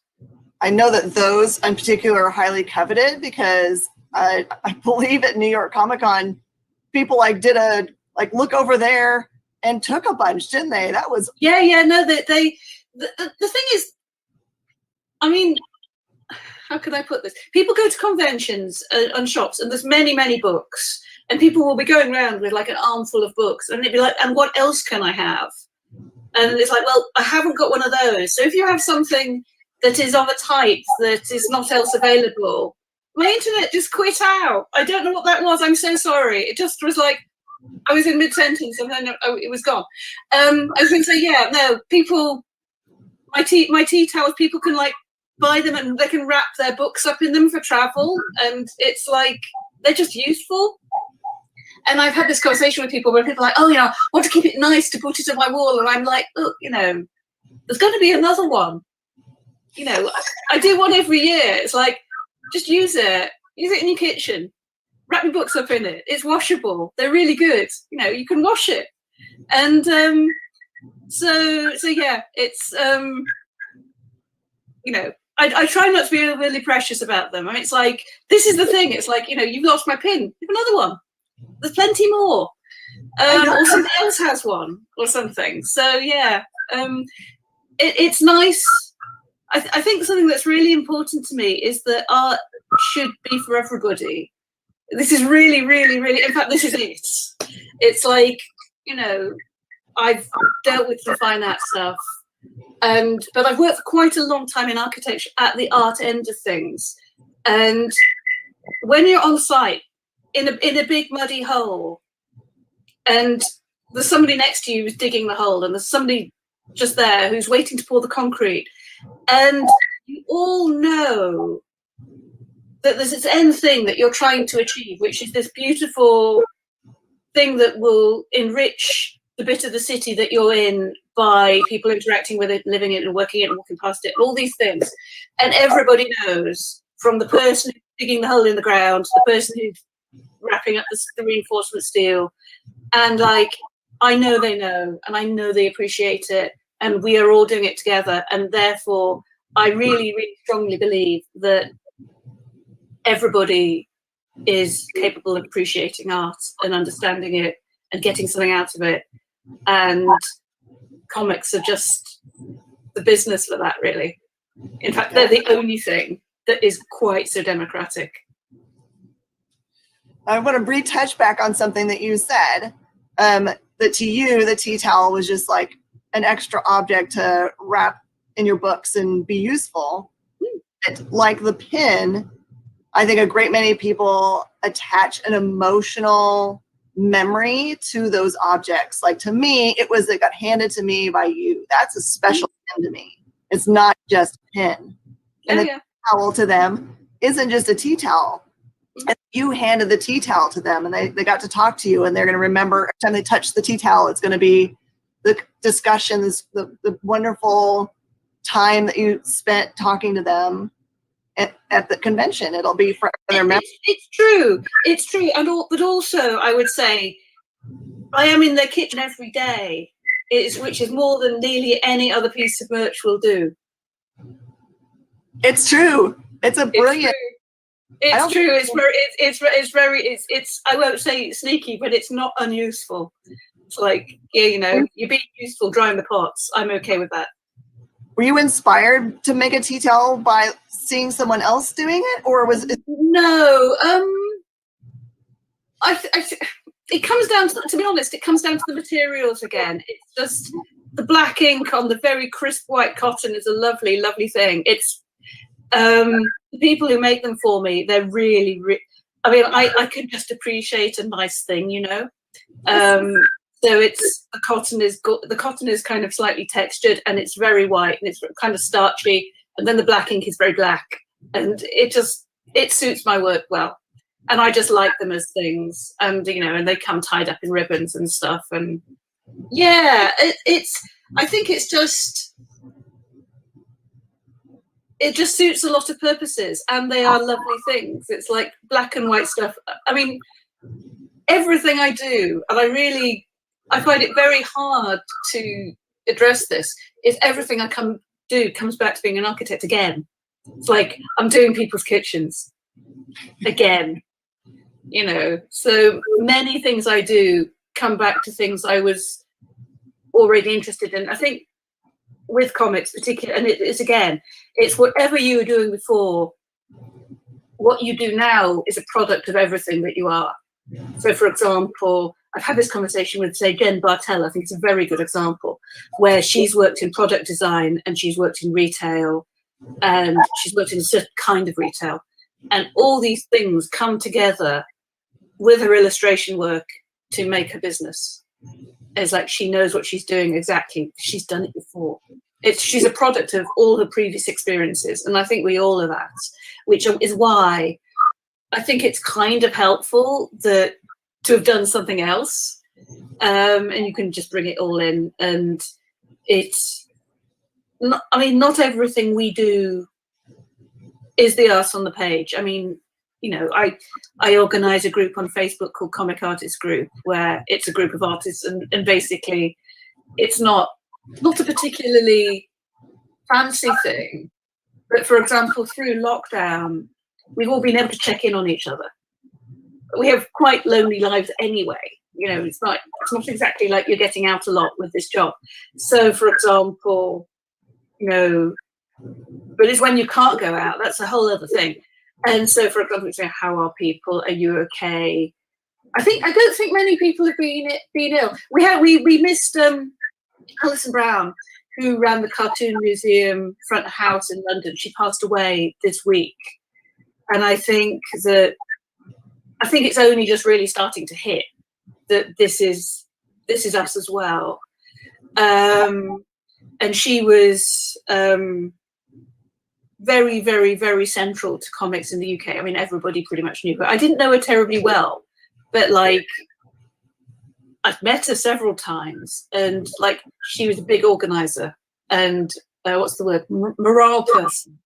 Mm-hmm. So she will be very much missed. And so I think the reality is coming to us now. You know, we're coming up to we're 10 months of being stuck indoors, and it looks like we're going to have a bit more. And yeah, it's good to check in on each other. So no, nice to see. I mean, this is particularly nice that, you know, how are you? How's things over there?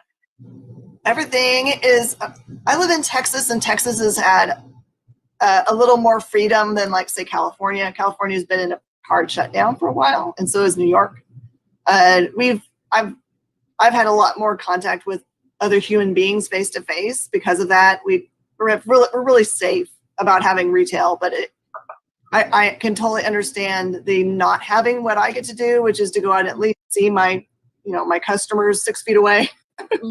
That I get to have those connections. It would be really, really hard to, not get to see any of them for 10 months would be impossibly hard. Because part of reason I do retail is because I like people, and part of my deal is I love giving hugs. So that's been the hardest part for me, is I haven't gotten to give a customer a hug in the entire 10 months. That is hard. But you are. I mean, with I was going to say comic book experience, you are available. It's not like you're not there, and also you're available here, which is like crossing the Atlantic, Jen. It's pretty good. Yeah, it's all right. I think technology is cool, man. I love technology. It's what did we do before this? What did I do before the internet? Blimey, this job would be impossible. Firstly, I would not be in this job if it was not for Twitter, because I didn't even know comics existed. And secondly, I really would not be able to do this job because all my books are set in America, where I have been.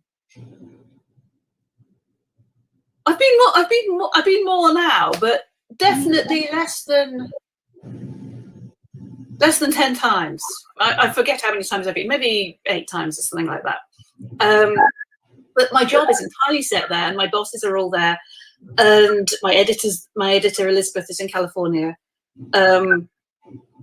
It's all. This current thing is in West Virginia, which is a challenge, I have to say, because it's not like, what I have to remember with Sleeping Beauties is that it isn't the well publicized cool bits, frankly. It's just people. And I have to get a bit further than the surface that reaches the UK, the surface imagery that reaches the UK. I have to talk to people in West Virginia and go, and where it, you know, what is where you are like. And, you know, Heidi, who I talked to, who lives in Charleston, and she was like, this is my favorite bookshop. And like, we'll include that. And I was like, where, you know, where do people go shopping? You know, what's your car like? What's your house like? Where do you go? And that is, to me, really, really, really important, that you have to kind of address real people stuff rather than perceived news headlines. You know, it's like, what do you like doing? Where do you go? What's your car like? What's your house like? What's your garden like? Do you have an allotment? Do you grow vegetables? What do you eat? Or, you know, where do you like going? You know, do you have favorite places in West Virginia? You know, I made a map, which is in, I think, Sleeping Beauty's 5, maybe, and it's, amongst other places, there's a number of places where people are from. I had to basically make the map up, because if it's made up in West Virginia, you can't kind of just pick a bit of West Virginia and use it. You have to have a piece of collated West Virginia. And so it's a number of places where people in West Virginia who've seen my work or I've interacted with, where they're from, in these quite strange place names, some of them. And then also there's a number of family names of people as well, because of course some of the place names are like that, where they are people's names.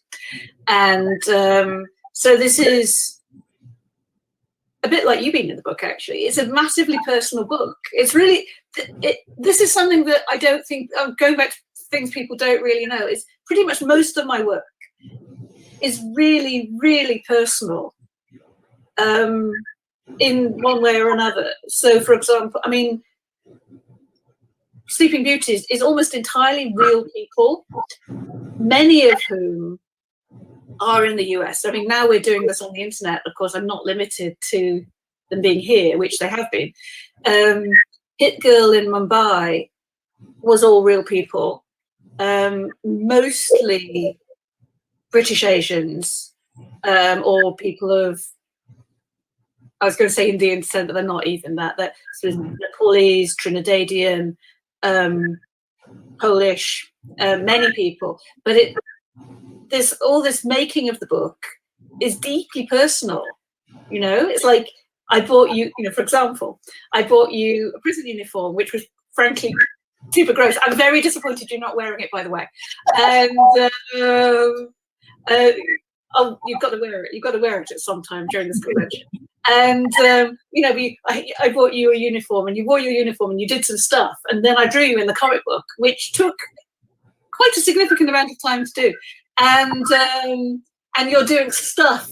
You're doing stuff in it, and oh my goodness, it's there somewhere. And I did that one. This is how detailed. I mean, you can. There's no. That's definitely you.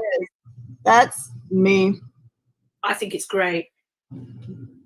So it's all really personal, and so not only is it the look of the thing, but there's the making of the thing. So I'm dealing with people all the time. I think in Sleeping Beauties, in this particular issue I have on the table at the moment, which is in front of me, which part of my glowy glow is from my Cintiq, which is switched on. It's my white page. It's I think there's 24 different speaking parts, and that's just the speaking parts in this single issue.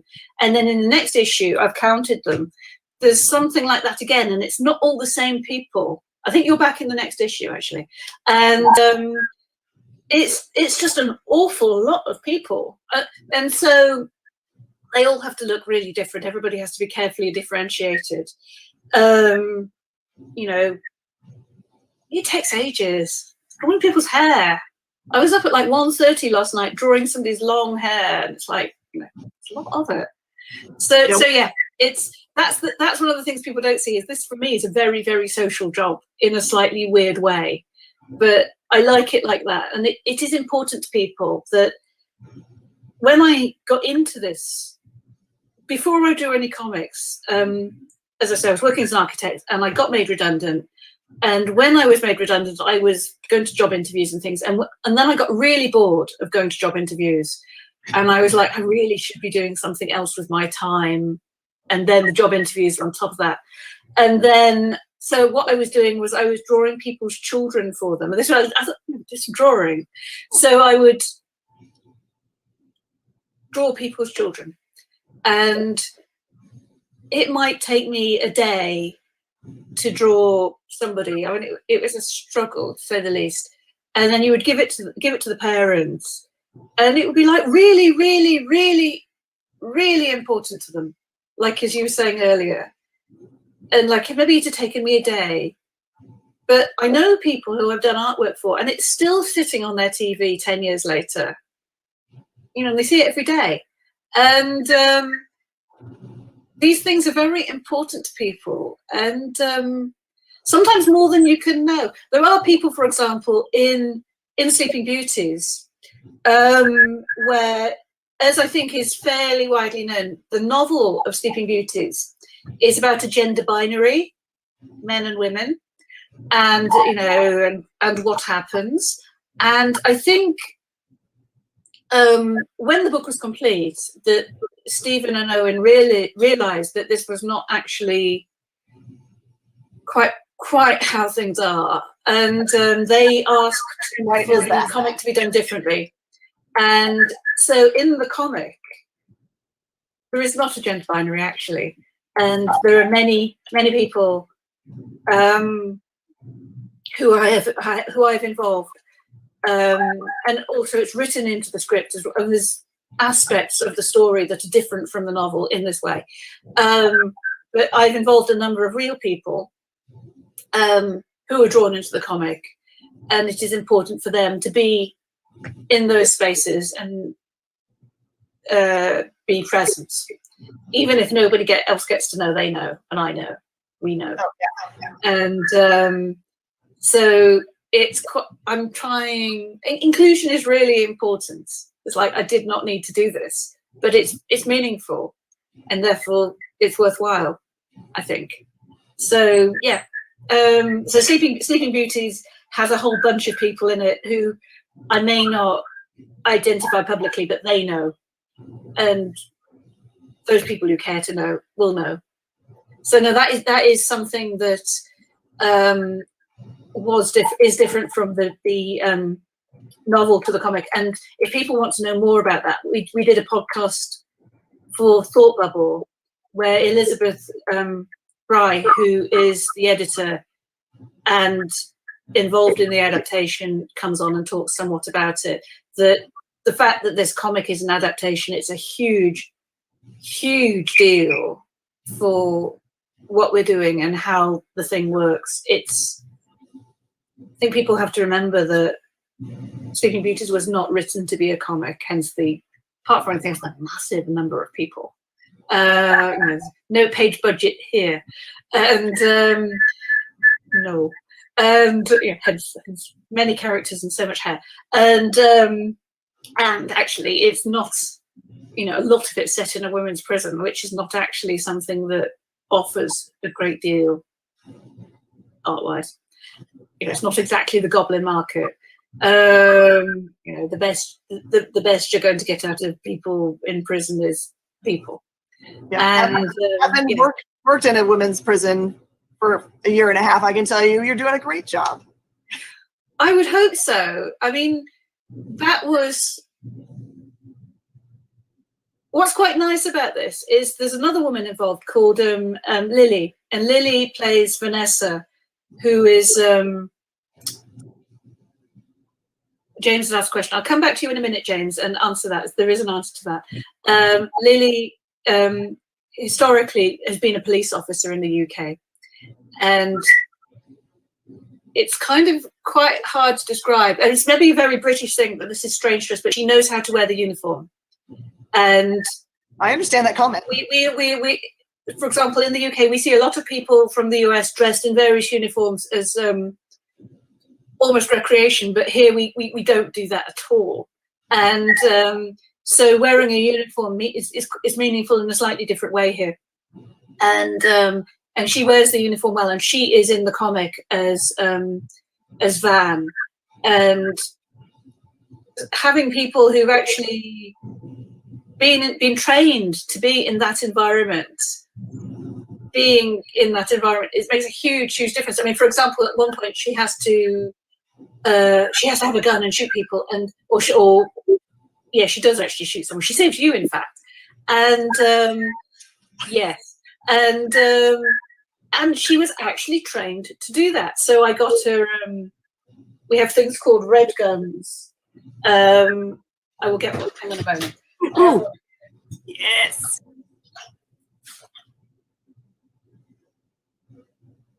I love to learn all the behind. No, I've lost it. That's not very good. We aren't allowed to have real guns in the UK. So there is a thing called red guns, where they make the replica gun in the same weight, but it's made out of red resin. Okay. And they're very weird looking things. I don't know where it is. I have a taser in here, which is a red gun. And so she's holding the red gun, but they are trained to do that. So, but to go back to the question of James. Hi, James. How do I research locations in the US? Yes, absolutely. Google Earth is my friend. And also, I mean, there's a number of ways of doing it. I ask people about locations. For example, if Heidi hadn't helped me with Charleston in West Virginia, I would have been completely lost, because I was Googling around for absolutely ages, looking for the shopping district in Charleston. And she just told me where it was, basically. And I needed that. And then she told me what she liked about it. And I was like, okay, got it now. But like, I did need to be told. And I use newspaper reports, and I look on the internet, and I spend a lot of time on Google Earth, kind of looking around. And I use articles, and then I sometimes use a newspaper article to find a place. And then I can go into it on Google Earth and then find locations. For example, I was going back to my location map I did. I was looking for, going to put this. There's a difference between a not well off area and an area which is well lived in. And you do need a bit of help to find that. And when you see, you know. And if that makes sense, you know. Yes. So yes, I use everything I have at hand. I mean, I'm in the UK. It's like we really do not have any of that stuff here. I live in a very small brick house, which I don't think a housing type appears in the US at all. You know, this is a really small Victorian house, which I love deeply, but it's quite tight. And it never astonishes me to see how much space you guys have. And we don't have the space. We live pretty much on top of each other, which is why I've not left the house. I think I've left the house 6 times since last March. Wow. Hence the indoor glow. You know, so it's tight here. But making a comic remotely is actually quite helpful, because of course there's a level of editing you get. I only see what I really want to see largely. People ask me this about making Hit Girl in Mumbai. You know, have you been to Mumbai to research this? And that's like, I could have. And with hindsight, I don't think it would have done any harm. Now I've been there. But at the time, I thought I wouldn't be able to see the wood for the trees. I thought, I'm going to rock up in Mumbai, and I'm going to see so many people, and I'm just going to be, I was going to be shocked and awed by the amazingness. And so I drew Hit Girl in Mumbai, and I did what I could. And I talked to people, and I took advice, and I used Google Earth, and I used a lot of research. And then when the book was done, Mumbai Comic Con invited me out, which was just awesome, like amazing. And I went to Mumbai, and the volunteers of the convention took me into central Mumbai. And if you go to Mumbai, it's basically, it's probably like Los Angeles in that traffic, actually Houston as well, maybe, traffic is going to be a thing. You know, it's like, but the experience of being in traffic in Mumbai, I actually got to see so much. And I was like, yeah, actually, I did get this. You know, this whole sort of thing that a lot of Mumbai is about transit. You know, people are coming in from outside to work, and there's office parks, and it's. I think it made me realize something I hadn't really understood, which was that everybody in Mumbai is working. It's not something I won't say I didn't expect it, because I sort of did, but I saw it's a very dense place. There's a lot of people everywhere, coming, going, working, doing whatever, and none of them, in the what must have been thousands and thousands of people I saw, none of them were doing nothing. You know, you might go to other places and there's a bit of hanging around going on, and there was no hanging around. It's like, this is amazing, actually. No hanging around going on in Mumbai whatsoever. And I was like, shit, you know, there is intention and energy here. I have to say, and not very long, I'm going to be working for them.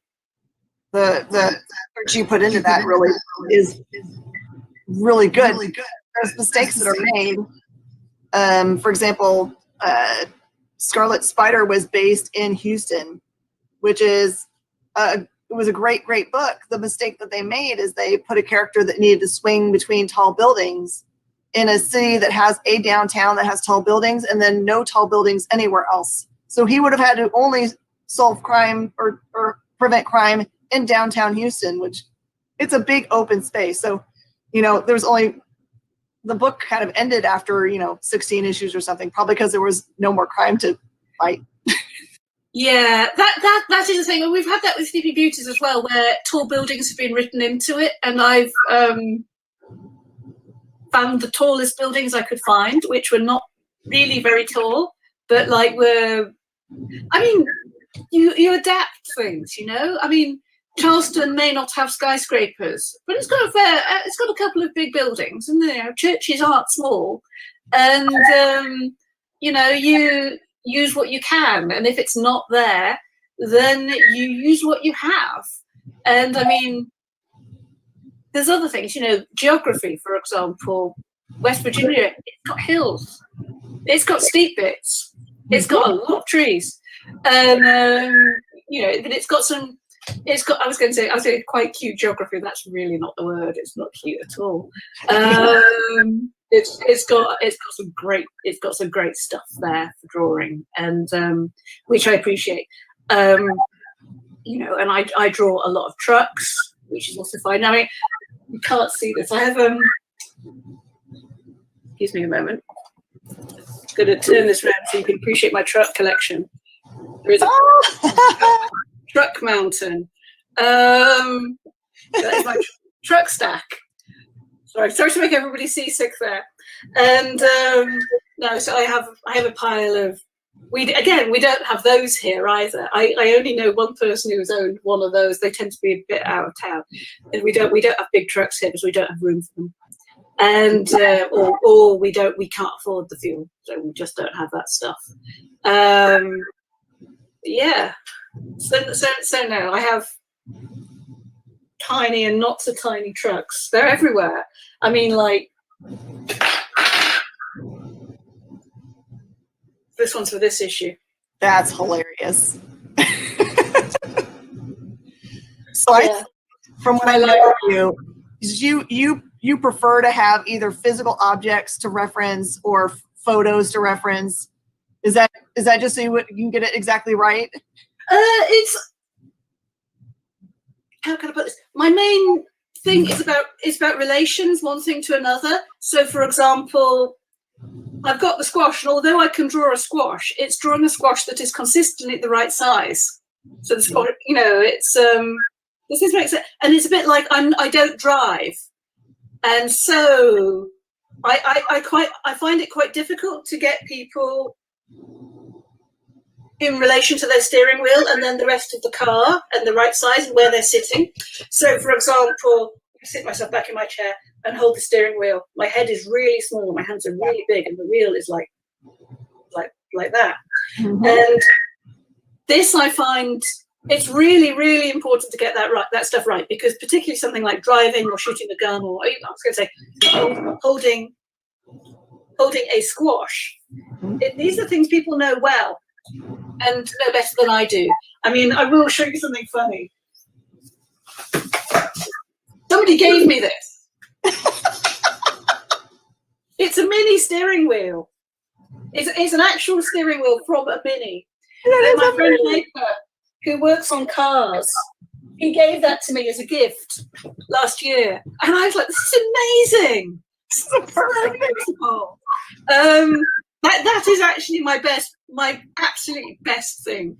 But what it enables you to do is you can ask them to hold it in a driving position. They hold it in the right place. And it's kind of, it helps me get things right. I do an awful lot of drawing of people in cars. And as a non-driver and non-car owner, I really need that. Because otherwise you go like this.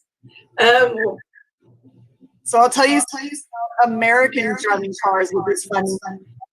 Old women tend to push themselves way up close to the wheel. Yeah. Close to their face. Yeah. And the younger you are and maler you are, you do lean back as far as you can away from the wheel. Yeah. Yeah. And these things are really important. These things are really important. It's this stuff. Hi, Trish. This stuff tells the story. It's like we're talking about steering wheels and where you sit in the car and what you're doing. And it's like, this is absolutely key. This is what we're doing. How do you drive? One hand on the wheel? No hand. Hands down there, one hand there, one over the window. What are you doing? Are you talking?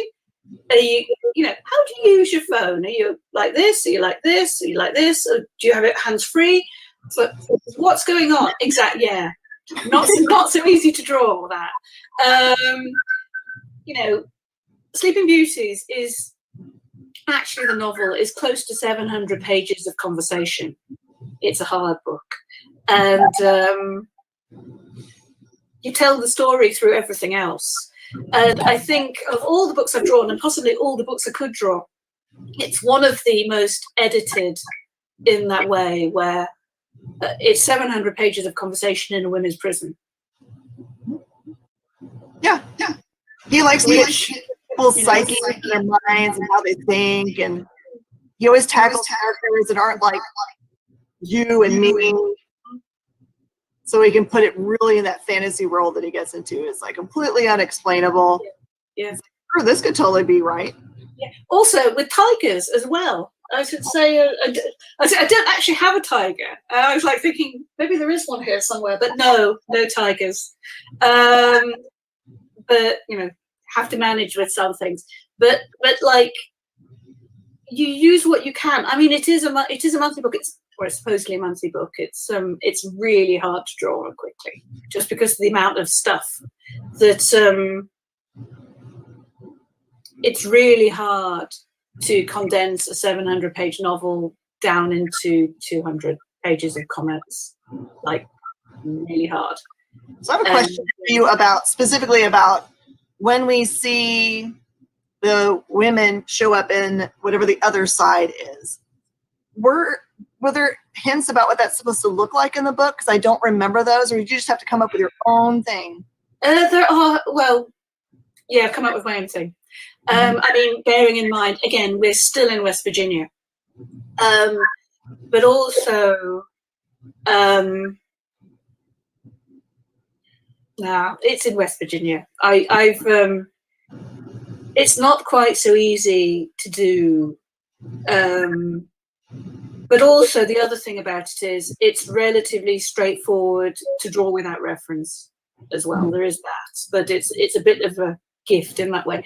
I think the hard thing is when you're drawing something that is hardcore real, that you need the reference more than if it's not real, then it can be what it needs to be. Or it can be a bit more, relaxed in how you do it. I mean, yeah, no, that it's not unhelpful. That, I mean, at the moment, the only thing I'd say about that is it takes me longer to draw things that are somewhat disheveled. There is that. Yeah. Lots more folds.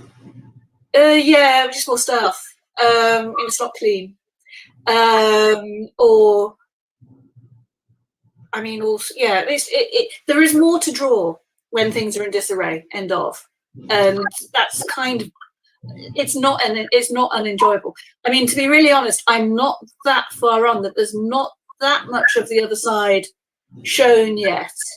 And also, there's the way the novel's written, and then there's the way that America actually is. That, for example,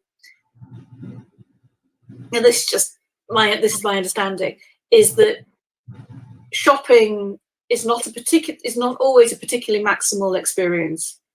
You have shops which are out on roads somewhere, or say going to the supermarket is not what it is in other countries. I mean, for us,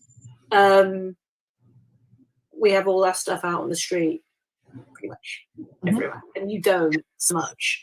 It's different, and I think even from one part of the country to another, it's different. It's a bit like you're talking about, you know, Houston having or not having tall buildings. It's like where the novel is written and where it's actually taking place, slightly different things. And I don't know. I'm making some adjustments for that. It's kind of. I think it would be lovely if Houston had some of their groceries kind of like out. Like I like the fruit stands that you see in images of other places. But the truth is, man, what I'd say about West Virginia is that, in my understanding, and if there's people listening from West Virginia, come at me, give me your stuff. I want to know. But like, if I'm getting this wrong, but it strikes me that shopping is not a very maximal experience. No, it's like, and it's. We're talking about Sleeping Beauties. Hi, Trish, which is set in West Virginia. And hi, Richard. And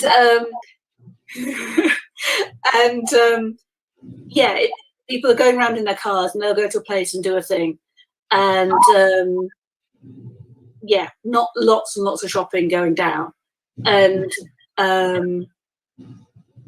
or indeed, if there is, it's not right out on the street happening. Or it's not in my face anyway. And if this is why I had to ask Heidi about where her favorite commercial district was, because I wasn't going to find it on my own. And yeah, it's just people are doing different things. Yeah. So I want to talk a little bit about architecture. Has anything that you've made, is it somewhere you can drive by and get to enjoy? Oh yeah, in fact, nearly all of it. I specialised in large public works, so yeah, you'd know it. I was, amongst other things I've done, in no particular order. I mean, all my stuff, with the exception of something at the Potsdamer Platz in Berlin, which puts an age on me, is in the UK.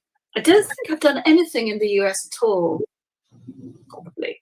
And which goes to show, it's the fact I can't remember my project shows how long it has been. It's not so much. I practiced as an architect for 25 years, and I cannot remember all my projects, to be honest. And the things I have done, I worked on the control tower at Heathrow, which is the one that looks like an ice cream. I was one of the site architects. I was the person who set out all the stuff on the Greenwich Peninsula. I was the site architect of the Millennium Dome, which is now called the O2, which is the big old dome in East London, which has concert venues, which people might know. I wrote the design guide for King's Cross train station, which if people come to Thought Bubble and you come through London, you will go through King's Cross to get the train. It's a very widely known train station. Right in the centre of the city. What else have I done? I feel like I've done a lot. Oxford University, not Oxford University, Oxford Brookes University, new bit, which was very, very large and won some awards, which was kind of nice. I'm actually a 20th century conservation specialist, so if people know about the Balfour Tower, I did the survey on that. I was an expert policy advisor, on Una Goldfinger. So I basically specialize in the really ugly bits of fairly recent mid-century modernism, which this is my the thing I've got at most in my various jobs is I tend to pick up the jobs that other people don't really want, that are a bit ugly or a bit difficult, and not really the famous things or the lovely things, and I make something of them. So, you know, this kind of unfashionable, as it was at the time, it's very fashionable now, but at the time, hugely unfashionable, brutal, ugly, concrete tower blocks that nobody really wanted to live in, and go and survey them and find the good bits about them and then help them be refurbished. And so I've done a couple of big housing estates, which I'm massively proud of. But, like, you know, helping something not have mouldy curtains is not particularly, what's the word, starry? Not fancy. Yeah. Not fancy, but it is meaningful to me. And hopefully, I think more meaningful to them, actually. There's a big difference between having frozen mouldy curtains and not having frozen mouldy curtains, I think you'll find. And yeah, so there's the housing estates are very well known, but people don't see housing estates in quite the same way as big fancy buildings. Depends who you are, I guess. And so Millennium Dome, King's Cross Station, Control Tower. Feels like not very much. I feel I've done more than that. What have you been doing? I suspect that if you put together like a paid trip to visit all of the cool sites that you've had your hands in, and you could like do this site, I'm going to tell you all the cool stuff about. Like, you would have a lot of takers, because I know. Yeah, I've done. It's got a good geographical spread. There was the big office building I did in South London called Palestra, which is right near Waterloo train station, and like, I think architecture is a team thing, and there are lots of other people involved. But that one, more than any other, I spent more work on for various reasons. And I think people don't really it's a bit like comics are like this, where people think, you know, you all earn a fortune and there's millions of people doing it. And it's like, actually it's often one person just sitting in their bedroom or in a room like this. And Palestra is slightly one of those things where I don't think people quite believe, you know, how it was done. But no, I mean, it's like, as I say, coming back to comics, you know, it has this huge outcome. You know, what am I watching at the moment? I'm watching Disney Plus and anticipating more Marvel-y type stuff. I very, very much like superhero comics, actually, and I am currently following Nick Klein's, of course I do. And I'm currently following, my favorite one at the moment is Nick Klein's Thor, which I think he's an amazing, amazing artist. And like, I can just, the atmosphere of what he's got going in the books, where it's like, it's so imaginative and yet it's so present. I think is amazing, and I'm anticipating all this amazing sort of Marvel stuff, and yet that stuff, which has this huge outcome, is made by people sitting in small rooms around the world with their head down and headphones on, you know, and the coffee and you know, their pens and their squashes, yeah, and their, as I say, steering wheels. If anybody wants to donate me their steering wheel, you're very welcome. Yeah, all of that. And yeah, send me a picture of it. Yeah, this is a good one. Send me a picture of your truck, and I will try and put it in the comic. If you what is it? You can just what's the word? You can just email me. My email address, which entirely public, is Alice Sanders, ALISSAMP @ p for person @gmail.com. email me a picture of your truck, or if you have a car or whatever, send me a picture of your truck, and I'll see if I can work it into the comic, because we don't have any vehicles like that here at all. And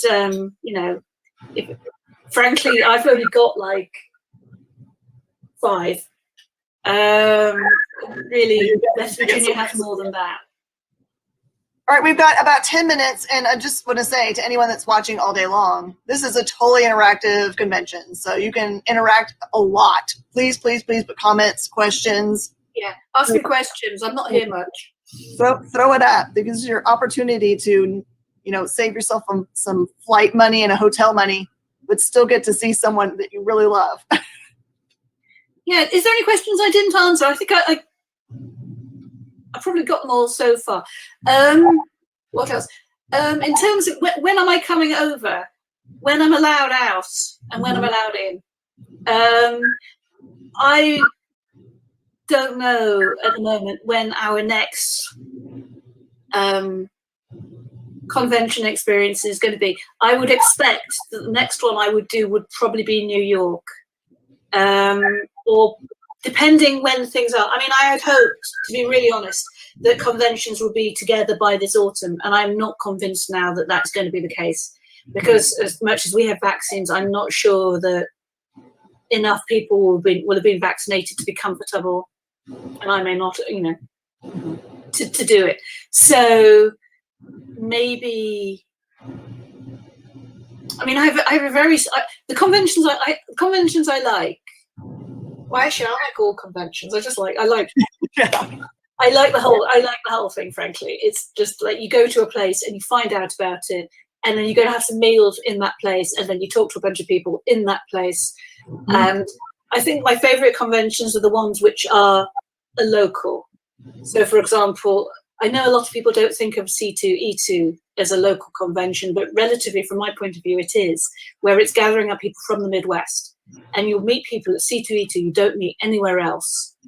And it's a certain kind of convention. And I really like it. There was a bar at the end of my row, and people would buy the beer in the morning and come up the row. And at every table, they would stop and they would buy a book. And there were people going around with huge armfuls of books. And I like this. That this is like. Might have the largest, in my reckoning, the largest. What they would call an artist alley. It's like aisle A through U, double. Oh yeah, and it's huge. But also, in my experience, a lot of book buyers, they're drinking the beer and they're buying the books, and I'm like, these are my people. Yeah. I like this. Where is there a place to buy your books that you can recommend? My shop. You go to www.alisonsampson.com. I have a shop and I do ship stuff. And actually, because books are printed, I can ship them from here to there. And I am doing, for when the graphic novel of Sleeping Beauties comes out, I'm doing original art book plates. And it's the only way, that's it. It has a shop. It's got /shop has a shop. And I'm doing original art book plates, which is the only original art that there's going to be for this book at all. And it's quite bargain-tastic. And the other place you can get my book is, of course, from Jen at spacecadets.com. Is it spacecadets.com? Is that right? Anyway, spacecadetscollection.com. Something. I know, because I was just coding on it like while you guys were talking. Yeah. Something like that. And so there's my shop, there's buying things from Jen. You can get it most places. The only thing I'd say is if you can avoid getting it from Amazon, that would be cool, because I think Jeff Bezos already has enough money, frankly. The other good place, is obviously London comic shops. Gosh Comics. Now, this is not so much for my book as pretty much everything else. They have a very nice curation of gorgeous graphic novels. They're very good. They're extremely good at selecting stuff. And my other favorite one, which is OK Comics, which is in Leeds. And when we go up to Thought Bubble, OK Comics is, of course you can shop directly from me. But OK Comics in Leeds is in this gorgeous Victorian arcade, and it's not a massive shop, but Jared there has a really good curation of stuff. And when I go, I like to try and buy stuff from him, and he always has something that I think one of the nice things about going into comic shops is you go in and you're like, I'm going in to get my Thor comic, and then there's like, oh, what's that? And you're like, oh, I want one of those, and it's like, nice. And Jared pretty much has that for me. Actually, gosh, OK Comics and Gosh Comics, good curation. And like, as I say, a nice material selection. They've got beautiful graphic novels and things. And it's like, if you're going to buy print, and I don't always buy print. I mean, I can't store it. Look at my house. Digital comics help me a bit. If I'm going to buy print, I want nice print. I have to say, IDW just emailed me the advert for the Sleeping Beauties graphic novel yesterday for approval. It is looking pretty wonderful. Yeah. I'm excited. Get that book. You can pre-order it now. Pre-order the graphic novel for Sleeping Beauties. It's going to come in 2 parts. So this is part 1, and part 2, I believe, is October, something like that. October, November. They haven't solicited it yet. Or maybe they have solicited it. I am not sure. So it's coming in 2 parts, but the graphic novel for Sleeping Beauties is good. And because the whole thing was written as a novel, in my opinion, it is better read as a piece. Although, obviously, I mean, IDW have just made such a wonderful job of it. I'm just like, I'm normally really picky and weird about comics where I'm like, could have done that better. And it's like, no, it's wonderful. Yeah, I'm always at the end of every issue of Sleeping Beauties going, okay, now I have to wait for the next issue.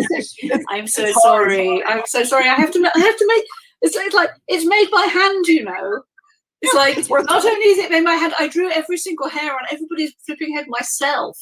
I went, I went on the internet and bought the cars. It's like, these things are not small enterprises. I mean, it may only be one person, but it's a lot of work. There you go, everybody. Just blame any lateness on my hair, because my hair is really hard to draw. No, your hair is actually really great to draw. It's the wiggly waves. It's like, it keeps my fingers exercised. The hard ones to draw is facial stubble. And also when people have pigmentation on their faces. Yeah, sorry, Carl. It's you. It's getting it the same every time. There's also people who have a bit of stubble often change it up quite a bit. And it's like, there's a lot going on, there where you're like, where does it stop? And there's also people with pigmentation. I mean, if people have brown skin and sometimes they have some darker pigmentation on their faces, that is a complete pain, because I think it isn't obvious to other people that people's skin can be more than one color. And so for me to depict that, I mean, like, there's a lady in issue 6 who's had a stroke and her face is what is it? Left side of the head. A bit like that. And like, I'm looking forward to people saying I can't draw faces straight. It's like, no, she's had a stroke. She's in a wheelchair. It's like, life goes on. It doesn't just stop because you have a slightly unfortunate event. You carry on, even if your face isn't quite as it was before. So yeah, it's I like to get these things right. It's like, inclusion is important. When I've had a stroke, when I'm 60, I don't want to be shuffled off either. It's important not to shuffle people off. Well, thank you so much. Shuffling people off. We got about 30 seconds. Yeah. So, Alison, do us a favor. Tell us where people can find you on the social medias, where people can, other tane the website, where people can find you and things like that. I'm on Twitter at Alice Samp. That's at ALISS_SAMP. I've said my email. You can just write to me and ask me stuff. I don't mind. My shop's there. I'm on Facebook. It's not a private account. You can just come on Facebook and follow me there. And it's like, I post art there sometimes. I'm not as on the internet as I would like. And I'm on Instagram as Alison.Sampson. And my Alison has 1 L, British spelling. And that's kind of it. It's, I think. Oh, yeah. And I've got, on the Thought Bubble YouTube stream, I did 3 talks just before Christmas. If you want to know about Sleeping Beauties, I'm talking to Ron Wimberly and Emma Rios about place. and there is a horror comics one with Steve Niles and John Lees and Abigail Harding. And so if you want to hear about, if you should wish, I am on YouTube on the Thought Bubble channel relatively recently as well. And otherwise, come and find me at a convention. I'm always happy to chat. I mean, frankly, if I travel to the US, it's nice to sell books, but really that's not what I'm there for. I'm there to meet you. You know, I'm here to say, send me pictures of your trucks, you know. Like, I'm here to find out about stuff and meet people. Next convention, I owe you a meal, Alison. We'll go and we'll spread together. That would be lovely. I think we had oysters last time. It's like, yeah. Roll on the next one. Thank you for watching episode 2 of Talking Shop. Thank you to Alison Sampson. Thank you to Jen King. We will see everyone next time when we'll have an interview with a completely different human person.